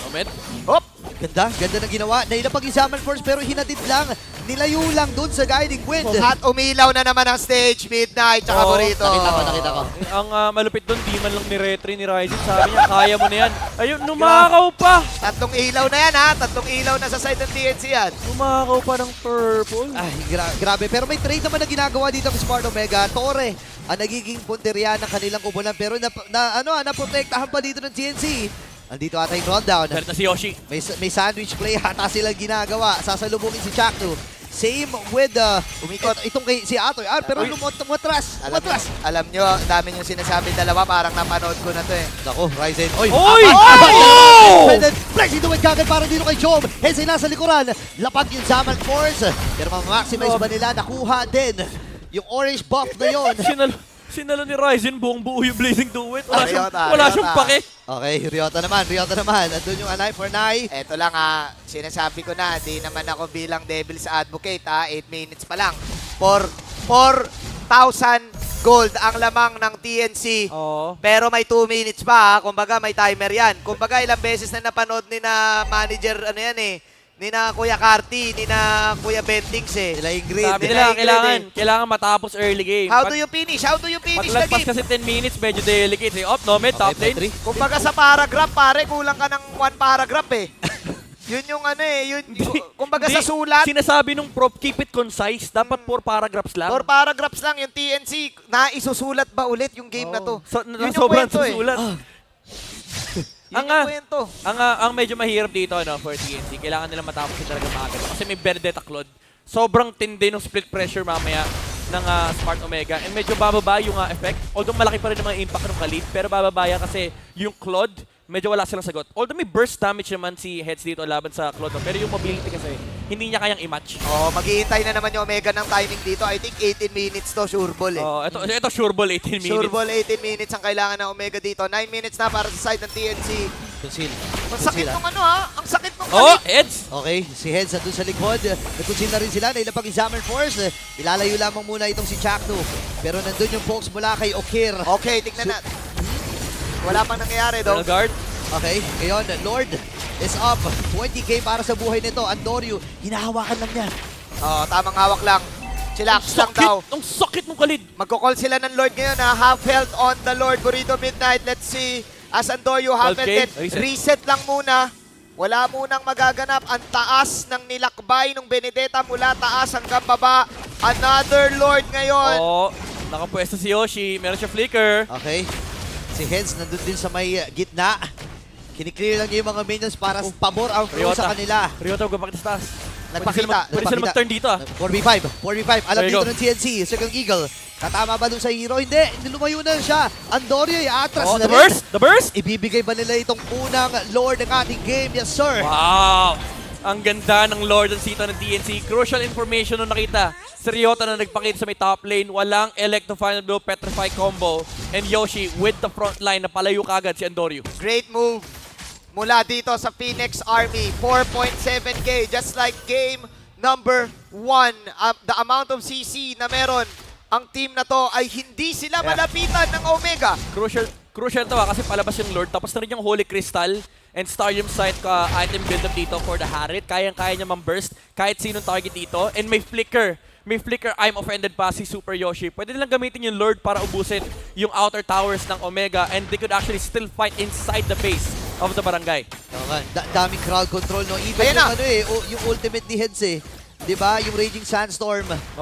May stun din yun. And yung damage na bibigay niya, diba? Di sila sumabi sa Lord. Wala yung Khalid. So parang 4 sila na merong stun dito no? Sa side ng TNC. Eto na! Conceal! Andoryu! Yoshi! Uli! Okir! Ilalabag na rin. Turn and guard. Sa pagkakataon nito. Second Eagle para kay Jack. Mamba! Atras muna dito ang Smart Omega. Buhay pa yung Lord. Joe Mills up rin. Atras muna dito ang bagong barangay. This might be it. Chakno ay nandun. Hindi nadala lang niya sa may gilid yung Lord na ito. Alam namin ang dapat gawin, pero hindi namin nagagawa. Sa baba. Pero ngayon, mukhang gagawin na ng TNC Pro Team. Na-mention din ni Midnight kanina, split lang ang panalo ng Omega dito. But TNC, they want to finish the story. This is their possible final game. And they want to end this. Zaman Force. Zaman Force. And practice lang. At kung tayo ay nasa barangay, timeout, substitution. Kaso bawal mag-substitute kasi ML to, di naman to basketball. Okay, may mga kailangan tayo discuss dito sa endgame ng TNC. And ito yung usually dahilan bakit nahihirapan sila i-convert yung final Lord. Sana na pwede nila magamit. Number one, again, yung Khalid humiwalay. I mean, magandang effort naman. Valiant naman na kailangan depensahan yung Benedetta. Just in the case na hindi sila makapag-end, at least hindi makakakuha ng trade yung Benedetta. Pero nakulangan sila sa engage doon sa Lord. And yung mid lane, wala ring nag-control yung wave. Walang nag-flow, hindi nila na-push kagad. Although nakuha pa rin naman nila yung tower. Pero this time around, wala na silang Lord. And now, they are engaging inside the base of the barangay. Nasa mid lane silang lahat, pero wala nagpo-push nung top wave mula sa TNC. So, this might be an opportunity for Omega to be able to reset this game. Kasi kailangan bumalik ng TNC para mag-control ng waves. Ibig sabihin mo, Midnight, alam mo yung nakuha ko sa sinabi mo, ibig mo bang sabihin, mangyayari na naman ang propesiya. Baka mag-18 minutes na naman. Mangyayari na naman ang propesiya, ang hindi ma-explain na propesiya. Ano ba yun? Oo nga, ang hirap din kasi. Ayun! Ay. Si Chuts Ben? Si Chuts Ben? Si Chuts yan. Binabati ko ang ating director na si Chuts. Dalawang director. Ayaw niya yan, pero ginawa na ni Ingrid. Nangyari na. Nangyari na ang nangyari. Of course, sa mga fans na nakapagpa-picture sa kanilang mga iniidolong player ay nandito. Ang mga kids na nandito din, lalong-lalo na ang mga magkakasintahan sa ating venue, ang mga single at ang mga in a relationship na nandito. Lahat binati mo Oo, binabati ko. At huwag kayo magtatago sa camera kasi pag nagtago kayo sa camera, ibig sabihin, may tinataguan kayo. Tama. Baka hindi nagpaalam, baka naka-duty pa sa trabaho. At baka mahuli, no? Yan ang ayaw natin mangyari dyan. Magkahulihan, no? Sa MPL pa, di ba? Gusto lang naman natin mapanood yung mga games. Oo, wala diba? naman dapat masama mangyari. Huwag kayo maglaglagan dito, pare. Walang Yan. laglagan. Yan ang mga masasabi mong tunay na kaibigan. Tunay na kaibigan. Walang laglagan dito. Pag kayo po ay nahagip ng ating camera, huwag kayong mahiyang mag-hi. Ayan. Ngiti tayo, guys. Daming flex, Daming Spider flex. Ayan. Sana hindi ka matakot dyan pag gumigising ka sa umaga. Spider flex, no? Ayan! Gusto ko lang naman mag-cast. Gusto lang naman ni Midnight mag-cast. Gusto ko lang mag-analyze bakit may pang-iinggit na nangyayari. Gusto niya lang manood. Kalma lang kayo. Yung mga teenager nating tropa na nandito, sana nagpaalam kayo sa mga magulang nyo. Yung mga umalis na sabi magkakape lang. Yung mga inutusan lang bumili ng sibuyas at taga dito lang banda sa may Makati. Shoutout sa inyo. May bilihan ba ng sibuyas dito? Meron. Tama, sa sa mall, di ba? Hindi ka kasi bumibili niyan. Sa mall mo pa binibili yung Wala kasi ako pambili. Sa mall pa binibili ni Milton yung sibuyas. Grabe ka May mga tindahan naman sa mga gilid. Huwag naman po akong babalik sa rin, mami. Grabe ka naman, Nightmeat. Baka makwento ko ang story ng Mitty. Eto na. Ang sabi ni Midnight ay pwede pang makabalik. Top side. Okay. Pwede pang makabalik ang Omega. Sabi naman ni Burrito, grabe. Diba yun? Hindi ko na maintindihan. Short but sweet. Short but sweet. Pag grabe ko kasi nag-post Ano nga naman sasabihin mo? Oo nga, no? Sinabi ko lang yung mga sinabi. Tama. Yung pinakahuli. Okay. Reset tayo ng mapa. 5.4k gold lead para sa TNC. Medyo clear yung steps dito para sa TNC. Meron silang 40 seconds para hintayin yung next Lord. Opposite side yung kailangan nilang kontrolin kasi may Benedetta. Ito yung tinatawag natin na anti-blacklist kasi laging ginagawa ni Edward to. Pag pa-spawn yung Lord, laging may slow push na nabibuild up sa kabila. So they need to play on the top side of the map para hindi sila makontrolan ng mga waves. At titignan natin kung mangyayari ba yan. Yung anti-black na sinasabi ni Nightmeat. This is 5k gold lead. Ito na yung gagawin ni Atoy R, no? Ang hirap ka rin kalaban talaga ng Benedetta kasi ano ba naman kasi ang hero na yan, may pre-touch. Ayan na. Kontrolado ng TNC yung opposite side, ha? Oo, ay aangat Kaso nila. Lord Prayo naman for Mega. Wait lang, ira-rush ba nila? Ay, parang yun ata ang call nila dito, ha? Uy, nakita si Chuck. Okay, naspatan si Chakno. Atras muna dito ang Smart Omega. Ngayon, TNC, pwede silang pumwesto na at angatan itong mga members ng Smart Omega. Ito na nga yung pag-conceal. Nagagawin nila si Andorio magiging puntirin nila. Nandun yung hook. Pero this time, mapapatay ka agad si Jom! Big and chase down! Oh my glove, natunaw! Natunaw si BJ, natunaw ang ano! Synchropation, man! Oo, naging straight yung buhok niya! Ay, grabe pero Circle Oh, Eagle. Ryota, ato yan sa may top lane! Sa may top lane, may ginagawa sila pero sabi nila, sige na, tunawin na kagad natin si Andorio. Nandun yung retry. Lapag, pero sabi ni Super Yoshi, hindi ka makakatakas sa amin and godlike na itong si Nomad. Atras din dito si Heads. Habulin niya si Abot! Uy, abutan nila. Oh! And this Heads with a kill.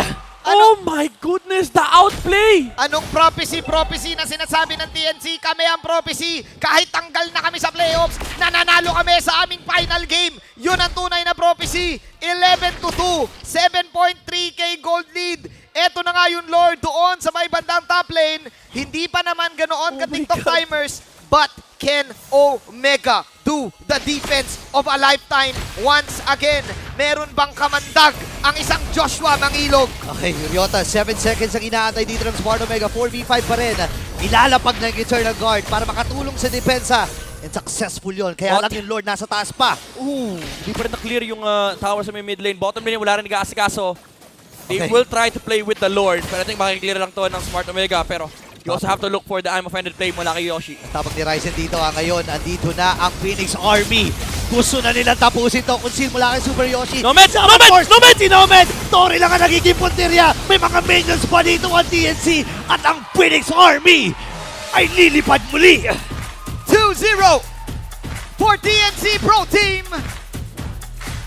Even though wala na sila sa playoffs, e-exit sila with a bang!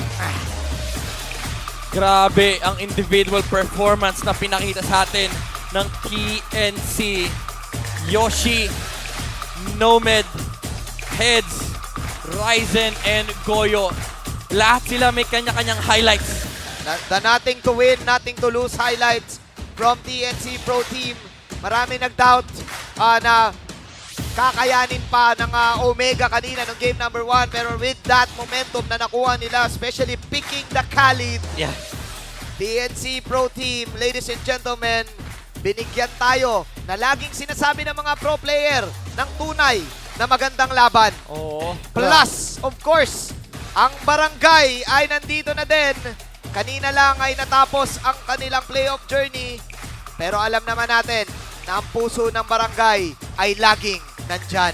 Ladies and gentlemen, ating kausapin ngayon ang Barangay Omega together with Chuck Mamba, Mara, Kino, and Hans. Kayo na muna.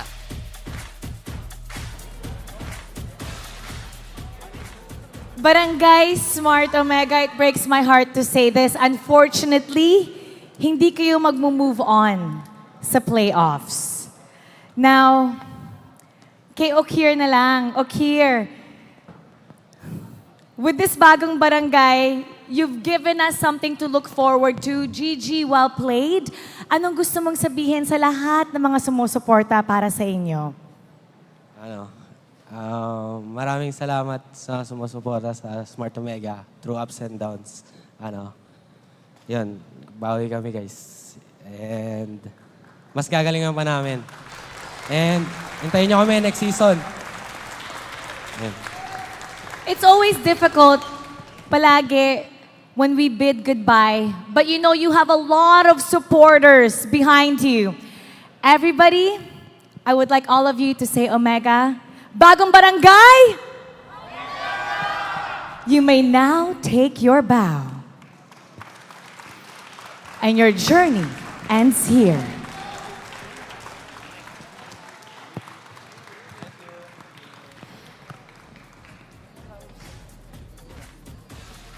And now, let's call on TNC Pro Team.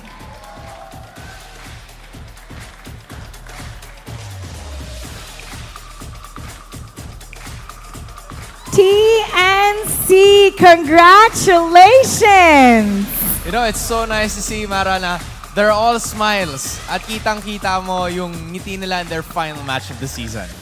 And now, ang kanilang standings. Congratulations on winning the final match of the season. But first, let's ask si Super Yoshi. Super Yoshi, you can take the mic. You faced a lot of challenges bilang captain. So what will we bring for next season? Siyempre yung mas magandang run para sa team, ganun. Tsaka mas gagalingan palagi tas sisipagan. Tanungin naman natin si Bentings kasi ang laki ng ngiti ni Bentings. Bentings, what are you feeling right now? Hindi, andyan po yung boss namin sa TNC. Si Oo, Boss Josh nandyan po. sa harap. Oo. Si Joshua. Magagalit po siya sa amin. Kasi po nanalo, madidisappoint. Bakit? Hindi siya sanay na mananalo. Bakit? What do you mean? Hindi siya sanay na nananalo kami. Hindi siya sanay na nananalo. Tama ba yun? Ayan show yung nasa harap. Ayun. Okay, now, bilang bagong coach, you face a lot of challenges. Ano yung mga natutunan mo this season na dadalhin mo para sa next season? Sobrang dami. Yung isa sa sarili ko, malaki mo na yung natulong niya sa akin kasi bilang nag-step up ako sa pagiging coach, kailangan ko alamin ano yung ginagawa ng mga coach, paano yung mindset ng coach. Yun. Tapos, yun yung natutunan ko sa pagiging coach, yun yung dadalhin ko sa mga susunod pang season. Alam mo, maraming hindi nakakaalam, sobrang maganda yung personality ni Bentings. He's the funny one. He's the life Real. of TNC. Paano ka ba namin mapafollow? Kasi gusto ko ma-follow ka nila eh. Paano ba? Paano ka ba namin masasuportahan? Ano social media mo? Kahit yung TNC Pro Team ML page na lang, pa 500k natin, Phoenix Pub. And Bentings, ayun. I also want to hear from some of the rookies of this team. Unahin natin si Nomad. Nomad, this was Nomad. a very good end towards your season as a rookie. How was the entire experience like para sa'yo? Ano po, masaya po na nakapaglaro na sa MPL tapos mas nag-aim pa po sa mas magandang performance ng team. Same goes with Heads. This is galing ka sa MDL last season and now you're here at the MPL. Kasama mo rin si Super Yoshi noon during that time. So how does it feel to be with your teammate and at the same time playing at the MPL? Masaya Kamusta din yung po. buong experience mo playing for MPL and playing for TNC? Happy po. Tapos bawi po kami next season. Babawi sila next season. You love to see the optimism from the rookies. And now, ang ating game MVP, si Nomad. Nomad, ikaw ang ating game MVP. Anong gusto mo sabihin sa lahat ng mga sumusuporta sa TNC Pro Team? Maraming salamat po sa lahat ng sumuporta sa amin this season. Next season po, hindi na po kami papayag na hindi kami kasama sa playoffs. Congratulations! You've won your final match. You may now take your bow. Phoenix will rise again.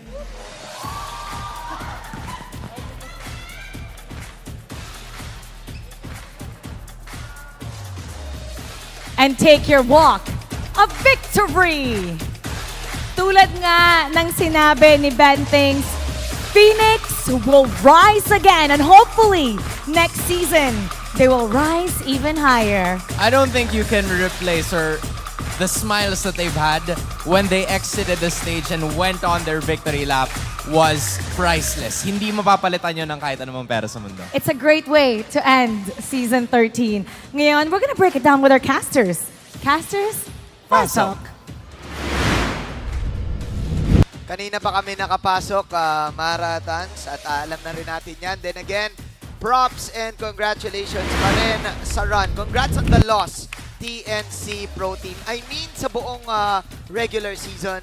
And alam na to ni Midnight, your MVP of the game, Nomad, pinakitaan tayo ng hari. I'm so happy na may recognition na ganito para sa mga players, especially on the side of TNC kasi ilang beses na natin sinasabi, ang daming capable mag-perform individually on the side of TNC and napakagandang highlight na si Nomad yung dalawang beses na nanalo dito on the Harit MVP performance. nandoon pa rin yung resilience, nandoon yung individual capabilities, nandoon yung skill, and TNC. Lagi natin sinasabi, they just need to execute. And in this game, nakita natin na may improvement yung macro gameplay nila, especially on the end games. Every week, every single match, lagi sinasabi, TNC, they are capable of performing early game, nakakakuha sila ng control, nakakakuha sila ng momentum. They just need to be able to learn how to execute the end game properly. And ito yung isa sa mga pinakamagagandang clash na nakita na natin from TNC. Very decisive, very controlled. Ang ganda ng target selection din. And speaking of the Haret, yung kanyang performance dito, yung stability sa pag-take ng mga towers, yung pag-pick off din, and yung lane matchup niya laban dito kay Job. Nakita natin, tinunaw niya yung Claude kanina, heads with the patience to wait for the an eye for an eye bago niya ilabas yung kanyang Raging Sandstorm. Nandoon yung execution. Individual performance from TNC is okay this time around against Omega. Kaya naman, very polished, I would say, yung laro dito ng TNC. Much better compared to game number 1, honestly. And Smart Omega, even though sinabi natin kanina may late game aspect na kailangan hintahin yung barangay dito with the Claude, the Benedetta, napakataas ang kanilang split pressure. It's just overwhelming for TNC, for Omega to deal with this damage coming from TNC. Yung binanggit natin kanina na yung aside from the Haren, meron ka bang kailangan ka-lead na intindihin na nagamit din early to mid game with a little ignition and of course the assassin setup. Napakataas nung damage output dito ni Heads. Kahit mid game pa lang yung Fredrin, nararamdaman niya pag tinamaan siya ng tatlong slice mula kay Heads dito, nangangalahati kagad yung buhay. Even Ryota at pa rin na rin yung Claude na, again, ulitin ko, tinunaw ng isang burst mula kay Nomad kanina. Isang chrono dash tsaka synchropation lang ay napatay kagad nila si Job. Especially with the setup na meron dito si Nomad, yung Starium Sight Holy Crystal combo na binanggit natin kanina, alongside the Blood Wings, and of course yung Divine Glaive. So much magic damage, so much magic power from the Haret. Kaya naman siya dito yung nakapag-deal ng napakataas na damage, 14.9k out of the Haret with 837 GPM.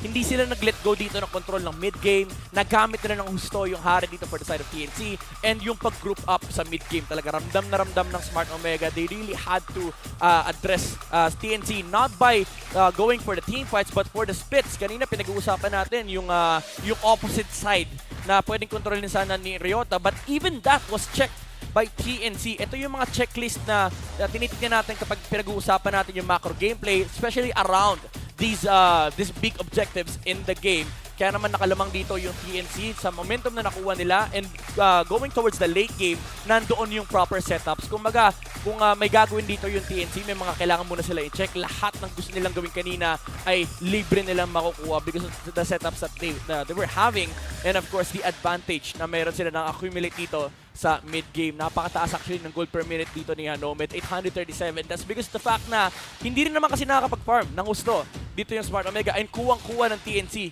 yung mapa ng Land of Dawn basically, dahil halos lahat ay pwede nilang tapakan. Lalo na si Ryzen na literal inaapakan yung mga heroes dito ng barangay. That top lane rotation, alam nila may kill threat dito yung Khalid. It's set up for a wonderful mid-game pace for TNC dahil nga may damage output dito si Heads, napatay nila yung Fredrin, and that went for a snowball here for TNC, allowing them to win the series. And with that, TNC will have 3 points. Maraming salamat, Midnight.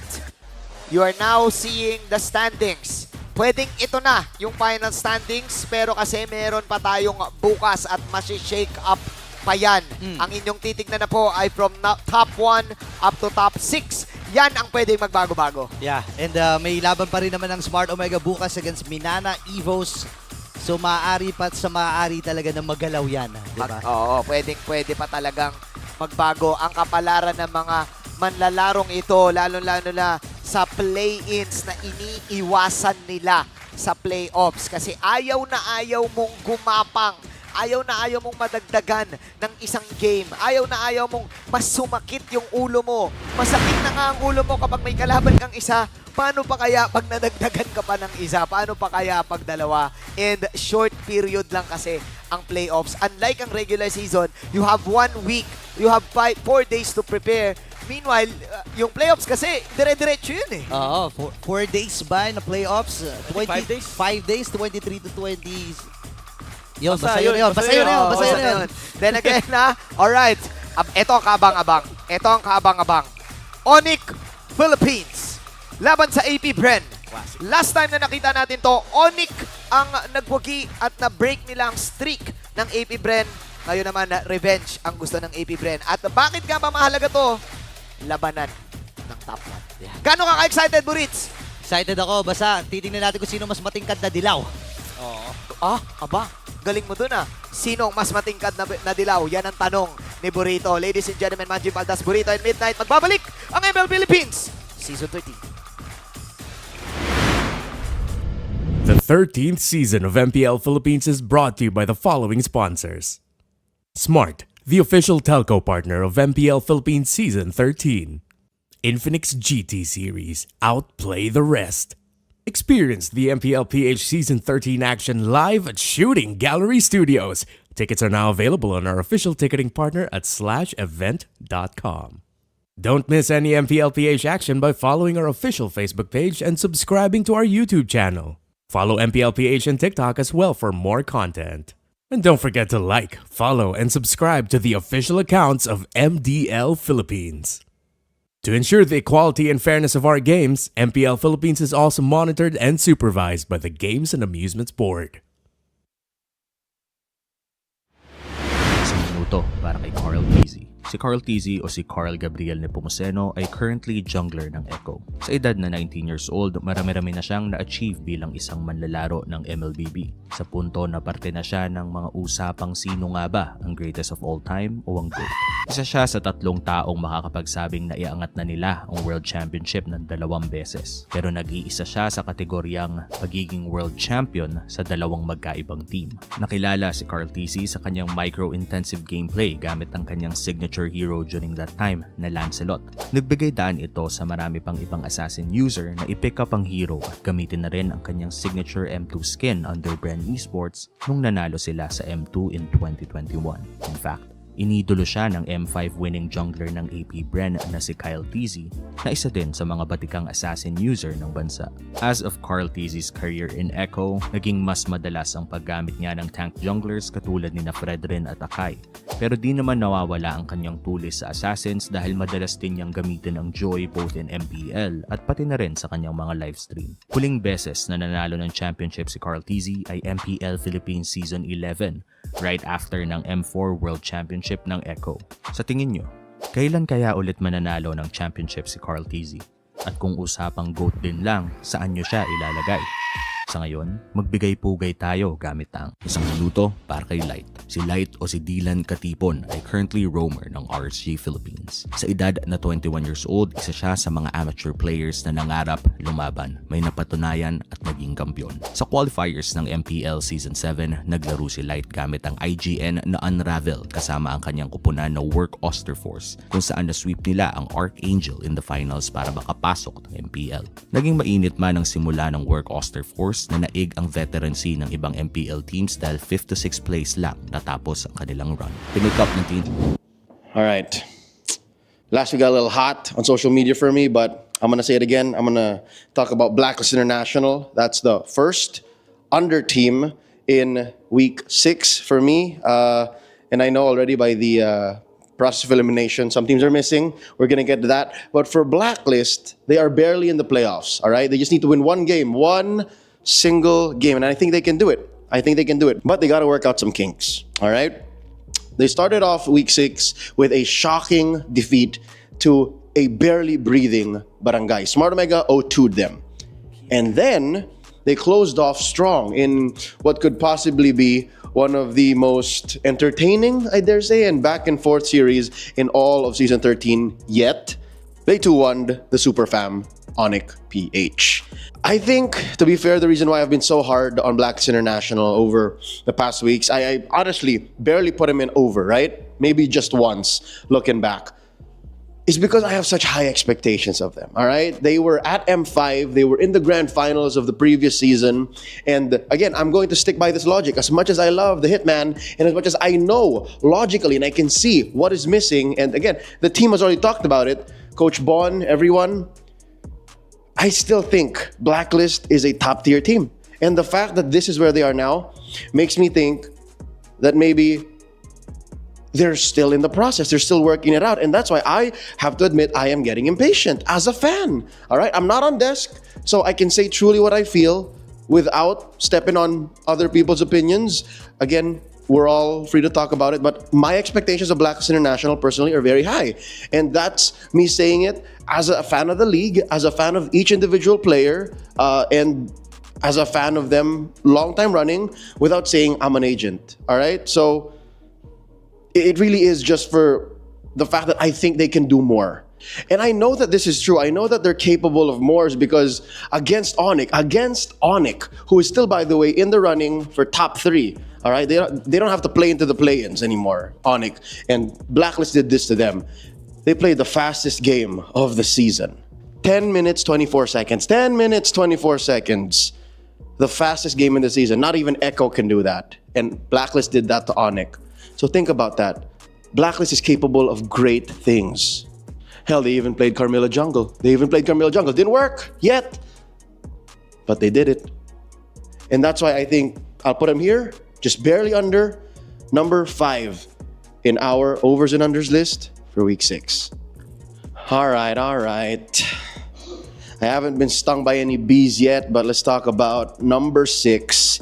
Let's talk about second under team in week 6. I'm talking about AP Bren.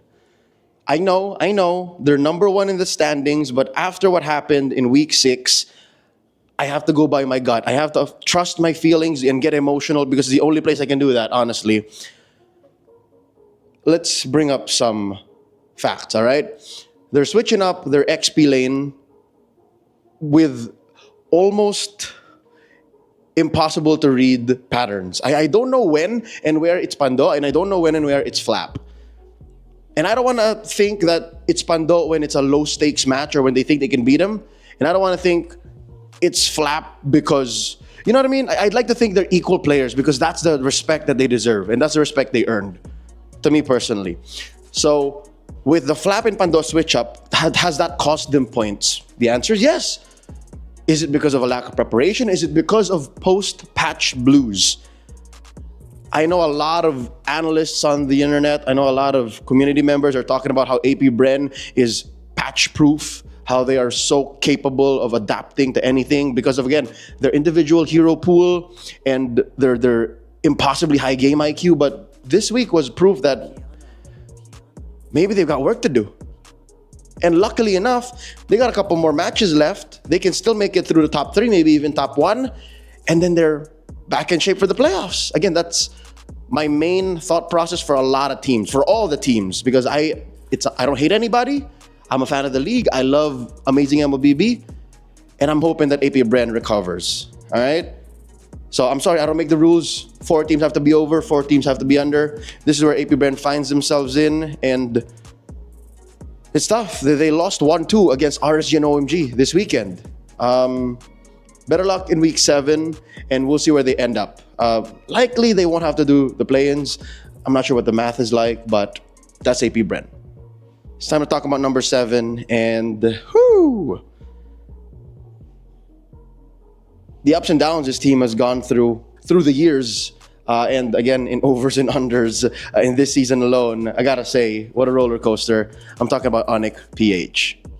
ONIC PH seems to have the highest of highs and the lowest of lows. It's ridiculous how they're able to go like this and still keep us all captivated. I'd like to think that it's because there's a new patch.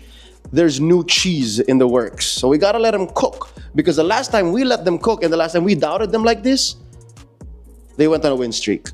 So who's to say that with the next couple of matches that they still have in week 7, we might see them bounce back and then get in shape and whoop us all in the playoffs. Much like the other 4 teams still in the running for the play-ins. Is that right? AP Bren, ONIC, RSG, Echo. Yes. ONIC can still make a run for it. ONIC can still go. So with that said, that's okay. Week 6 was their experimental phase because, again, they played a Rome Angela, which, again, obviously now it's all about mid Angela. Much to my chagrin, I am not happy, but I have to admit when I'm wrong. They also played a Fovius Gold, put in the hands of Kelra. As much as we'd like to think the Filipino Savage, the gold standard, can do no wrong, obviously that lineup went a little too slow. The sustain did not work well against what their opponents were bringing, and they also brought in Moscow Gold. There was a significant pop, you know what that means now, in the audience and online. People were afraid, oh no, we're going to see more Moscow in ranked, which already there is a lot of Moscow in ranked. Hero is apparently broken when you play it in ranked on ladder. But that didn't work out. All of those didn't work out. So moving forward, I think ONIC is a team that does better when there's a lot to work on. ONIC is a team that works better when they take it one day at a time. This is a quote that I learned and I took from a conversation with a couple other members over the season. So one day at a time, one problem to solve at a time, and that's just week 6 for them. It was a tough week. You gotta chin up, deal with it. We'll see them in the playoffs. Let's see what kind of cheese they bring there, and if it's the right kind of cheese, if it's a good kind of cheese, not the moldy, that you know what I'm talking about, right? That's ONIC PH. And last but not least, the reason why I'm wearing the jacket here today is GG well played, the TNC. They're the first team to be confirmed to be out of playoff contention. The only team after week 6 to be out of playoff contention. And my heart goes out to them. All right, GG well played. Nice try, TNC. Not season 13, all right? Hopefully, this isn't the last straw. Hopefully, there's more. And my heart goes out to everyone. I want to see them come back. Again, they called Hate back in. Coach Ben moved into a different role here. They have promising rookies. To be honest, the season didn't start well for them, and then a lot of the ups and downs, a lot of the struggles. We watched it all. We saw it happen before our very eyes. So I wish the best to the Phoenix Army. And with that, we're going to close off this episode of Overs and Unders with an ode to TNC Pro Team. I'll see you guys week 7. That's the list. If you have any violent reactions or you want to make your own overs and unders, put in the comments below. Like and subscribe, and follow me on social media at LeoCastPH. Check out my website, www.leocast.ph, and shoutouts to my man's Rayash. Y'all know what's up. This is for Phoenix fam. Phoenix Army, okay lang yan. Phoenix Army, parating palaban. Phoenix Army, pwede pa manglason. Phoenix Army, bawi next season. Always rise. Always rise. Always rise. TNC always rise. Oh.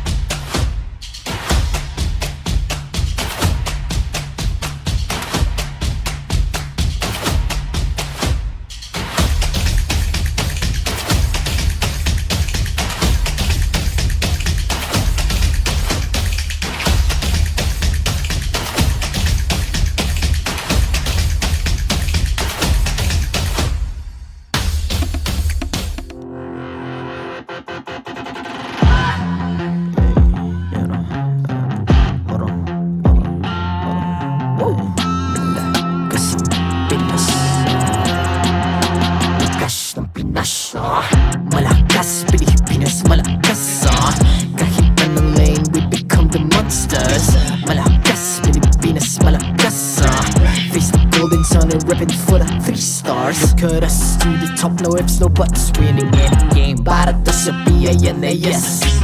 Di mo matitinag aming boses on your level. Nasa kalye man o mobile, you know I become a legend. Open fire, we unite, we winners.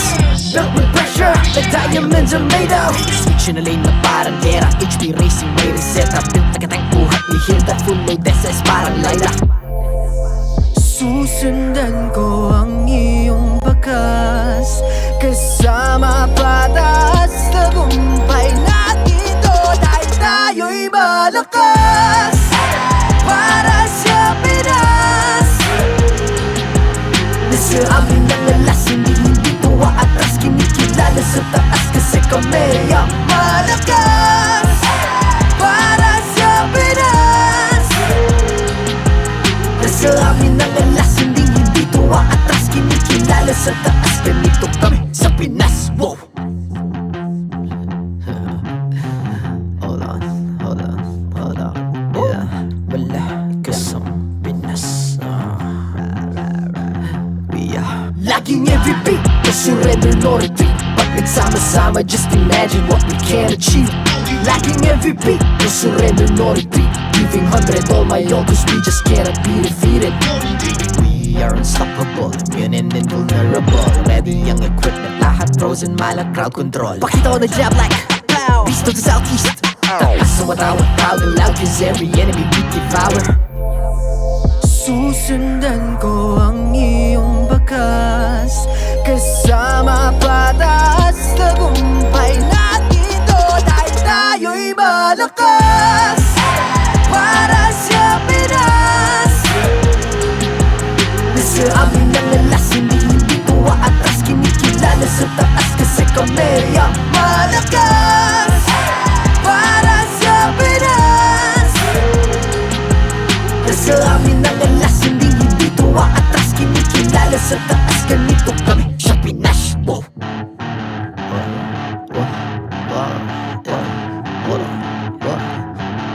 Malakas, Pilipinas, malakas.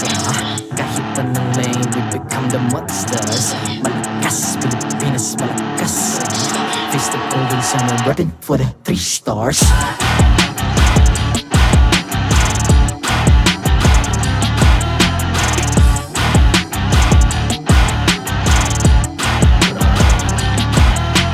Ang lakas ng Pinas, we unite, be the stars. Ang lakas ng Pinas, we unite, be the stars. Ang lakas ng Pinas, we unite, be the stars. Ang lakas ng Pinas, we the stars. Ang lakas ng Pinas, we unite, we the stars. Ang lakas ng Pinas, we unite, we the stars. Ang lakas ng Pinas, we unite, we the stars. Ang lakas ng Pinas, we the stars. The 13th season of MPL Philippines is brought to you by the following sponsors. Smart, the official telco partner of MPL Philippines Season 13. Infinix GT Series, outplay the rest. Experience the MPL PH Season 13 action live at Shooting Gallery Studios. Tickets are now available on our official ticketing partner at /event.com. Don't miss any MPL PH action by following our official Facebook page and subscribing to our YouTube channel. Follow MPL PH on TikTok as well for more content. And don't forget to like, follow, and subscribe to the official accounts of MDL Philippines. To ensure the equality and fairness of our games, MPL Philippines is also monitored and supervised by the Games and Amusements Board.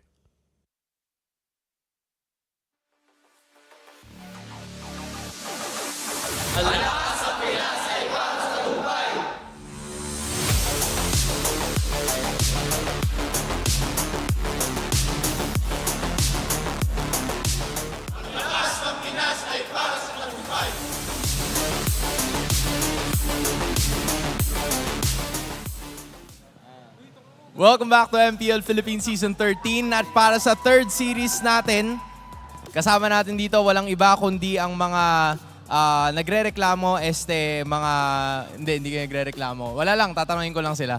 Okay, the question is, sino ba para sa inyong tatlo ang regular season MVP? Kung ang tanong nyo ay pwede bang galing sa inyo? Pwede. Kung pwede bang galing sa ibang team? Pwede rin. Ang tanong, Flap. Since ikaw na may hawak, sino para sa'yo ang regular season MVP? Feel ko si Super Marco eh. Si Super Marco. Okay, pakita mo nga ng konti. Pakita mo ng konti, ano? O, konti lang, konti lang. Ano eh, kinikilig masyado eh. Yan, okay. Bakit? Bakit si Super Marco? Kasi matagal niya nang gusto maging MVP. Tapos, yung meta ngayon, bagay sa kanya. Bagay sa kanya. Okay, kasi nga no, parang napapansin ko, Roger, sabi ni Coach Pando, Roger daw talaga yung gamit. Okay, so si Super Marco para sa'yo. Ikaw Ogwin, sino para sa'yo? Para sa akin si Benny Cutie o si Escalera. Si Benny Cutie or si Escalera? Ba? Hindi galing sa team niya. Sige, bakit si Benny Cutie? Nasa Abidjit, nasa taas sila ngayon. Kasama na, na yun. Kapantay lang namin. Okay. Si Escalera naman, bakit si Escalera? Dami niya ring nagawang play, tsaka marami na siyang MVP of the week. I agree. Ikaw, Super Marco, mabilisan lang. Sino ba para sa'yo ang regular season MVP? Si Benny Cutie. Bakit si Benny Cutie? Kasi kitang-kita naman sa laruan niya na deserve niya mag-MVP. Okay. Since nasa iyo na yung mic, ikaw na yung mag-throw kay Mara. Sabihin mo, Mara, pasok. Mara, pasok. At nandito naman tayo sa panig ng ONIC Philippines kasama si Cara and Escalera. Alam niyo na. Tinatanong namin sa lahat, pati sa ating mga manonood, sino nga ba ang inyong season MVP? Para sa'yo, Cara, sinong season MVP mo? Para sa akin si Carl TZ. Bakit si Carl TZ? Siya kasi yung GOAT sa buong MLBB. Siya ang greatest of all time sa buong MLBB. Okay. Good point. Ikaw naman, Escalera. Sino ang iyong season MVP? Para sa akin si Carl TZ din eh. Carl TZ din? Pero pinili niya, sumunod sa akin si Super Marco. Super Marco, yung kalaban mo! Okay, bakit siya? Sobrang consistent niya maglaro eh. Tsaka nahirapan na ulihin siya. Magaling talaga si Super Marco. Para sa lahat ng ating mga manonood, write down below kung sino nga ba ang inyong season MVP. At ngayon, umpisahan na natin ang bakbakan kontra sa ONIC and Bren Esports. Now, let's go back to our casters. Casters? Pasok. Kami na lang, casters. Pasok! Nakapasok na nga kami. This is the final game for tonight. Hello mga kabayas, ako si Manjit Paldas kasama si Burrito at si Midnight. Kung kanina, previous game, nakita natin ang non-bearing match between TNC and Omega. This time, may hulog ang laban na to. It's the battle for the top 1 spot para dito sa ating standings. Kaya naman, bago magharap ang dalawang koponan na ito, silipin muna natin ang ating standings dahil may nais lang kaming klaruhin na 20 games na po ang naipanalo ng Echo. Nakaupo sila ngayon sa second seed ng standings with 29. Nakaisa na sila kanina. Although dalawa yung talo, so updated in the 2010. Hindi ito yung taon na. 20 wins, 10 game losses, and standing at 29 points. Pantay sila sa AP Bren ng points, pero lamang ang AP Bren sa match win-lose. Kasi nga tama, naka 1 point sila kanina. So every time na makuha ka ng matuwan ka ng kalaban mo, equivalent to 1 point yun. Kasi alam mo, may mga nanonood pa rin na hindi pa rin nila nagigets na 3 points ang 2-1 or 2-0. Again guys, 3 points ang 2-1 na makukuha or pag naka 2-0 ka, 3 points din dahil nagmamatter dito ay ang gauntlet format sa ating playoffs. Dito rin nagmamatter ang laban natin. Naku, tuwang-tuwa mga marksman, gold lane neto. Ano nga ba ang bumubuo sa mga pinakamalalakas na gold laner sa mundo? Ano nga ba ang bumubuo, no? Nood ka, Gin. Manonood ako nito, kaya mo ka tinuro. Tutukan mo. Tutukan mo mabuti. Tutukan natin to kasi ito ay laban ni Super Marco. Super Marco na na-feature sa All-Star Magazine. At ito ang sinabi niya. Ano sinabi niya? Sabi niya, gusto ko kapag pinag-uusapan yung mga malakas sa gold laner, kasama ako. Ayun. Yan ang gusto niya. Ayun, alam mo, maraming mga ganyang kwento sa AP Bren. Naalala ko pa nga nun, si Flap gusto niya mag-MVP pero ngayon si Super Marco kasi nga naman pag may mga interview no, parang bihira siya sabihin In fairness naman sa kagusto ni Super Marco, kahit pa sabihin niyang gusto niya pa lang, ngayon pag binanggit mo gold lane, Yan yung mga nasa yan yung mga nasa listahan mo, sila Benny Cutie, si Super Marco, at syempre hindi mo mawawala dyan si Gold Standard. Kelra, Si for Kelra. sure. Nakailang top 5 na ba yan si Kelra? Marami na yan. Marami na rin talaga. Oo, dami akong interview na napanood pag sinabi, who's your top 5? Parang lagi siya nandun eh. Laging kasama talaga, no? Pero maganda pag-usapan dito itong si Super Marco.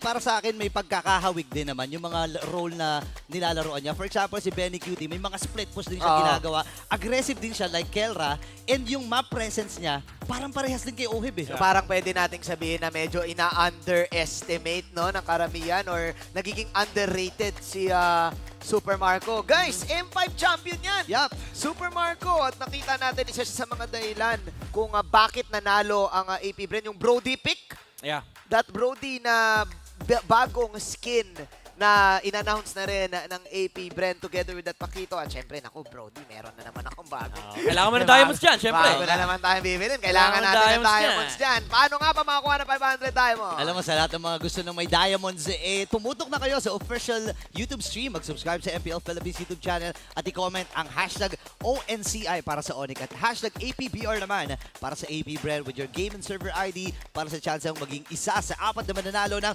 500 diamonds. Kung nakuha nyo yung 500 kanina, kung nakuha nyo yung 1,000 kanina, pang 2K nyo na to. Oo, ay, nako, pwede, no? Pwede. Swerte mo naman. Swerte mo naman. Maswerte ka. Pag dumating na yung pag dumating na yung Brody skin, nako, alam mo na. abang-abang yan. Siyempre, narito muli ang ating mga marshals, ang ating mga poging marshals na sinisigurado ang fairness at integrity ng ating games. Chico, Jeff, Patrick, Wilbert, need 1. Week 7 na, need 1 pa din. The boys in white. Ladies and gentlemen, kilalanin na natin, ONIC Philippines. Ang kanilang mga kalaban ay walang iba, kundi ang AP Bren.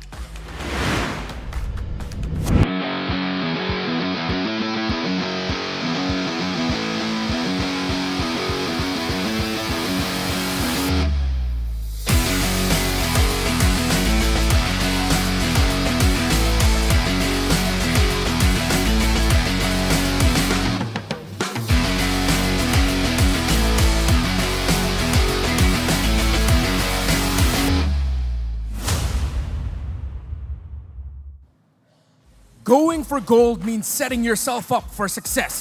Becoming the new standard means to set it yourself in the regular season. To be the man, you gotta beat the man. It's time for ONIC Philippines!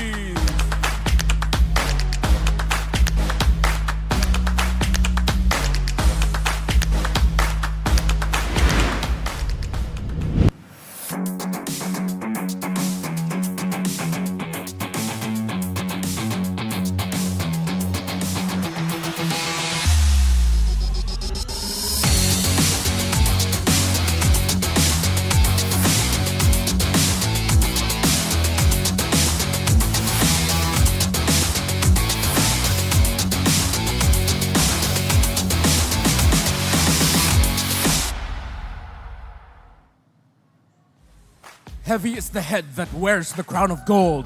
Heavier is the weight of the world on your shoulders. But they are here for a reason. They are the champions of the Philippines and the reigning champions of the world, AP Bren!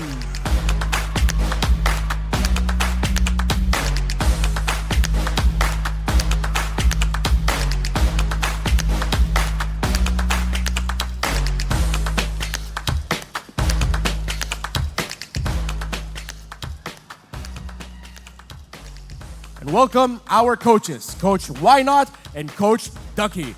MPL Arena, make some noise for ONIC Philippines and AP Bren!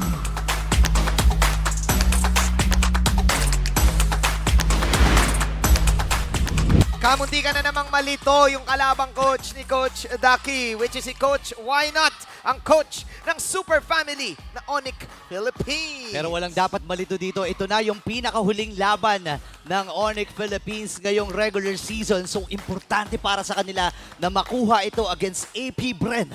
At syempre, walang iba. Di nyo na kailangan kilalanin dahil kilalang kilala na sa buong mundo, AP Bren. Ito na, dito na magsisimula yung kampanya ng APBREN para sa isa pang World Tour standing at the top of the regular season. Number 1, uncontested. Pero ang daming challenger ngayong regular season. It's the road to the playoffs, ladies and gentlemen. Pinag-usapan nung in-interview ang ONIC last time, sabi ni Kelra mismo, ay tingin niya nag-overthink ang APBREN nung huli nilang nakalaban ito. Kaya naman nagwagi doon ang ONIC, and going to the head-to-head, hindi malabo. Malapit ang mga stats ng dalawang koponan na to. Yeah, very important dito tignan actually yung kanilang objective rate. And lamang ng konti dito ang APBREN pagdating sa turtle. Actually, medyo malaki, medyo 16% to, quick maths. And lamang naman ng 8% sa load control ratio. Very consistent yung performance dito ng APBREN. Pero remember, last time nagtapat sila, halos lahat ng objective ay napunta sa ONIC. At nakita mo yung chemistry na meron yung ONIC doon sa huling pagkikita na yon. At syempre, Burrito, nakangiti ka na naman sa akin. Kasi the battle of the gold laners, si Super Marco, the M5 champion. At nakonti naguri ang gold standard. Marami pa rin nag-agree. Kelra and Super Marco. Yeah, marami tayong aabangan dito. Kasi again, in terms of the KDA, talagang mas may lamang talaga itong si Super Marco. Dahil nga naman mas marami silang panalo. Pero abangan natin kung ano yung mga aabangan dito. Infinix keys to victory. 2K na naman. Case in the jungle. Yep, for ONIC contest, Kyle TC's hero pool. Huwag na tayong maglokohan. Assassin, pakilabas na. Para kay Kingyong at kay Kyle TC. Parang gagalit ka, Midnight. Siyempre, labas yun na yung mga Ling and party naman sa APBREN. Challenge King Kong's Assassin Hero Pool. Pero siyempre, pag relax lang, pakipick yung Fredrin. Mag-relax lang. Number 1 kasi yung labanan dito eh, di ba? Mag-relax eh. Alam mo yan, pwedeng mainit si King Kong na parang boss, coach, why not? Assassin ako dito. Agree ako. Si Kyle din, Coach Daki, huwag mo yung papos ha, pero assassin ako dito. Ikaw ba, gusto mo yun, Burits? Kaya nga napaparami ako ng abang eh. Kasi kabang-abang yung mga mga assassin. Talagang nag-aabang ka. Oo, nag-aabang talaga ako. At doon nga, actually, ang inaabangan ko rin ay ang mga assassin matchup. Kasi yesterday, nakita ko yon. Kung nanonood ka ng broadcast yesterday, nilabas ni King Kong yung Ling Kong. Yung Ling Kong. Ganda. Actually, sa kanya ko napulot yun. Narinig ko kanina. With a 1 for an eye. Talaga? Natuwa ako kasi with a 1 for an eye. Ang ganda eh. And hindi malabo na pwedeng ilabas din yun ng APBREN. Remember, APBREN has the ability to play the utility and also to play assassin maging last season pa. Remember, kaya rin sila nakapasok ng M5 at kaya rin sila nagpapanalo. Kahit na, and remember, si Kyle TC, pumasok siya, isa siyang assassin specialist nung pagpasok niya sa squad na to. Si ano pa siya nun? Si tagapagmana. Kasi Tusok. kasi panay Lancelot niya nun. Tagapagmana ng tusok. Nung season 10, ONIC Philippines, they are on the blue side. First pick Pryo. Goes for them. Pinili nila to, by the way. Paunahan. Actually, tinanggal na yung Fredrin. Dito galit na yung ONIC. Sabi niya, anong Fredrin? Walang Fredrin. Wala ding wala ring back siya. Okay. Tina-target nila si Jem, yung sa APBREN, pero tina-target din yung jungle. Are we gonna see it? Are we gonna see Assassins? Nakaabang na naman si Burrito. May Arlot, may Roger, may Barats. There you go. Kinuha na yung Barats for ONIC. Can be flexed on XP. Could be played by King Kong. Something na medyo favored din for the side of ONIC Philippines. But APBREN, wala silang backsya this time around. Baka mapilitan tayo makakita na naman ng third pick Akai mula kay Kyle TZ. Knowing na kapag wala yung Fredin, wala yung backsya, ito yung parang last resort sa jungle picks for Kyle TZ. Naalala ko gumagamit din ng mga Nolan itong si Kyle eh, di ba? Pwede nilang i-option yun.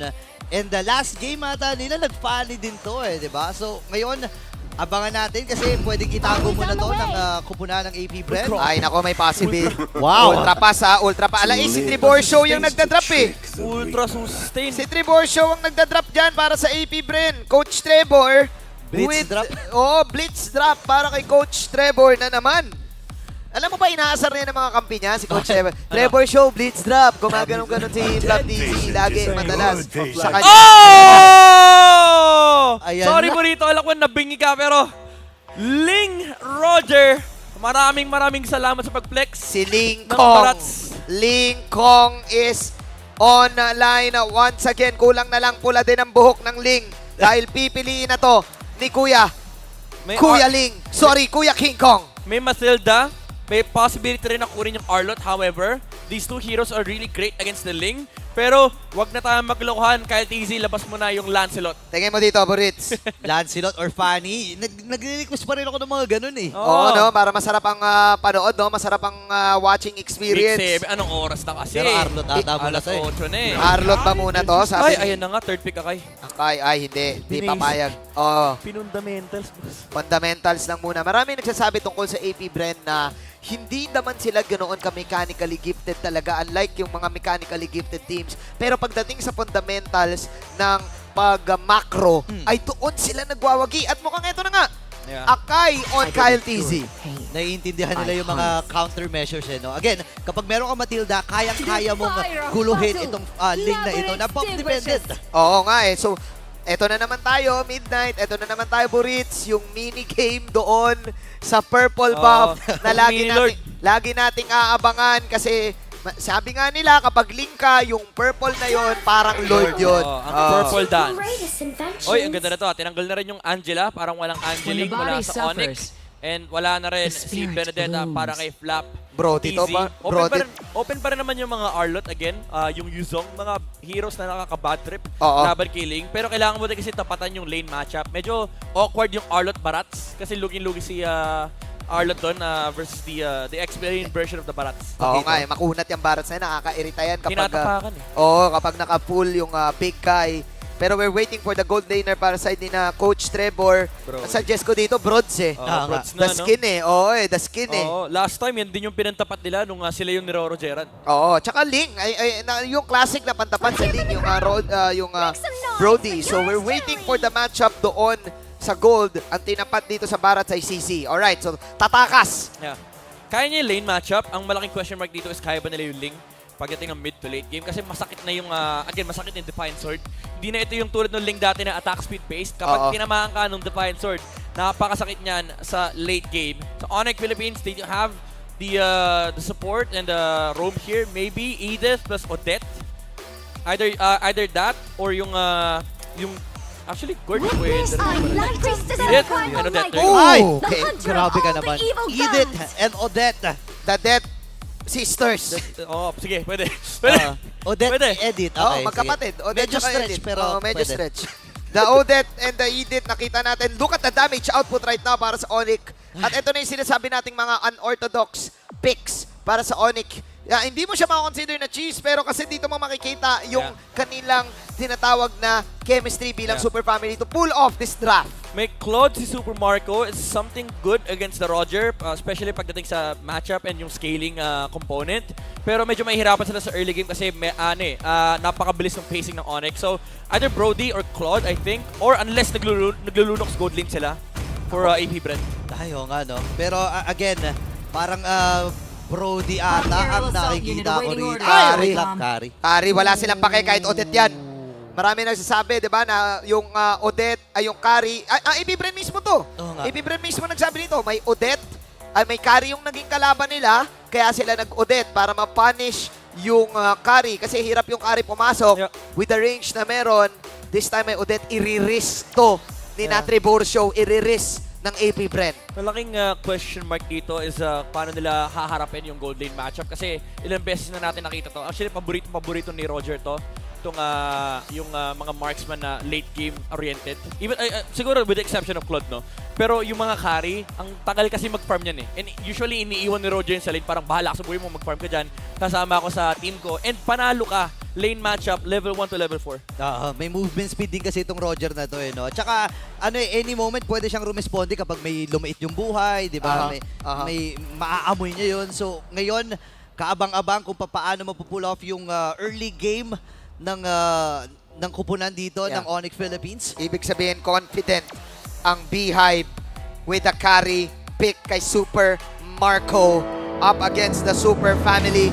Ladies and gentlemen, it's Super Marco versus Kelra doon sa gold lane. Paano nga ba binubuo ang epitome ng isang malakas na gold laner? Dito natin yan malalaman. At syempre, yung mga marksman god dyan, tuwa-tuwa na naman kayo. Magkakasukatan. Ano nga ba talaga ang standard sa gold lane? Mapapanood. Standard. Ayan, kita mo yung mga laning, no? Sige, mamaya na yung ako, okay na ako dyan. Okay na. Okay, kawa ni King Kong.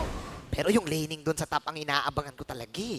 Talagang tinitingnan mo yan, no? Tinitingnan ko yan eh. Pero parang tinitingnan ng AP brand dito is yung purple buff eh. Oo, ito na yung second game. Ito pala yung mga emblem niyan. Anyways, nung na-emblem check natin, dito natin makikita na nakaabang agad sa purple ang AP Bren. Pero si King Kong, makukuha niya dalawa. So super safe. Super safe si King Kong. Interesting yung emblem choice dito ni yung talent choice ni Kelra. Usually nakikita natin yung mga Roger, either naka-QH or naka-weakness finder. Pero alam niya, kailangan niya rin yung sustain laban dito kay Super Marco. So parehas sila ng quantum charge. So kahit paano kaya makipagsabay ni Kelra pagdating sa mga trades. Kasi naka-common emblem din naman si Super Marco. Kapag yung carry kasi, nalugi ka sa HP trade. I mean, if you're the Roger, tapos malugi ka ng HP trade, laban kay carry, mabilis bumaliktad yung lane. Oh, sure ano na yun. Passive kasi ng Roger yun, di ba? The more na namumula ka, the more na naaamoy niya. May blood sick kasi yan eh. So talagang mas lumalakas yung damage output. Pero again, move tayo doon sa jungle. Ling to pare. And it's so hard to go for a trade kapag may kalaban kang Ling. Yeah. Ang hirap ng mga 2-on-2 situation, 1-on-1 situation. Kasi nga, kayang-kaya kang biglain from another side eh. Sa Ling, walang turtle pryo. Kasi lumilipat sa pater. Yeah. Tsaka uy, napaflicker dito, no? Pero going back to sa pinag-uusapan natin, nag-adjust din naman ng AP brand dito eh. Tatlong Purify para sa kanila dahil ang daming ang crowd control dito ng ONIC Philippines. Turtle para sa kubunan ng AP brand. Si Escalera, naku po, tinitiktokan. Okay! Escalera, boy, hindi. Makakakuha dito ang AP brand ng isa, kasama pa yung turtle na yun. Unang tusok para sa side ng AP brand. Sinabi ni Midnight to, kapag link ka, medyo goods lang. Kahit walang turtle, ginib up nila yon. Pero that is an advantage para sa side ng AP Bren para makapag-control ng bahagya sa mga lanes nila. And very controlled din yung ginagawa dito ng ONIC. Laging tinatago ni King Kong yung mga buff. Para kahit silip ni Owen, napakahirap invadean kasi yan talaga yung classic na galaw. Kapag gusto mo makapag-jungle ng payapa. And also hindi rin rinig yung retribution. Oo, no? Talagang gandang hila na meron dito ang ONIC. King Kong still just farming it out. Level 6 siya. Level 6 din si Kyle TZ. So, medyo patient ang dalawang kupunan na to. Pagdating naman sa kwento na meron, no, maiba tayo para sa ONIC. Nung nabuo sila, medyo nag-fall off lang, no? Nung last week ay nagkaroon sila ng dalawang straight na talo. At sinabi nila mismo, nagbago kasi yung meta eh. Nagbago eh. At napansin nila yon. And kapansin-pansin na nabawi nila yun agad yesterday. Kahapon, dalawang Ling din yung ginamit nila. Pero ngayon, King Kong, nasuro siya doon. Pero ang AP Bren, ready din talaga for team fight eh. Kaya lang, umatras nilang ONIC Philippines. Alam nila na kailangan nilang piliin muna yung mga team fight na gagawin nila. Yeah. Farm talaga din yung habol dito ng ONIC, especially for the Ling. But AP Bren, hindi naman sila malungkot na wala masyado nangyayari sa mapa kasi meron din naman silang hawak na CC and carry. Pagdating sa late game, medyo palaban din yung kanilang lineup. Especially considering the fact na kahit nakaling yung ONIC Philippines, they have a lot of protection para kay Super Marco. You have the layer of the Netherrealm, tapos may ligtas pa nang galing kay Ogwen, and the flask of the Oasis na pwede yung pick up ng Matilda. Napaka-sustain, no? Napaka-kunat ng AP Bren dito. This is... tago lahat. Oo, tago lahat eh. Itong lineup ng AP Bren, Ultimate Beehive B chemistry eh. Ang tawag, ano to eh, parang Matilda, Paramis. Tagal natin hindi nakakita ng ganyan, no? Tsaka hindi rin nila pinipilit na manggulo eh, no? Alam nila na hindi mo nalalapit. Pero grabe naman si King Kong doon. May swag ha, may swag, may Ito swag. na yung sinasabi ni Midnight. Parang masaya si Midnight doon Ano ba tawag doon sa combo na yun? Ayan, yung mga ganyang combo na yan eh. Yung simulan mo, re-retring ko. Tempest Retry. Hindi, ulti yun. Defiant Sword. Defiant Sword lang. Defiant Sword. Ulti out lang. Ulti out lang. Pogi, alam mo naman, maraming mga Ling users na pogi talaga. Dati kasi, nung pani pa lang, pag pani ka, pogi ka. Nung dumating yung Ling, parang may mga bagong pogi in town. Yan yung silang dalawa ni Lancelot, yung mga reliable objective stealers eh. Oo. At nako, masakit na to ha. Nakaano na, Berserker's Fury. Galit na nga. Galit na si King Kong. Flash of the Oasis din available na para dito kay Ogwen. So may additional shield at saka amplification dun sa heal. Atake si Gem. Half-heal siya rito. Bren, parang parang hindi rin nila pinipilit eh, no? Oo, tsaka parang ang ginagawa nila dito, hindi sila umaamba, nang bibait out sila. ng skill. Kumukuha lang sila ng information. Kakaiba to para sa AP Bren. Remember, the fundamentals na pinag-uusapan natin mula sa M5 World Champion. Ayan o, ganyan-ganyan lang. Yun nga eh. Napakalaki ng importance actually ng mid-control dito ng AP Bren kasi this will allow them to control the jungle of ONIC. Yan, tulad niya, nakita na liling sa baba and automatic invade kagad para kay Kaltizi. Yeah, ibibigay nila yung purple muna. Sabi ni Iniwan yung Kiko maliit. dito, hayaan mo na. Oo. Hayaan mo na muna. Iniwan yung maliit. Oo, tagal niyan. Oh, yung spawn sa mga jungle users, alam nila yan, yung spawn ng purple buff, delayed yan hanggat hindi napapatay yung maliit na lizard. Naku, kaya kailangan patayin yan. Ayan na, pinatay na ng ONIC Philippines. They know it. 10 seconds para sa turtle natin. At yung maganda rito sa ginagawa ng ONIC, they also understand how to play with the link. Basically, lalaro mo yung opposite side ng mga major objectives like the turtles and the lord. This time around, sa XP lane, yung opposite side ng turtle, nakakakuha ng maraming farm si King Kong and naaabot din naman siya if ever kailangan kumontest ng turtle sa AP Bren. Okay, ito na yung pagkamba ng dalawang kupunan na to. Nakikita natin na may purifies na tatlo ang AP Bren. Anytime ay pwede pumasok si King Kong. Poke plant mula kay Ogwen. Second eagle, okay? Nilibre lang, pare! Wow. Burits, nilibre lang ng ONIC. Yeah, binadali nila eh. Alam nila na medyo malayo pa. Tsaka nakaabante si Ogwen. Yeah. So if ever man na makita si King Kong, automatic circling eagle lang. What an amba! Nabangga siya actually. Binangga nga, no? Nabangga, nalaglag siling eh. Nalaglag sa poste. May dumang ibon eh. Na-block si King Kong doon. At nawala sa isip ko, nakaligtaan ko. Roger nga rin pala to. So yung scaling ng ONIC Philippines, napakataas din pala. Meanwhile, teka lang. Circling eagle, gem ba magiging punteriya? Hinatak lang muna. Ghost Bursters habang yung heavy spin. Pero kakainin ako mo. Umiikot-ikot sa dyan dito na yung gem. Kaya lang kasi ibubuga rin kasi makakapatay din dito ng isa. Ang AP Bren. Gem is out for the next 16 seconds. Pwede pala yun, no? Pwede pala yun. Kakabagin pala yung Barat kapag ganun. Umiikot eh. Umiikot sa Chan. That's a tower for a hero na pinalit ng AP Bren. Great split though para kay King Kong. Niyoyo blitz yung Chan eh, no? Tinira sa loob. Pwede pala yun. Habang umiikot yung Akay. Tama ba? Kinagat eh. Ano yan? Yung Akay, pag kinain, heavy spin, makakancel yung kain. Pero kapag nauna yung heavy spin, pwede mo siya kainin. Talaga. Pang-cancel. Okay. So kapag ka nga talaga, pag ikaw yung Barat. Ang madaya dyan, kunwari nagko-contest ka ng turtle or lord, pag nag-heavy spin yung Akay, syempre may top boots ka, tsaka may stack ka ng big stacks. Pamin mo lang yung ulti, sure kain yun. Talaga? Wow. May mga bago tayo nakikita at natututunan dito. Madami na naman nating natutunan, Burits. Pwede pala yun Pwede no? pala yun. Sabi ko sa'yo eh. Kaka-jungle ko kasi ito. Kakanood ko lang din ng MPL kasi ito. Yan. Manood kasi kayo ng MPL. Manood kayo ng MPL. Yun na yun. Teka lang, pokes lang muna. Ilang beses na natin nakita to yung mga pokes ni Master Ogwen. Usually, ang hinihintay natin yung itlog, yung digi ni Ogwen. Pero ngayon, ibon. The Ogwen Matilda. Lumaki na yung itlog. Napisa. Napisa. Wait lang 5 man mula sa ONIC Philippines. Pero si Pew, nagamit yung Purify pero hindi siya makakaligtas. Habang hindi sa atalalinis si Ogwen, nakain na rin. Inumpog dun sa may gilid din si Flap. 1 for 1 actually, yung naging trade doon bago magsimula itong Lord fight na to. Napalalim si Escalera, hindi na-pop ni Pew yung kanyang ultimate. And look at this transition. Oh wow! Transition agad.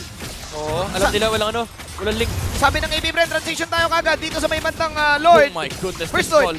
Nirush nila, pero andito na si King Kong. Makakaabot pa hindi. Easy with that Lord. And atraso muna para sa ONIC Philippines. Imposibleng makuha yun ng ONIC. Napakalayo ni King Kong doon. Grabe yung control ng AP Bren. Nakita nila yung link umuwi. Fundamentals pare. Dash nila. Brendamentals. Brendamentals. Trinay ko lang yung best ko pero fundamentals lang talaga yung gusto kong sabihin. The info overload para sa AP Bren. Tama si Midnight. Knowing na wala doon yung link. Instant. Lord. Grabe, no hesitation eh, no? Ito yung maganda sa AP Bren, yung map awareness nila and yung mga call, yung shot call doon. Wala si King Kong, ikaw na kaagad natin to. Narinig mo. Narinig ko. Oo, ganun yung mic check kung maririnig mo. Dahil doon, first lord ng laban na to. And with this, magagamit pa to ng AP Bren. Makakapagbasag sila ng tower sa top. Ito yung yung tinatawag nating half map. Grabe yung control ng AP Brand sa jungle ng ONIC. Hindi nila matawiran yung Lord. Oh, yun oh. Kinailangan kasi nila mag-long walk. And may mag-get up sa may top lane, may maiiwan sa mid. Grabe. Nandun na sa second, nasa pagitnaan ng first and second tower si Kyle Easy. Ayaw niya talagang paangatin yung mga members ng ONIC Philippines. Ayan, 2 bagsak. Sa gitna. 4 towers. Ang galing. Wow, ibang klase ito Iba yung performance na pinapakita ng AP Bren as compared doon sa unang paghaharap nila. Remember, pinutol ng ONIC yung win streak, yung 6 win streak ng AP Bren noong mga panahon na yun. And mukhang this time, hindi na sila nag-overtake Burits. Yeah. Kasi nakita natin yun na para bang nagkaroon sila ng pagdadalawang isip doon sa draft. Remember, ONIC still has the damage right now, pero hindi pumapalag ang AP Bren. Nire-respeto nila. Kung may respect the MC, may respect the damage. Yun yung ginagawa ng AP Bren. Huwag tayong papalag. May udit eh. Ito yung ito yung tinatawag natin talaga yung super macro ni Marco dito. Ayun na, Sigling Eagle, 3 natamaan doon. Napaka-activate na rin ng Primal Rat. Ngayon, layo muna. Mga members sa AP Bren. Gamit na rin kagad doon ng Netherrealm. May reset para sa AP Bren. Walang mamamatay sa laban na yun. Habang kinukuha yung purple buff, may nanggugol sa may harapan kasi alam nila may protection sila ng Netherrealm. Balik kagad doon sa purple buff ni Kyle TZ para lang sigurado na hindi nag-i-invade yung link. Grabe yung macro mechanics dito na pinapakita ng AP Bren. And ito yung dahilan bakit ang daming fan na natutuwa sa laro ni Super Marco. Ito yung gold lane na tinatawag nating galit sa Tore.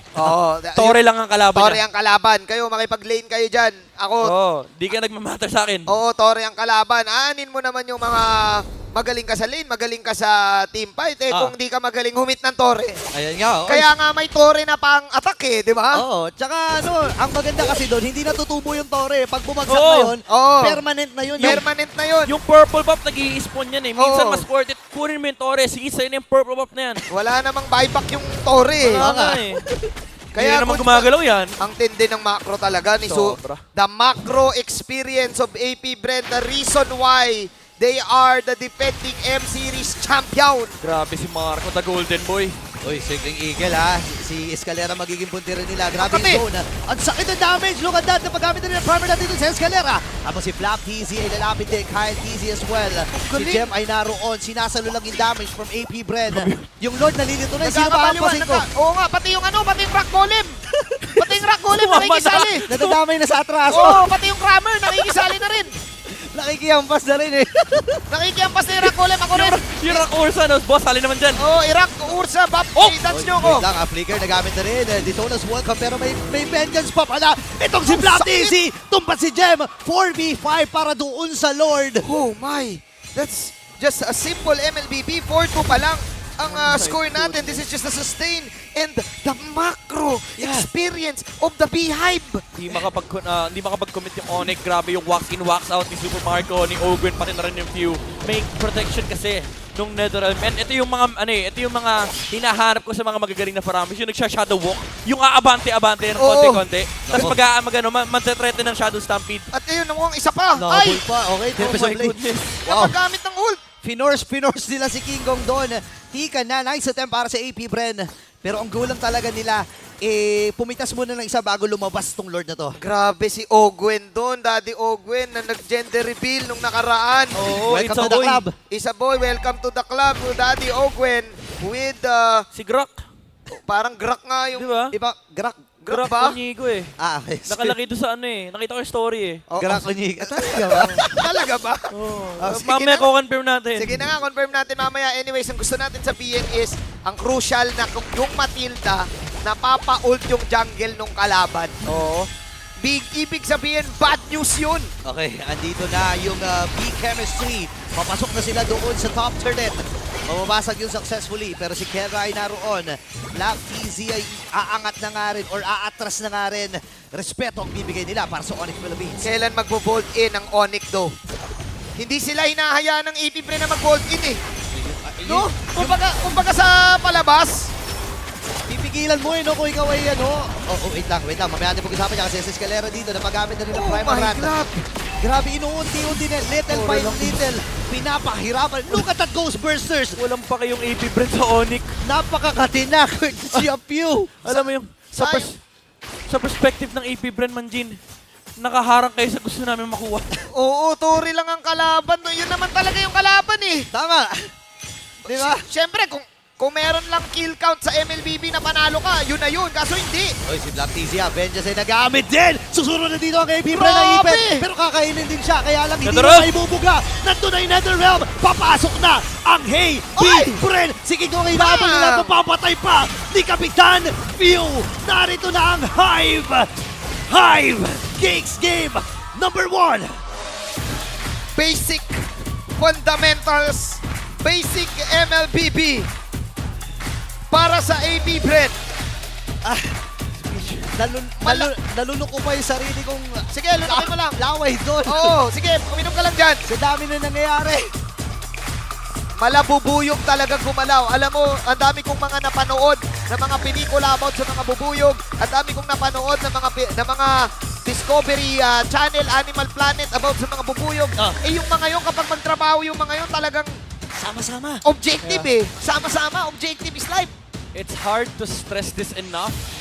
Pero sa mga nanonood, sa mga nakakakita at sa mga nakakaintindi, ito ang totoong ibig sabihin ng macro. Yeah. Ang hirap niyang i-explain sa totoo lang, pero mapapa-speechless kayo. Pag nakita mo yung laro ng AP Brand, literal, kahit anong gawin mo, may sagot yung Brand. Yeah, pinag-uusapan natin earlier ng mga past few games na wala na yung passive-passive na galawan. Yeah. Ito hindi mo ito makakonsider na passive eh. Ito yung mas kailangan gawin para manalo. Alam namin ang win condition, hindi namin kailangan lumaban. Alam namin na malulugi kami.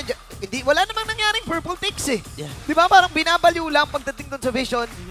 And yun nga, ang sarap panoorin kasi kung idadaysik mo yung kada movement, may reason lahat ng movement na ginawa doon ng AP Bren. Yeah. One by one na parang bubuyog nga. Ayan ang bubuyog ng Ayun game na. number 1. Ayun na, lumipad. Ang lumaking itlog ni Ogwen. Na naging ibon Ibon ni si Ogwen. On the Matilda, 100% kill participation, 216, enabling the early game of AP Bren and shutting down any potential aggressive movements na pwede sanang gawin ng ONIC Philippines. Again, it's really hard to stress this enough, pero yung control sa mapa yung nagdikta dito ng laro ng AP Bren. Yung control sa river, yung vision na nakikita niya na yung link na tinatago, yung purple buff, every single moves niya, it amounts to something. Imagine, King Kong, every single time na magbabuff siya, kailangan niyang itago. At the very least, 2 to 3 seconds na nasasayang sa farming time ni King Kong, yung mga pag-disengage, yung mga pang-save kapag umaharap dito si Flap TZ. And also, I really want to comment din yung mga crucial item decisions dito ng AP Bren. Even Flap TZ, instead of going for the typical na nagra-rush ng brute force, nagra-rush ng dreadnought against this heavy physical heavy damage dealing composition, inuna niya yung War Axe kasi kapag lumapit yung barats, kailangan ma-burst lang nila kagad. And alam naman niya, may guiding wind siya, may netherrealm siya. So instead na i-amplify ko yung defense ko na meron naman na, i-amplify ko yung physical damage para mawala yung threat dito sa side ng ONIC. Again, these are very crucial and macro mechanic gameplay from AP Bren. And ang nag-lead talaga niyan is yung Matilda ni Ogwen. Talagang amplified dito yung presence ng CC, amplified yung threat ng Netherrealm, and amplified din yung farm ni Super Marco dito kasi literal walang humawak doon sa carry ni Super Marco. Nasunod-sunod lang yung pag-takedown ng towers, yung mga control sa river, yung mga pag-half map ng AP Bren dito, and of course yung Flask of the Oasis na pinabangkit natin kanina nang galing kay Ogwen. Add to that fact na may Netherrealm pang problema yung ONIC. So even if may Ling or may Roger ang ONIC dito, nakakuha naman sila ng 2 kills sa may mid lane engage na nakita natin mula kanina. Pero again, very quick and decisive yung punish ng AP Bren dahil nasa isip nila macro. Okay guys, walang Ling, kakauwi lang, imposible mag-knockall kasi wala siyang Tempest of Blades. Nirush kagad nila yung Lord. And doon nagsimula yung momentum swing. Doon nagsimula yung unti-unting pag-take ng AP Bren ng towers laban sa ONIC, and Super Marco just sitting in front of the towers here ng ONIC. Talagang inubos niya isa-isa dahil nandiyan naman yung backup na meron siyang Matilda and of course the Faramis na ang taas din ng damage dealt. Hindi dahil pwersadong lumaban yung ONIC na makipag 5v5, kundi wala silang choice. Kasi literal yung clash nandun na sa base ng ONIC Philippines. And kapag nasa base ka, dikit-dikit ka na talaga. Wala ka na magagawa. Tatamaan kayo ng Ghost Bursters, tatamaan kayo ng Shadow Stampede, and nandoon yung threat na kapag lumaban na yung AP Bren, kailangan mo talagang tiisin yung Netherrealm. Ang hirap talagang stress. Kung pwede ko lang i-share sa inyo yung buong nararamdaman ko kasi mapapa-speechless ka talaga. Mauubusan ka ng salita, pero all props to AP Bren. Yung Tory lang talaga kalaban na mindset na, guys, relax lang tayo, wag nating sayangin yung early game natin, walang mamamatay, liligtas natin lahat ng aggression, flap, bumil ka ng War Axe, patay mo yung barats, liligtas ka namin, kami bahala sa'yo. Lahat ng atensyon ng ONIC ay instead na mapunta sa carry, napunta sa, okay, para tayo magre-recover, anong gagawin natin dito sa Matilda, anong gagawin natin sa Ramis, and na naging ending, si Marco inubos yung Tory ng ONIC. Ang ganda ng hard reset, ang ganda ng hard reset dito ng AP Bren. I-stress mo lang midnight. Nai-stress na. I-stress mo lang. Ano naman sa'yo? Naluluwa ka na rin ba? Hindi, sabi ko lang kay Midnight, ilabas mo lang lahat ng gusto mo sabihin. Ilabas mo lang midnight. Imagine mo kung kalabang ito, may stress ka din eh. Anong gagawin natin dito? Hindi tayo mananalo talaga dyan. Pag tayo? Sabagay, oo naman. Hindi pwede tayo. ONIC nga eh. Pero again game 1 pa lang naman. Game 1 pa lang naman. But then again, gusto ko lang sabihin na yung game 1 na yon, para bang hindi rin na laro ng ONIC yung gusto sana nilang laro. Kasi pinipwersa nila yung AP Bren, makipaglaro kayo sa amin. Parang medyo nakaka-bad beats nga eh, na parang bumabanat yung ONIC. Uy, ba't di ako binabanatan pabalik nito? Parang sayang naman yung picks ko, sayang naman yung skills ko. May trade din, no? Parang wala kami pa dyan.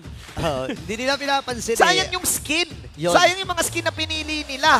Actually, sayang din yung skin kapag hindi ka sumali sa MLBB KOF 97 Bingo Draw event.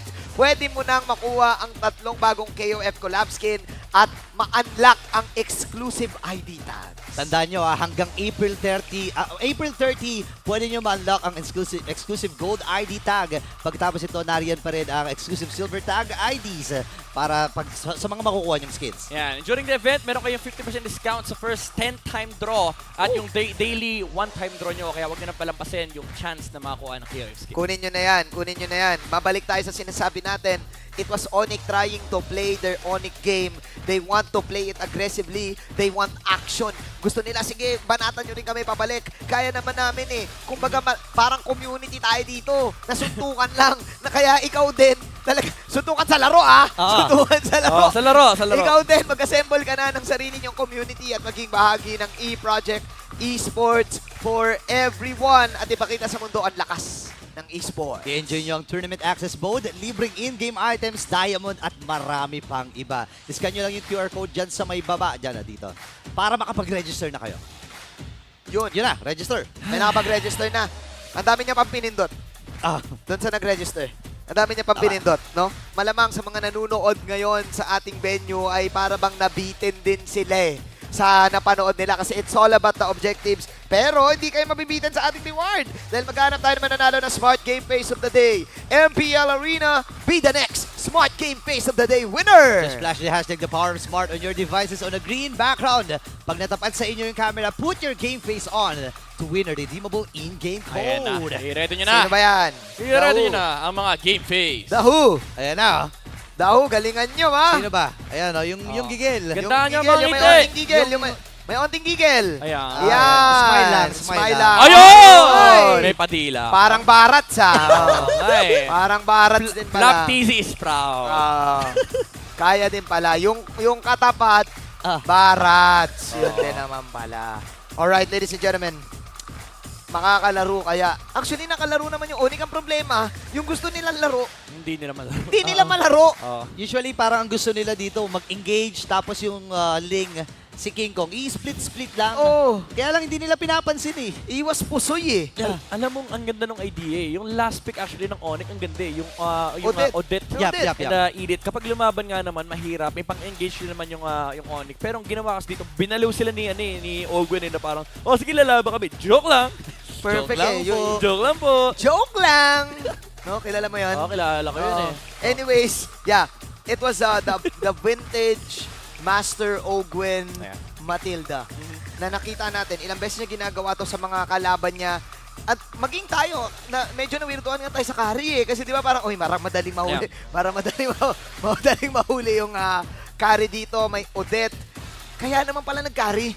Hindi naman pala lalaban sa hero. No counter, no. Nag-farm lang. Tapos tinore-tore lang. Tore lang kasi sayang yung ano eh. Di ba may tore button yung control? Yung isa, yung sa taas. Yung sa taas. Sayang eh. Pag hindi mo naman pinindot, di ba? Ang very commendable dito actually is yung CC pickup ng AP brand, no? Knowing na nakatanggal din yung Benedetta, kailangan nila actually ng something na against the Barats kasi ito lang din talaga yung remaining pressure. Kapag tinignan mo yung first 3 picks ng ONIC, si Barats lang yung online. Roger, sure, magiging online yung Roger, pero ang pinakamalaking threat talaga dito is yung sa first turtle and second turtle take. Kapag nakalagpas ka doon na hindi kayo nagagalaw ng ONIC Philippines, doon na nagsisimula yung parang, okay guys, farma na tayo ng magkabilang side.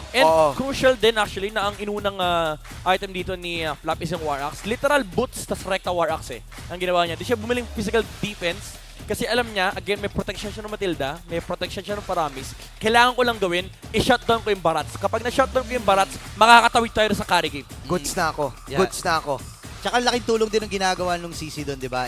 Na-out of position kasi, itong, even si Odette even yung Odette, di ba? Parang, ang purpose kasi ng Odette, pambasag ng Netherrealm Pero hindi nila fully na-utilize yun. Oo, parang hindi ko nga nakita nag-ult si Super Prince Nag-ult siya pero parang wala akong maalala.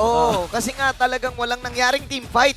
Yung nangyaring team fight, last few moments na to the point na kailangan mo na talagang i-team fight. Ni Netherrealm, papasok na yung Netherrealm, makita mo lima nakakatakot sabay-sabay sila. This is just a scary AP brand kapag ganito yung laruan nila. Nagbago yung patch, nagkaroon tayo ng mga bagong heroes, pero may binalik yung AP brand. And I think this is the reason why bakit mga Pinoy pa rin ang talagang namamayagpag sa lahat ng MLBB regions na nanonood ngayon. Kasi yung ganong laruan, nakakatakot yun. Gusto mo maglaro, di ka nakalaro. Parang sinabi, next game ka na maglaro, pre, game 2 na. Game 2 ka na umaksyon. Di ba? Action na action na eh. Kung baga si King Kong, pindot na. Nakikita niya na yung tempe sa blades niya, yung 4 blades, shing, ganun eh. I-pre-practice niya na eh. Nag-check ping kanina eh. Nag-check ping, pre-practice niya na. Sabi niya, sayang yung mga pipindutin dito. Di man lang pinaisa eh, no? Ang kinagandahan dito, kita mo yung varying playstyles na yung ONIC, tulad ng mga ONIC, RSG, Minana Ibos, even TNC, na aggressive talaga. Ito, yung AP brand, ang kinagandahan sa gameplay nila is very controlled. Na alam nila na, okay, pwedeng ilaban to, pero pag hindi kailangan, talagang, okay, magtipid tayo ng spells. And it goes according to their SOP kasi si Super Marco, mahilig siya talaga sa mga ultra late game oriented. Na heroes, yung mga Claude, yung mga carry. Isa pa ulit Isa pa, one more try. Isa pa laro. Carry Paramis na naman tata to. Isa pa ulit. Sige, wait, hindi pina-experience eh. Ay, wala palang Paramis. May Matilda, however. Ikaw, Maborito, maramdaman mo yun. Napili mo yung gusto mong piliin. Di ba, hindi naman nangyari yung pugo eh. Kasi mas pipiliin mo pang mapugo ka na lang sana na di ka nakapaglaro. Ito nakapaglaro naman, iniwas lang talaga. At least nagamit mo, no? At least nagamit mo yung hero. Valentina naman daw ngayon. Tatry nila yung Valentina Matilda. Medyo maaga yung Valentina. Valentina ang Wala aga. pa sila nakukuha nakikitang ultimate na masarap na kawin. Pero minsan masarap din yung Tempest of Blades. Dodge mechanic yan. I think this is a better pick for Super Friends. Nakadita na pwede pa nilang i-flex, no? Pwede pang mapunta to kay Escalera. Post-4 ka din kasi dati yan. Mage user yan si Escalera. Alam na yan. Ang kinagandahan dito with the Kadita, it forces the Purify outside of the Valentina. And kapag naka-Purify yung Valentina, wala yung aggression na usually makikita mo sa mga mages. And they also have first pick on the fourth pick. So fourth pick yung second phase, first pick, second phase yung fourth pick ng ONIC. And mauuna sila sa good lane matchup. So I think they have the chance of getting the XP here kasi may Roger naman na sila. Baka kunin na nila. Actually, nakaban na naman yung Terizla. Terizla o respeto kay Jem yan eh. Export, Edith, Glue. Uy, tinanggal yung yung Kadita Franco combo. Parang yun throwback yun. Ayaw na naman magpaisa. Okay, Benedetta. So what's left para dito sa side ng ONIC? Nga pala, nakita natin yung graphics kanina. Unique heroes use. Top 1 ng AP Bren. Pangalawang ONIC. Pero ayun, updated yun eh. Kanina nakita lang din natin ulit eh. At hindi tayo magtataka kung ba't nandun yung ONIC kasi dami talaga nilang pinakita ngayong season. Yeah. May assassin, may tank, may mga unorthodox heroes din na lumalabas para sa kanila. Yung Gwyn Room, si Lina, di ba? So, Gwyn Damage Room pala, hindi pala Gwyn Room lang. Gwyn Damage Room. Yung naka-lethal ignition. Kinuha nila yung CC. Okay. Gem! Nga pala, may trivia tayo dito. 5 kills per game against AP Bren. Si Mr. Kelra, Kanina best versus all teams this season. Kanina, 2 max. Yun nga lang, Di ito max ha. 2 max kills. Alam mo, ngayon ako ulit nakakita ng ganong game eh. Yung, may mga games na tayo nakitang ganon, pero yun yung parang, sayang yung gising ko. Parang, alam mo yung sayang yung kape mo, di mo nagamit, yung energy. Parang parang bihis na bihis ka, nakasapatos ka. Tapos biglang umulan. Biglang umulan ako, bad trip. Ready na ba kayo sa carry ulit? Carry Arlot, maybe? Parang ready din ako sa carry ulit. Carry Or Arlot? kulod. Ako, kuklod ko na to eh. Ling, no? Ay, wait lang kasi kalaban mo kasi yung OG. Carry Arlot? Carry Arlot? Oh, X-Borg actually. Okay. Good matchup against the CC. Nathan! Hop! Babae! Kare. Speedy girl. Mga light kills. Pero ay, ang bilis ng pick. Priestess of the Moon, pinili na naman. Priestess of the Primal Rat. Hindi kasi Priestess of the... Priestess of the Primal Rat pala yung sinasabi. Okay. Iba kasi yung gusto mo eh. Ay, Dave, nasanay Iba kasi lang. yung gusto mo eh. Sanay lang ako Naging sa... envy yun eh. Nasanay lang ako sa Priestess of the Moon. Priestess of the Primal... I am the Priestess of the Primal Rat. I think this time, mas mataas yung chance ng ONIC Philippines na makapaglaro ng early to mid game considering na naka-export si Flap TZ. But they also have the same problem here. Kapag umabot ka ng late game, nakakatakot din talaga yung aggression na pwede lumabas dito mula kay Matilda X-Borg. Pwede kasi mag-suicide si Flap TZ rito with the last insanity. Tapos iligtas siya with the guiding wind. Oo nga, no? Ganun na naman ba? Ganun na naman ba yung gagawin ng AP Brand dito? Makaka-action kaya ang ONIC Philippines? Kasi look at the lineup of ONIC Philippines right now. It's again full of damage outputs. Another Ling game para kay King Kong. Ayan, ang dami niya, no? Edith has damage as well. Kadita, iiwas pusoy na naman ba muli ang AP Brand? Yeah, with those purifies na meron sila, parang ang good talaga nila dito, hindi mo na lumaban. Parang same idea from game number 1. So kung tinanong kitang oo o hindi, ang sagot mo, oo. Iiwas muna. Iiwas muna. I mean, yun naman din talaga yung blueprint ng composition nila. Pero again, I would say ONIC has the better chance this game. Kasi nga, again, nakatatlong Purify sa side ng AP Brand. There's nothing against this CC. Wala kang protection mula sa Netherrealm. And nandun din yung chase power ni King Kong pagdating ng mid-game. Naparetry na naman, by the way, doon sa jungle ni Ogwit. Sino ang naparetry? Si King Kong. Si Ling Kong. Okay. Ling Kong. Kasi, pero inuna niya yung orange. Alright, orange first para kay King Kong. Konting disruption. And Kelra at least getting the upper hand on the poke sa top lane. Interesting to Super Prince with the pull yourself together. Uy! Lower cooldown on the Petrify. So mas maraming chance na makakuha ng pick-up dito for ONIC. Yeah. Sabi ni Prince, action na ako Tsaka nakatatlong assassin emblem dito si King Kong, si Kelra, tsaka si Prince.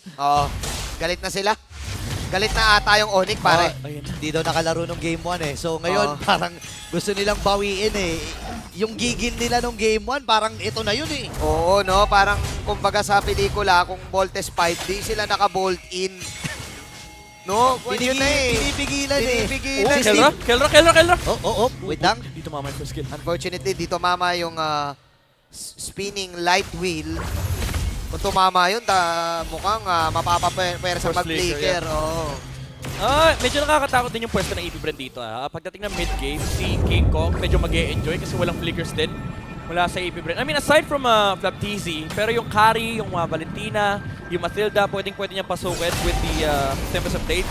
Pero again, same thing, tulad ng game number 1. Once na lumabas yung Flask of the Oasis, mas mahihirapan sila patayin yung heroes ng AP Brand. Pero at least, at the very least, walang Netherrealm. Okay, nagsisimula na yung first turtle na attempt dito ng AP Brand at ONIC Philippines. Si King Kong ay nakasilip lang din. Inaantay yung right opportunity pero nandun na naman yung red 3 mula kay Candy. Sumabog na Escalera. Down to 10% pero hindi na nila patatakasin yan. Sinunog.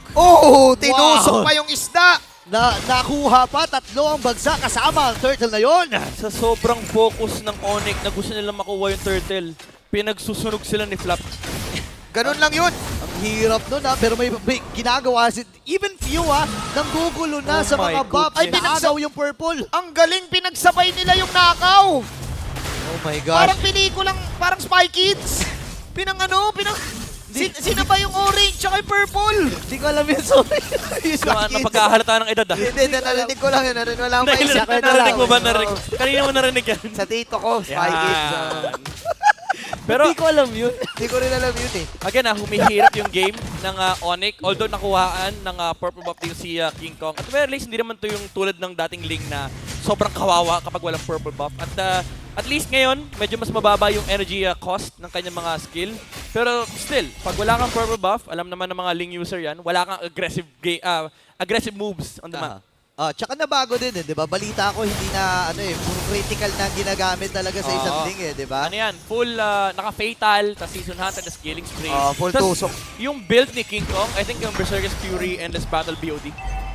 So full damage din talaga. Ano talaga, all-in damage on this Ling.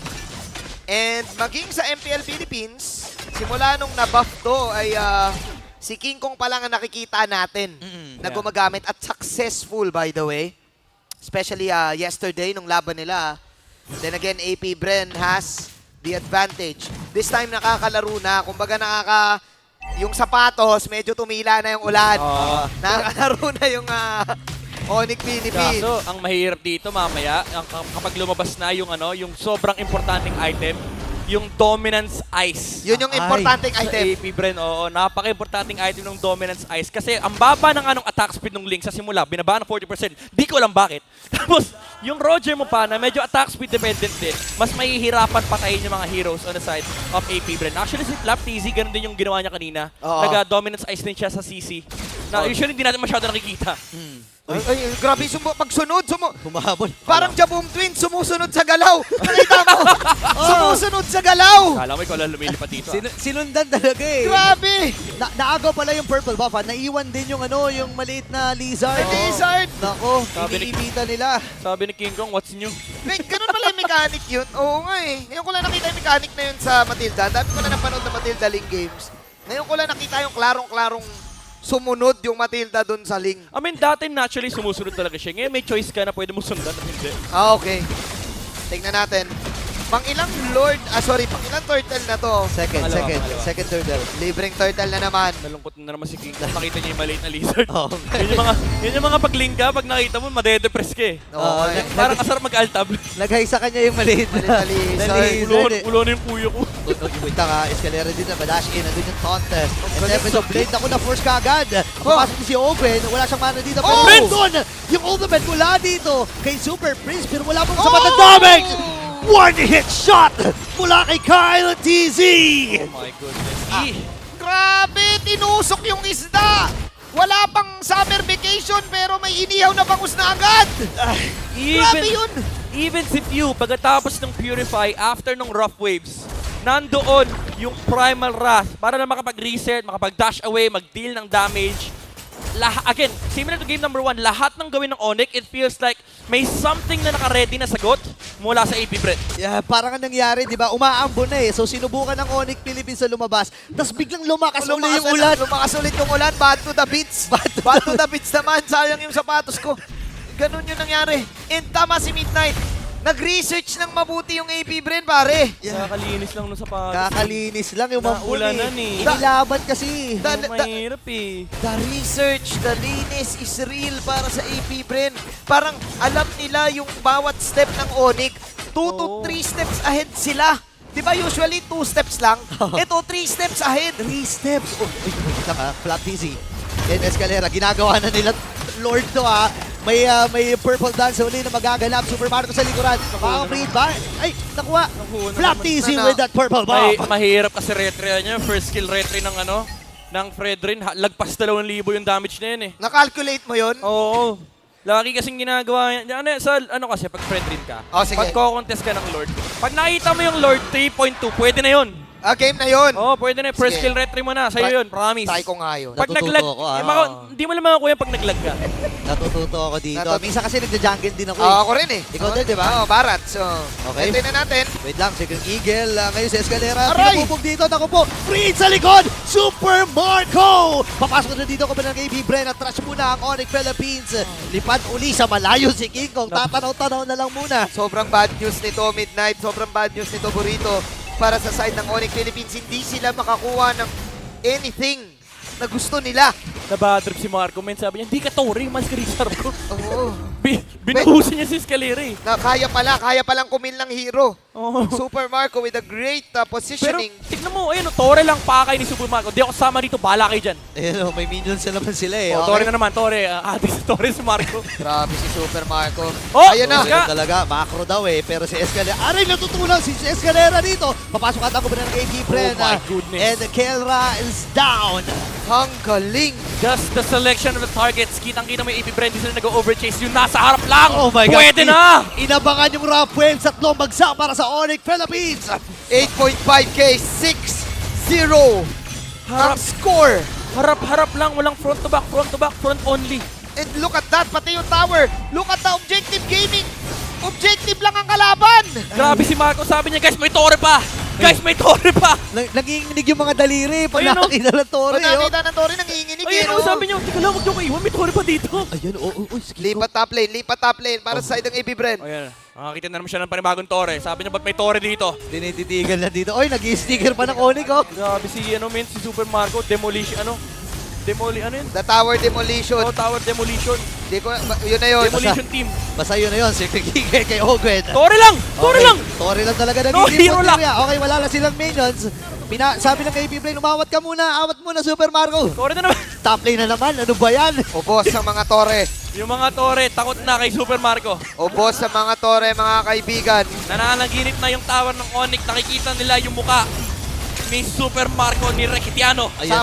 Somewhere out there, nangangati na ang dila ni Joel Tore, kakatore ni Super Marco. Yung mga Tore, sinasabi na nila, I do not fear anything but this man.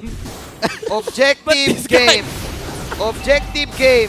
Ladies and gentlemen, this is the objective, the world-class objective game ng Beehive, ng AP Bren. Pag kailangan magpabak. Sinabihan na sila ni Coach Ducky. Alam niyo naman susuntok sila pabalik, di ba? Eh di wag niyong suntukin.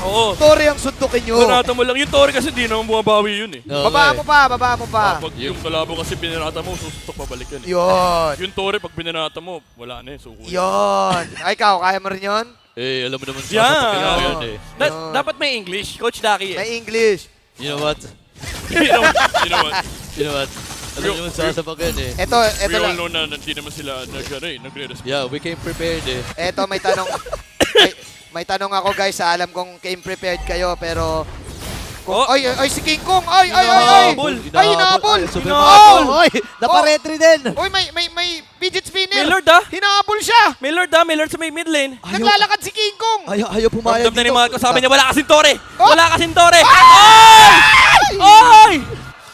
Tingnan mo! Sobrang wala siyang pake sa hero! Grabe! Hindi ka Tore! Narito na ang high. Papasok na sila dito sa base ng ONIC Philippines. Isa-isa na ako dito ng AP Bren ngayon. Sabi, Tore uli ang puntarin natin. Yung top lane at Churnet. Wala na yung Lord na ito. Successful ang pag-defense ng ONIC Philippines. Tore na naman. Pero Tore na naman. Par mukhang love set, hindi pa basag yung tower sa baba ng taas at mid ng AP Bren. And 0 death sila. My goodness, maski si Eugene Tore na Nangangatin nakakatilindi na si Eugene Tore, dila niya. Gusto lang naman ng ONIC, Marco, labanan mo kami. Kami labanan mo, wag yung Tore. Ayaw lumaban dito pero alam ng AP Bren kung kailan sila lalaban. Ito na nga ba ang panahon na yon. Red 3 na gamit, ONIC Philippines. Kumakapit lang talaga. Pasok si Kyle. Siyempre igil mula kay Ogwen. This might be it. Tore na lang. Pero sabi ni Super Marco, atras muna tayo saglit. Nagamit yung rock wave. Tower lock. Isa lang bumabagsak dito. Ang mga Sonics, wala silang minions because they're there. Pero ngayon, ang AP Bren ay makakabawi na against ONIC Philippines. At may mga recalls pa. Oh my God. Beehive, look at that. Wow! AP Bren, full domination. It takes game number 2. Super Marco just proving na bakit nyo naman ako ina-underestimate. Bakit wala ako sa listahan ng mga gold mainers nyo? Super Marco with the team. AP Bren nakapag-research ng matindi. At hindi na sila nag-overthink. This time na itabla nila ang laban nila with ONIC. Pero this is really a dominating game for them. The macro man, Super Marco on the goat lane. Walang standard. Objective lang ang kanilang hinanap. And yan yung naging susi nila laban dito sa aggression ng ONIC. Huwag mo labanan. Huwag mo labanan. Torehan mo lang. Napili dito ng ONIC yung mga gusto nilang piliin. Gusto nga nila sanang maglaro dito ng action. And remember, kapag napili mo yung link, gusto mo makapaglaro ka ng maganda. At nagagawa niya, nakakuha siya ng purple. Okay naman. Pero may isang kulang na factor. Yung pag-kill secure mo, yung pag-KS at yung pag-sweep mo ng mga puladong hero kapag link ka. Yun yung masarap na pakiramdam. Yung alam mong may nangangalahati, kaya mong gawin to. Wala tayong nakitang ganun. Mula kay King Kong. Then again, this is the Super Family playing their last game for the regular season. Binigyan nila tayo ng mga malulupit na laban, lalong-lalo na sa kanilang mga malulupit at kakaibang draft. Pero eto, mag-i-exit muna sila at mukhang natuto sila dito sa laban nila with AP Bren. And you know the drill, ladies and gentlemen. Kailangan natin kausapin ang AP Bren. Mara, Hans. Congratulations to AP Bren! My goodness, Flap! Nasa 31 points na kayo and currently sitting at number 1 sa ating standings. Flap, ano yung nangyari sa huli? Kasi napansin namin, buong AP Bren, hindi na naka-tower lock, TP ng TP. What statement are you guys trying to make?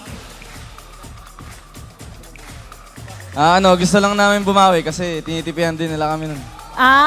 Kaya. At tignan natin ang ating standings.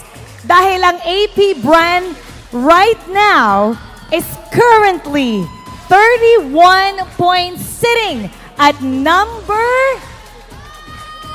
32 points sitting at number 1 sa ating standings. So gusto mo lang talaga silang bawian. Ayun yon. And with this victory, sigurado na ang AP Bren will no longer be playing in the play-ins. Diretso na kayo sa upper bracket. Few with this situation being given, hindi nyo na kailangan pang dumaan ng play-ins. What does this mean for you and your team? Na rekta upper bracket na kayo, rekta playoffs na kayo, and you don't need to go past the other ones. Sobrang saya kasi mababawasan yung games na kailangan namin para mag-qualify sa MSC. Tapos, ayun nga, mahirap na din kasi sa playoffs eh. Parang pagdating ng playoffs, lahat ng team magpapantay-pantay. Di mo alam kung sino yung lason o yung malakas talaga eh. Right, and it is a very huge advantage heading forward. Next up, Kyle TZ. Ang nakalaban mo ay dalawang back-to-back lane games. And we know that you're a very good assassin user yourself. So, given the scenario na nakita natin na gumamit sila ng kanilang assassin, how viable or how possible is it na meron kaming makitang assassins from you, aside from the funny na ginamit mo rin kamakailan lang in the near future? Depende po sa mga coach ko kung papagamitin pa po ako ng assassin eh. Kasi nung pinagamit ako ng assassin, kasi kala nila gumagana sa scrim. Pero nung trinay po namin nung last week, di po gumana. Kaya kukunin ko ulit yung trust nila sa assassin ko. Okay, so depende na kaila coach.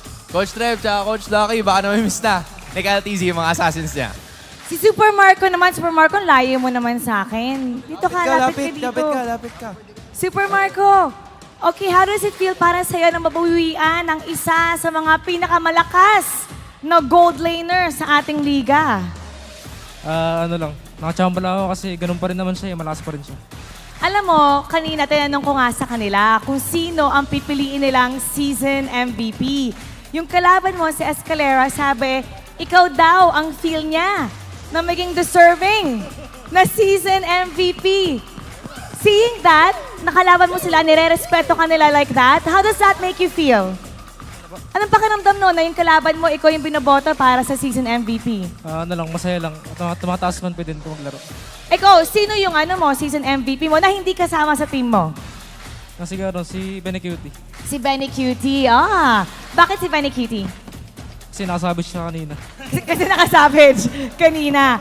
At ang ating MVP for Game 2 is none other than Kyle TZ. Congratulations, Kyle. Ikaw naman ang tatanungin namin kasi hindi ka namin natanong kanina eh. Sino ba sa tingin mo ang regular season MVP if it's not from your team? From the other teams, kung mamili ka ng isa, who would it be and why? Para sa akin si Carl. Si Carl TZ. Okay, bakit si Carl? Ang ganda ng performance niya ngayong season eh. Tsaka nasa top din sila katulad namin. Oh, I feel like the rest of the boys also agree. Message mo naman sa lahat ng sumusuporta sa AP Brand. Maraming salamat po sa lahat ng mga sumusuporta sa AP Brand. Tsaka belated po kay Boss Jab. Happy birthday. Kasi di namin nabati siya nung last week eh. Natalo kami.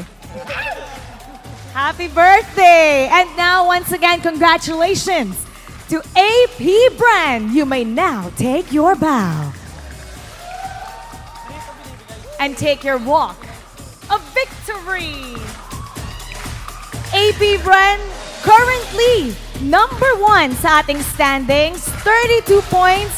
Pero pwede pa rin itong magbago dahil sa laban bukas. Alam mo, hinahanap ko nga si Coach Trevor at si Coach Ducky kanina. Medyo nanibago ako. They're out, pero the same momentum and mentality ang nakita natin from the Beast tonight. 2-0 para sa AP Brand. Tignan natin kung ano nga bang masasabi ng ating mga casters.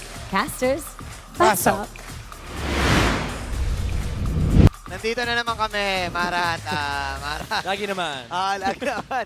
Mara at Hans, this is just, I think, a statement from the M5 World Champions na ganito ang basic MLBB. Yep. Kita natin ang kanilang classic movements. Especially with the utility jungler, Kyle TZ, nakuha niya yung Fredrin this time around. And yung constant invades, constant aggressive movements against the enemy jungler na lagi siyang nandun sa kabilang side. Doon siya nagja-jungle actually. Ginawa niyang sarili niyang farm yung jungler ng Ling. And yung item selection din, Blade Armor, as early as the second item, right after the Molten Essence. Kita natin yung kanyang sustainability in the front lines. And maganda rin i-point out dito na instead of the firmness or yung agility sa first tier talent na kanyang choice, ang pinili niya rito is yung thrill. Para mas mabilis ang kanyang farming speed, para mas maaga siya makalabas ng kanyang jungle, and para mas maaga yung movements niya alongside the Matilda, which is Ogwen. Kaya naman, as early as 5 minutes, may mid lane pressure kagad. Also, do take note na si Matilda rito, literal na pina-force na naman na itago ni King Kong yung mga jungle creeps niya sa ilalim ng mga bush para hindi makita ng AP Friend. But you saw that play come out from Kyle TZ earlier. Nag-attempt naman sila Super Friends na gumawa ng play pero hindi na nga nila nakuha yun dahil nandun din naman yung Fredrin and of course the Purifies on the Matilda and the Valentina were also there for AP Friend. Ang konti nung highlights kasi Tori lang yung nilabanan ni Super Marco 8-0. Hindi man natin nakita yung itlog ni Ogwen. Initlog naman nila ang ONIC Philippines. This is the masterclass of the objective taking ng AP Friend. Talagang nandoon yung mga fundamentals. Alam nila kung paano yung takbo ng game. Parang may blueprint yung AP Friend. Every single match na lalaroin nila, gets nila yung draft nila, gets nila yung draft na kalaban nila. Ang kailangan nilang gawin doon, step number 1, guluhin si King Kong sa jungle. Step number 2, makalabas si Kyle TZ sa jungle. Step number 3, makuha yung first 2 turtles. Step number 4, doon ka na sa kabilang side mag-farm. And hayaan mo si Super Marco na makakuha ng libreng towers dahil yung ONIC, kailangan nilang i-address yung Fredrin na nando sa side ng AP Brand. And lagi nga nasa harap nila si Kyle TZ. Dagdag pa natin dyan yung control din ni Ogwen sa kanyang pag-half map. Dalawang lanes actually yung kinocover ni Ogwen buong game. Nandun yung guiding wind para kay Kyle TZ, nandun yung guiding wind para kay Super Marco. And never natin again nakita na nagkaroon ng aggressive play ang ONIC laban dito kay Kari. Kaya naman tuloy-tuloy lang yung pag-farm ni Super Marco. Napakarami niyang gold. 10.6k gold under 12 minutes, ay under 13 minutes. And yung mga purple buff ay talagang hindi na muli nagkita. Isa lang yung nakuha ni King Kong. Isa lang yung purple buff. As a Ling user, yan ang pinaka nakaka-depress na pwede mong maramdaman sa isang game. Yung first purple buff lang ang makuha mo at never nakaulit kayo nagkita. Damage dealt 48.5k mula kay Super Marco. Karamihan dyan story pa. 873 GPM and ang naging best wingman talaga dito na nag-enable ng early game ng AP Brand. Similar to game number 1, amplified yung presence ng kanilang mga cores dahil nandyan yung Matilda ni Ogwen. But of course, Kyle TZ standing in the front lines. Medyo mahirap din gawin yung responsibility ni Kyle TZ na i-sacrifice mo yung farm mo para lang hindi nakakapag-farm yung kabilang side. Ito yung tinatawag nating disparity. As long as nakukuha mo yung farm o yung jungle farm ni King Kong dito, kahit hindi mo na kunin yung sayo kasi hindi naman makakapag-invade si si King Kong, and they also have to burn resources. Yes, nawawalan siya ng farm, nag-i-invest siya ng oras, pero that's also time taken away from ONIC Philippines and time na nakukuha ni Super Marco na makakuha ng libreng farm and makapag-pressure ng mga side lanes. Kaya naman, yung gina-joke natin na Torrent lang yung kalaban, it's because of the fact that they're able to do so for free. Na walang trade na makukuha yung ONIC Philippines kasi, again, they have to deal with Kyle TZ standing in the front line na kulang sila sa burst damage. Even with Super Friends, yung rough waves, kinukulang sila. At some point, nahampas pa nga siya ni Kyle TZ. Binatuan sila sa may mid lane. Ang kunat din kasi ng Fredrin with the crystallized energy and bumabalik din naman yung kanyang HP sa kanyang mga damage na binibigay. Kitang-kita dito sa heat map ni Ogwen. Ginalawan niya yung jungle ni King Kong. Binisita, tapos kinuha lahat ng farm. Pinipilit ni King Kong na mag-farm dito. Tinatago niya lahat ng kanyang jungle creeps. And again, time yun. Oras yun na nauubos kay King Kong. 3 seconds na tinatago niya sa buff. It adds up. Na sabihin natin 4 na jungle creeps, that's 12 seconds na instead na lumilipad-lipad ka, naghahanap na ng aggressive plays, nauubos lang dito sa harap ni Ogwen. And yung info din na nakukuha ni Ogwen actually sa early to mid game, nakikita niya sa nakapwesto yung mga heroes, kaya naman talagang hindi nakagalaw yung ONIC dito sa game number 2. 10-3 ang match. Match win and loss record ng AP Brand with that 32 points. Sila ang pinaka nasa taas ngayon at mukhang secured na nila ang top 3. Then again, meron pang possibility na mangyari bukas. You are now looking at the top 6 na mga pinakamalakas na MLBB teams. Sabihin na natin sa buong region. Huwag na tayong Huwag na tayong maglokohan. No? Huwag na tayong maglokohan. At pinakita lang ng AP Bren kung bakit right after ng match nila against ONIC. Napakahaba ng araw na to. Dami ko natutunan. Ano natutunan mo, Burich? Natutunan ko, may pwedeng kumain. Pwedeng kainin yung akay kapag umiikot. Yun yung bago ko natutunan. Ikaw ba? Natutunan ko na hindi ako makakapag-link sa RG. Ayun nga lang talaga. Ako natutunan ko. Ang daming natutunan ni Skibidi Edge Riz. Kaya nanalo ang AP Bren. Pasa na natin ngayon sa ating mga host, Mara and Hans. After 7 weeks and 2 days of the regular season, the 6 teams who will advance to the playoffs of MPL Philippines Season 13 are finally complete. Congratulations sa AP Bren, ONIC Philippines, Echo, RSG Philippines, Manana Evos, and after their crucial victory tonight, Blacklist International. For Smart Omega and TNC Pro Team, dito man nagtatapos ang inyong laban para sa tagumpay. Hindi yan ang dahilan para malumbay dahil aasahan namin ang pagbawi nyo next season. Pero kumpleto man na ang ating playoff teams, hindi pa rin dyan natatapos ang ating mga matches. Kaya kita-kits ulit tayo bukas para sa huling araw ng ating regular season. Muli, ako po si Mara Aquino. At ako naman si Hans Galeria. Na nagpapaalalang magkakaiba man ang ating pinagdadaanan. Sama-sama pa rin tayo sa laban. Para sa tagumpay. Keep it good vibes, everybody. And see you tomorrow.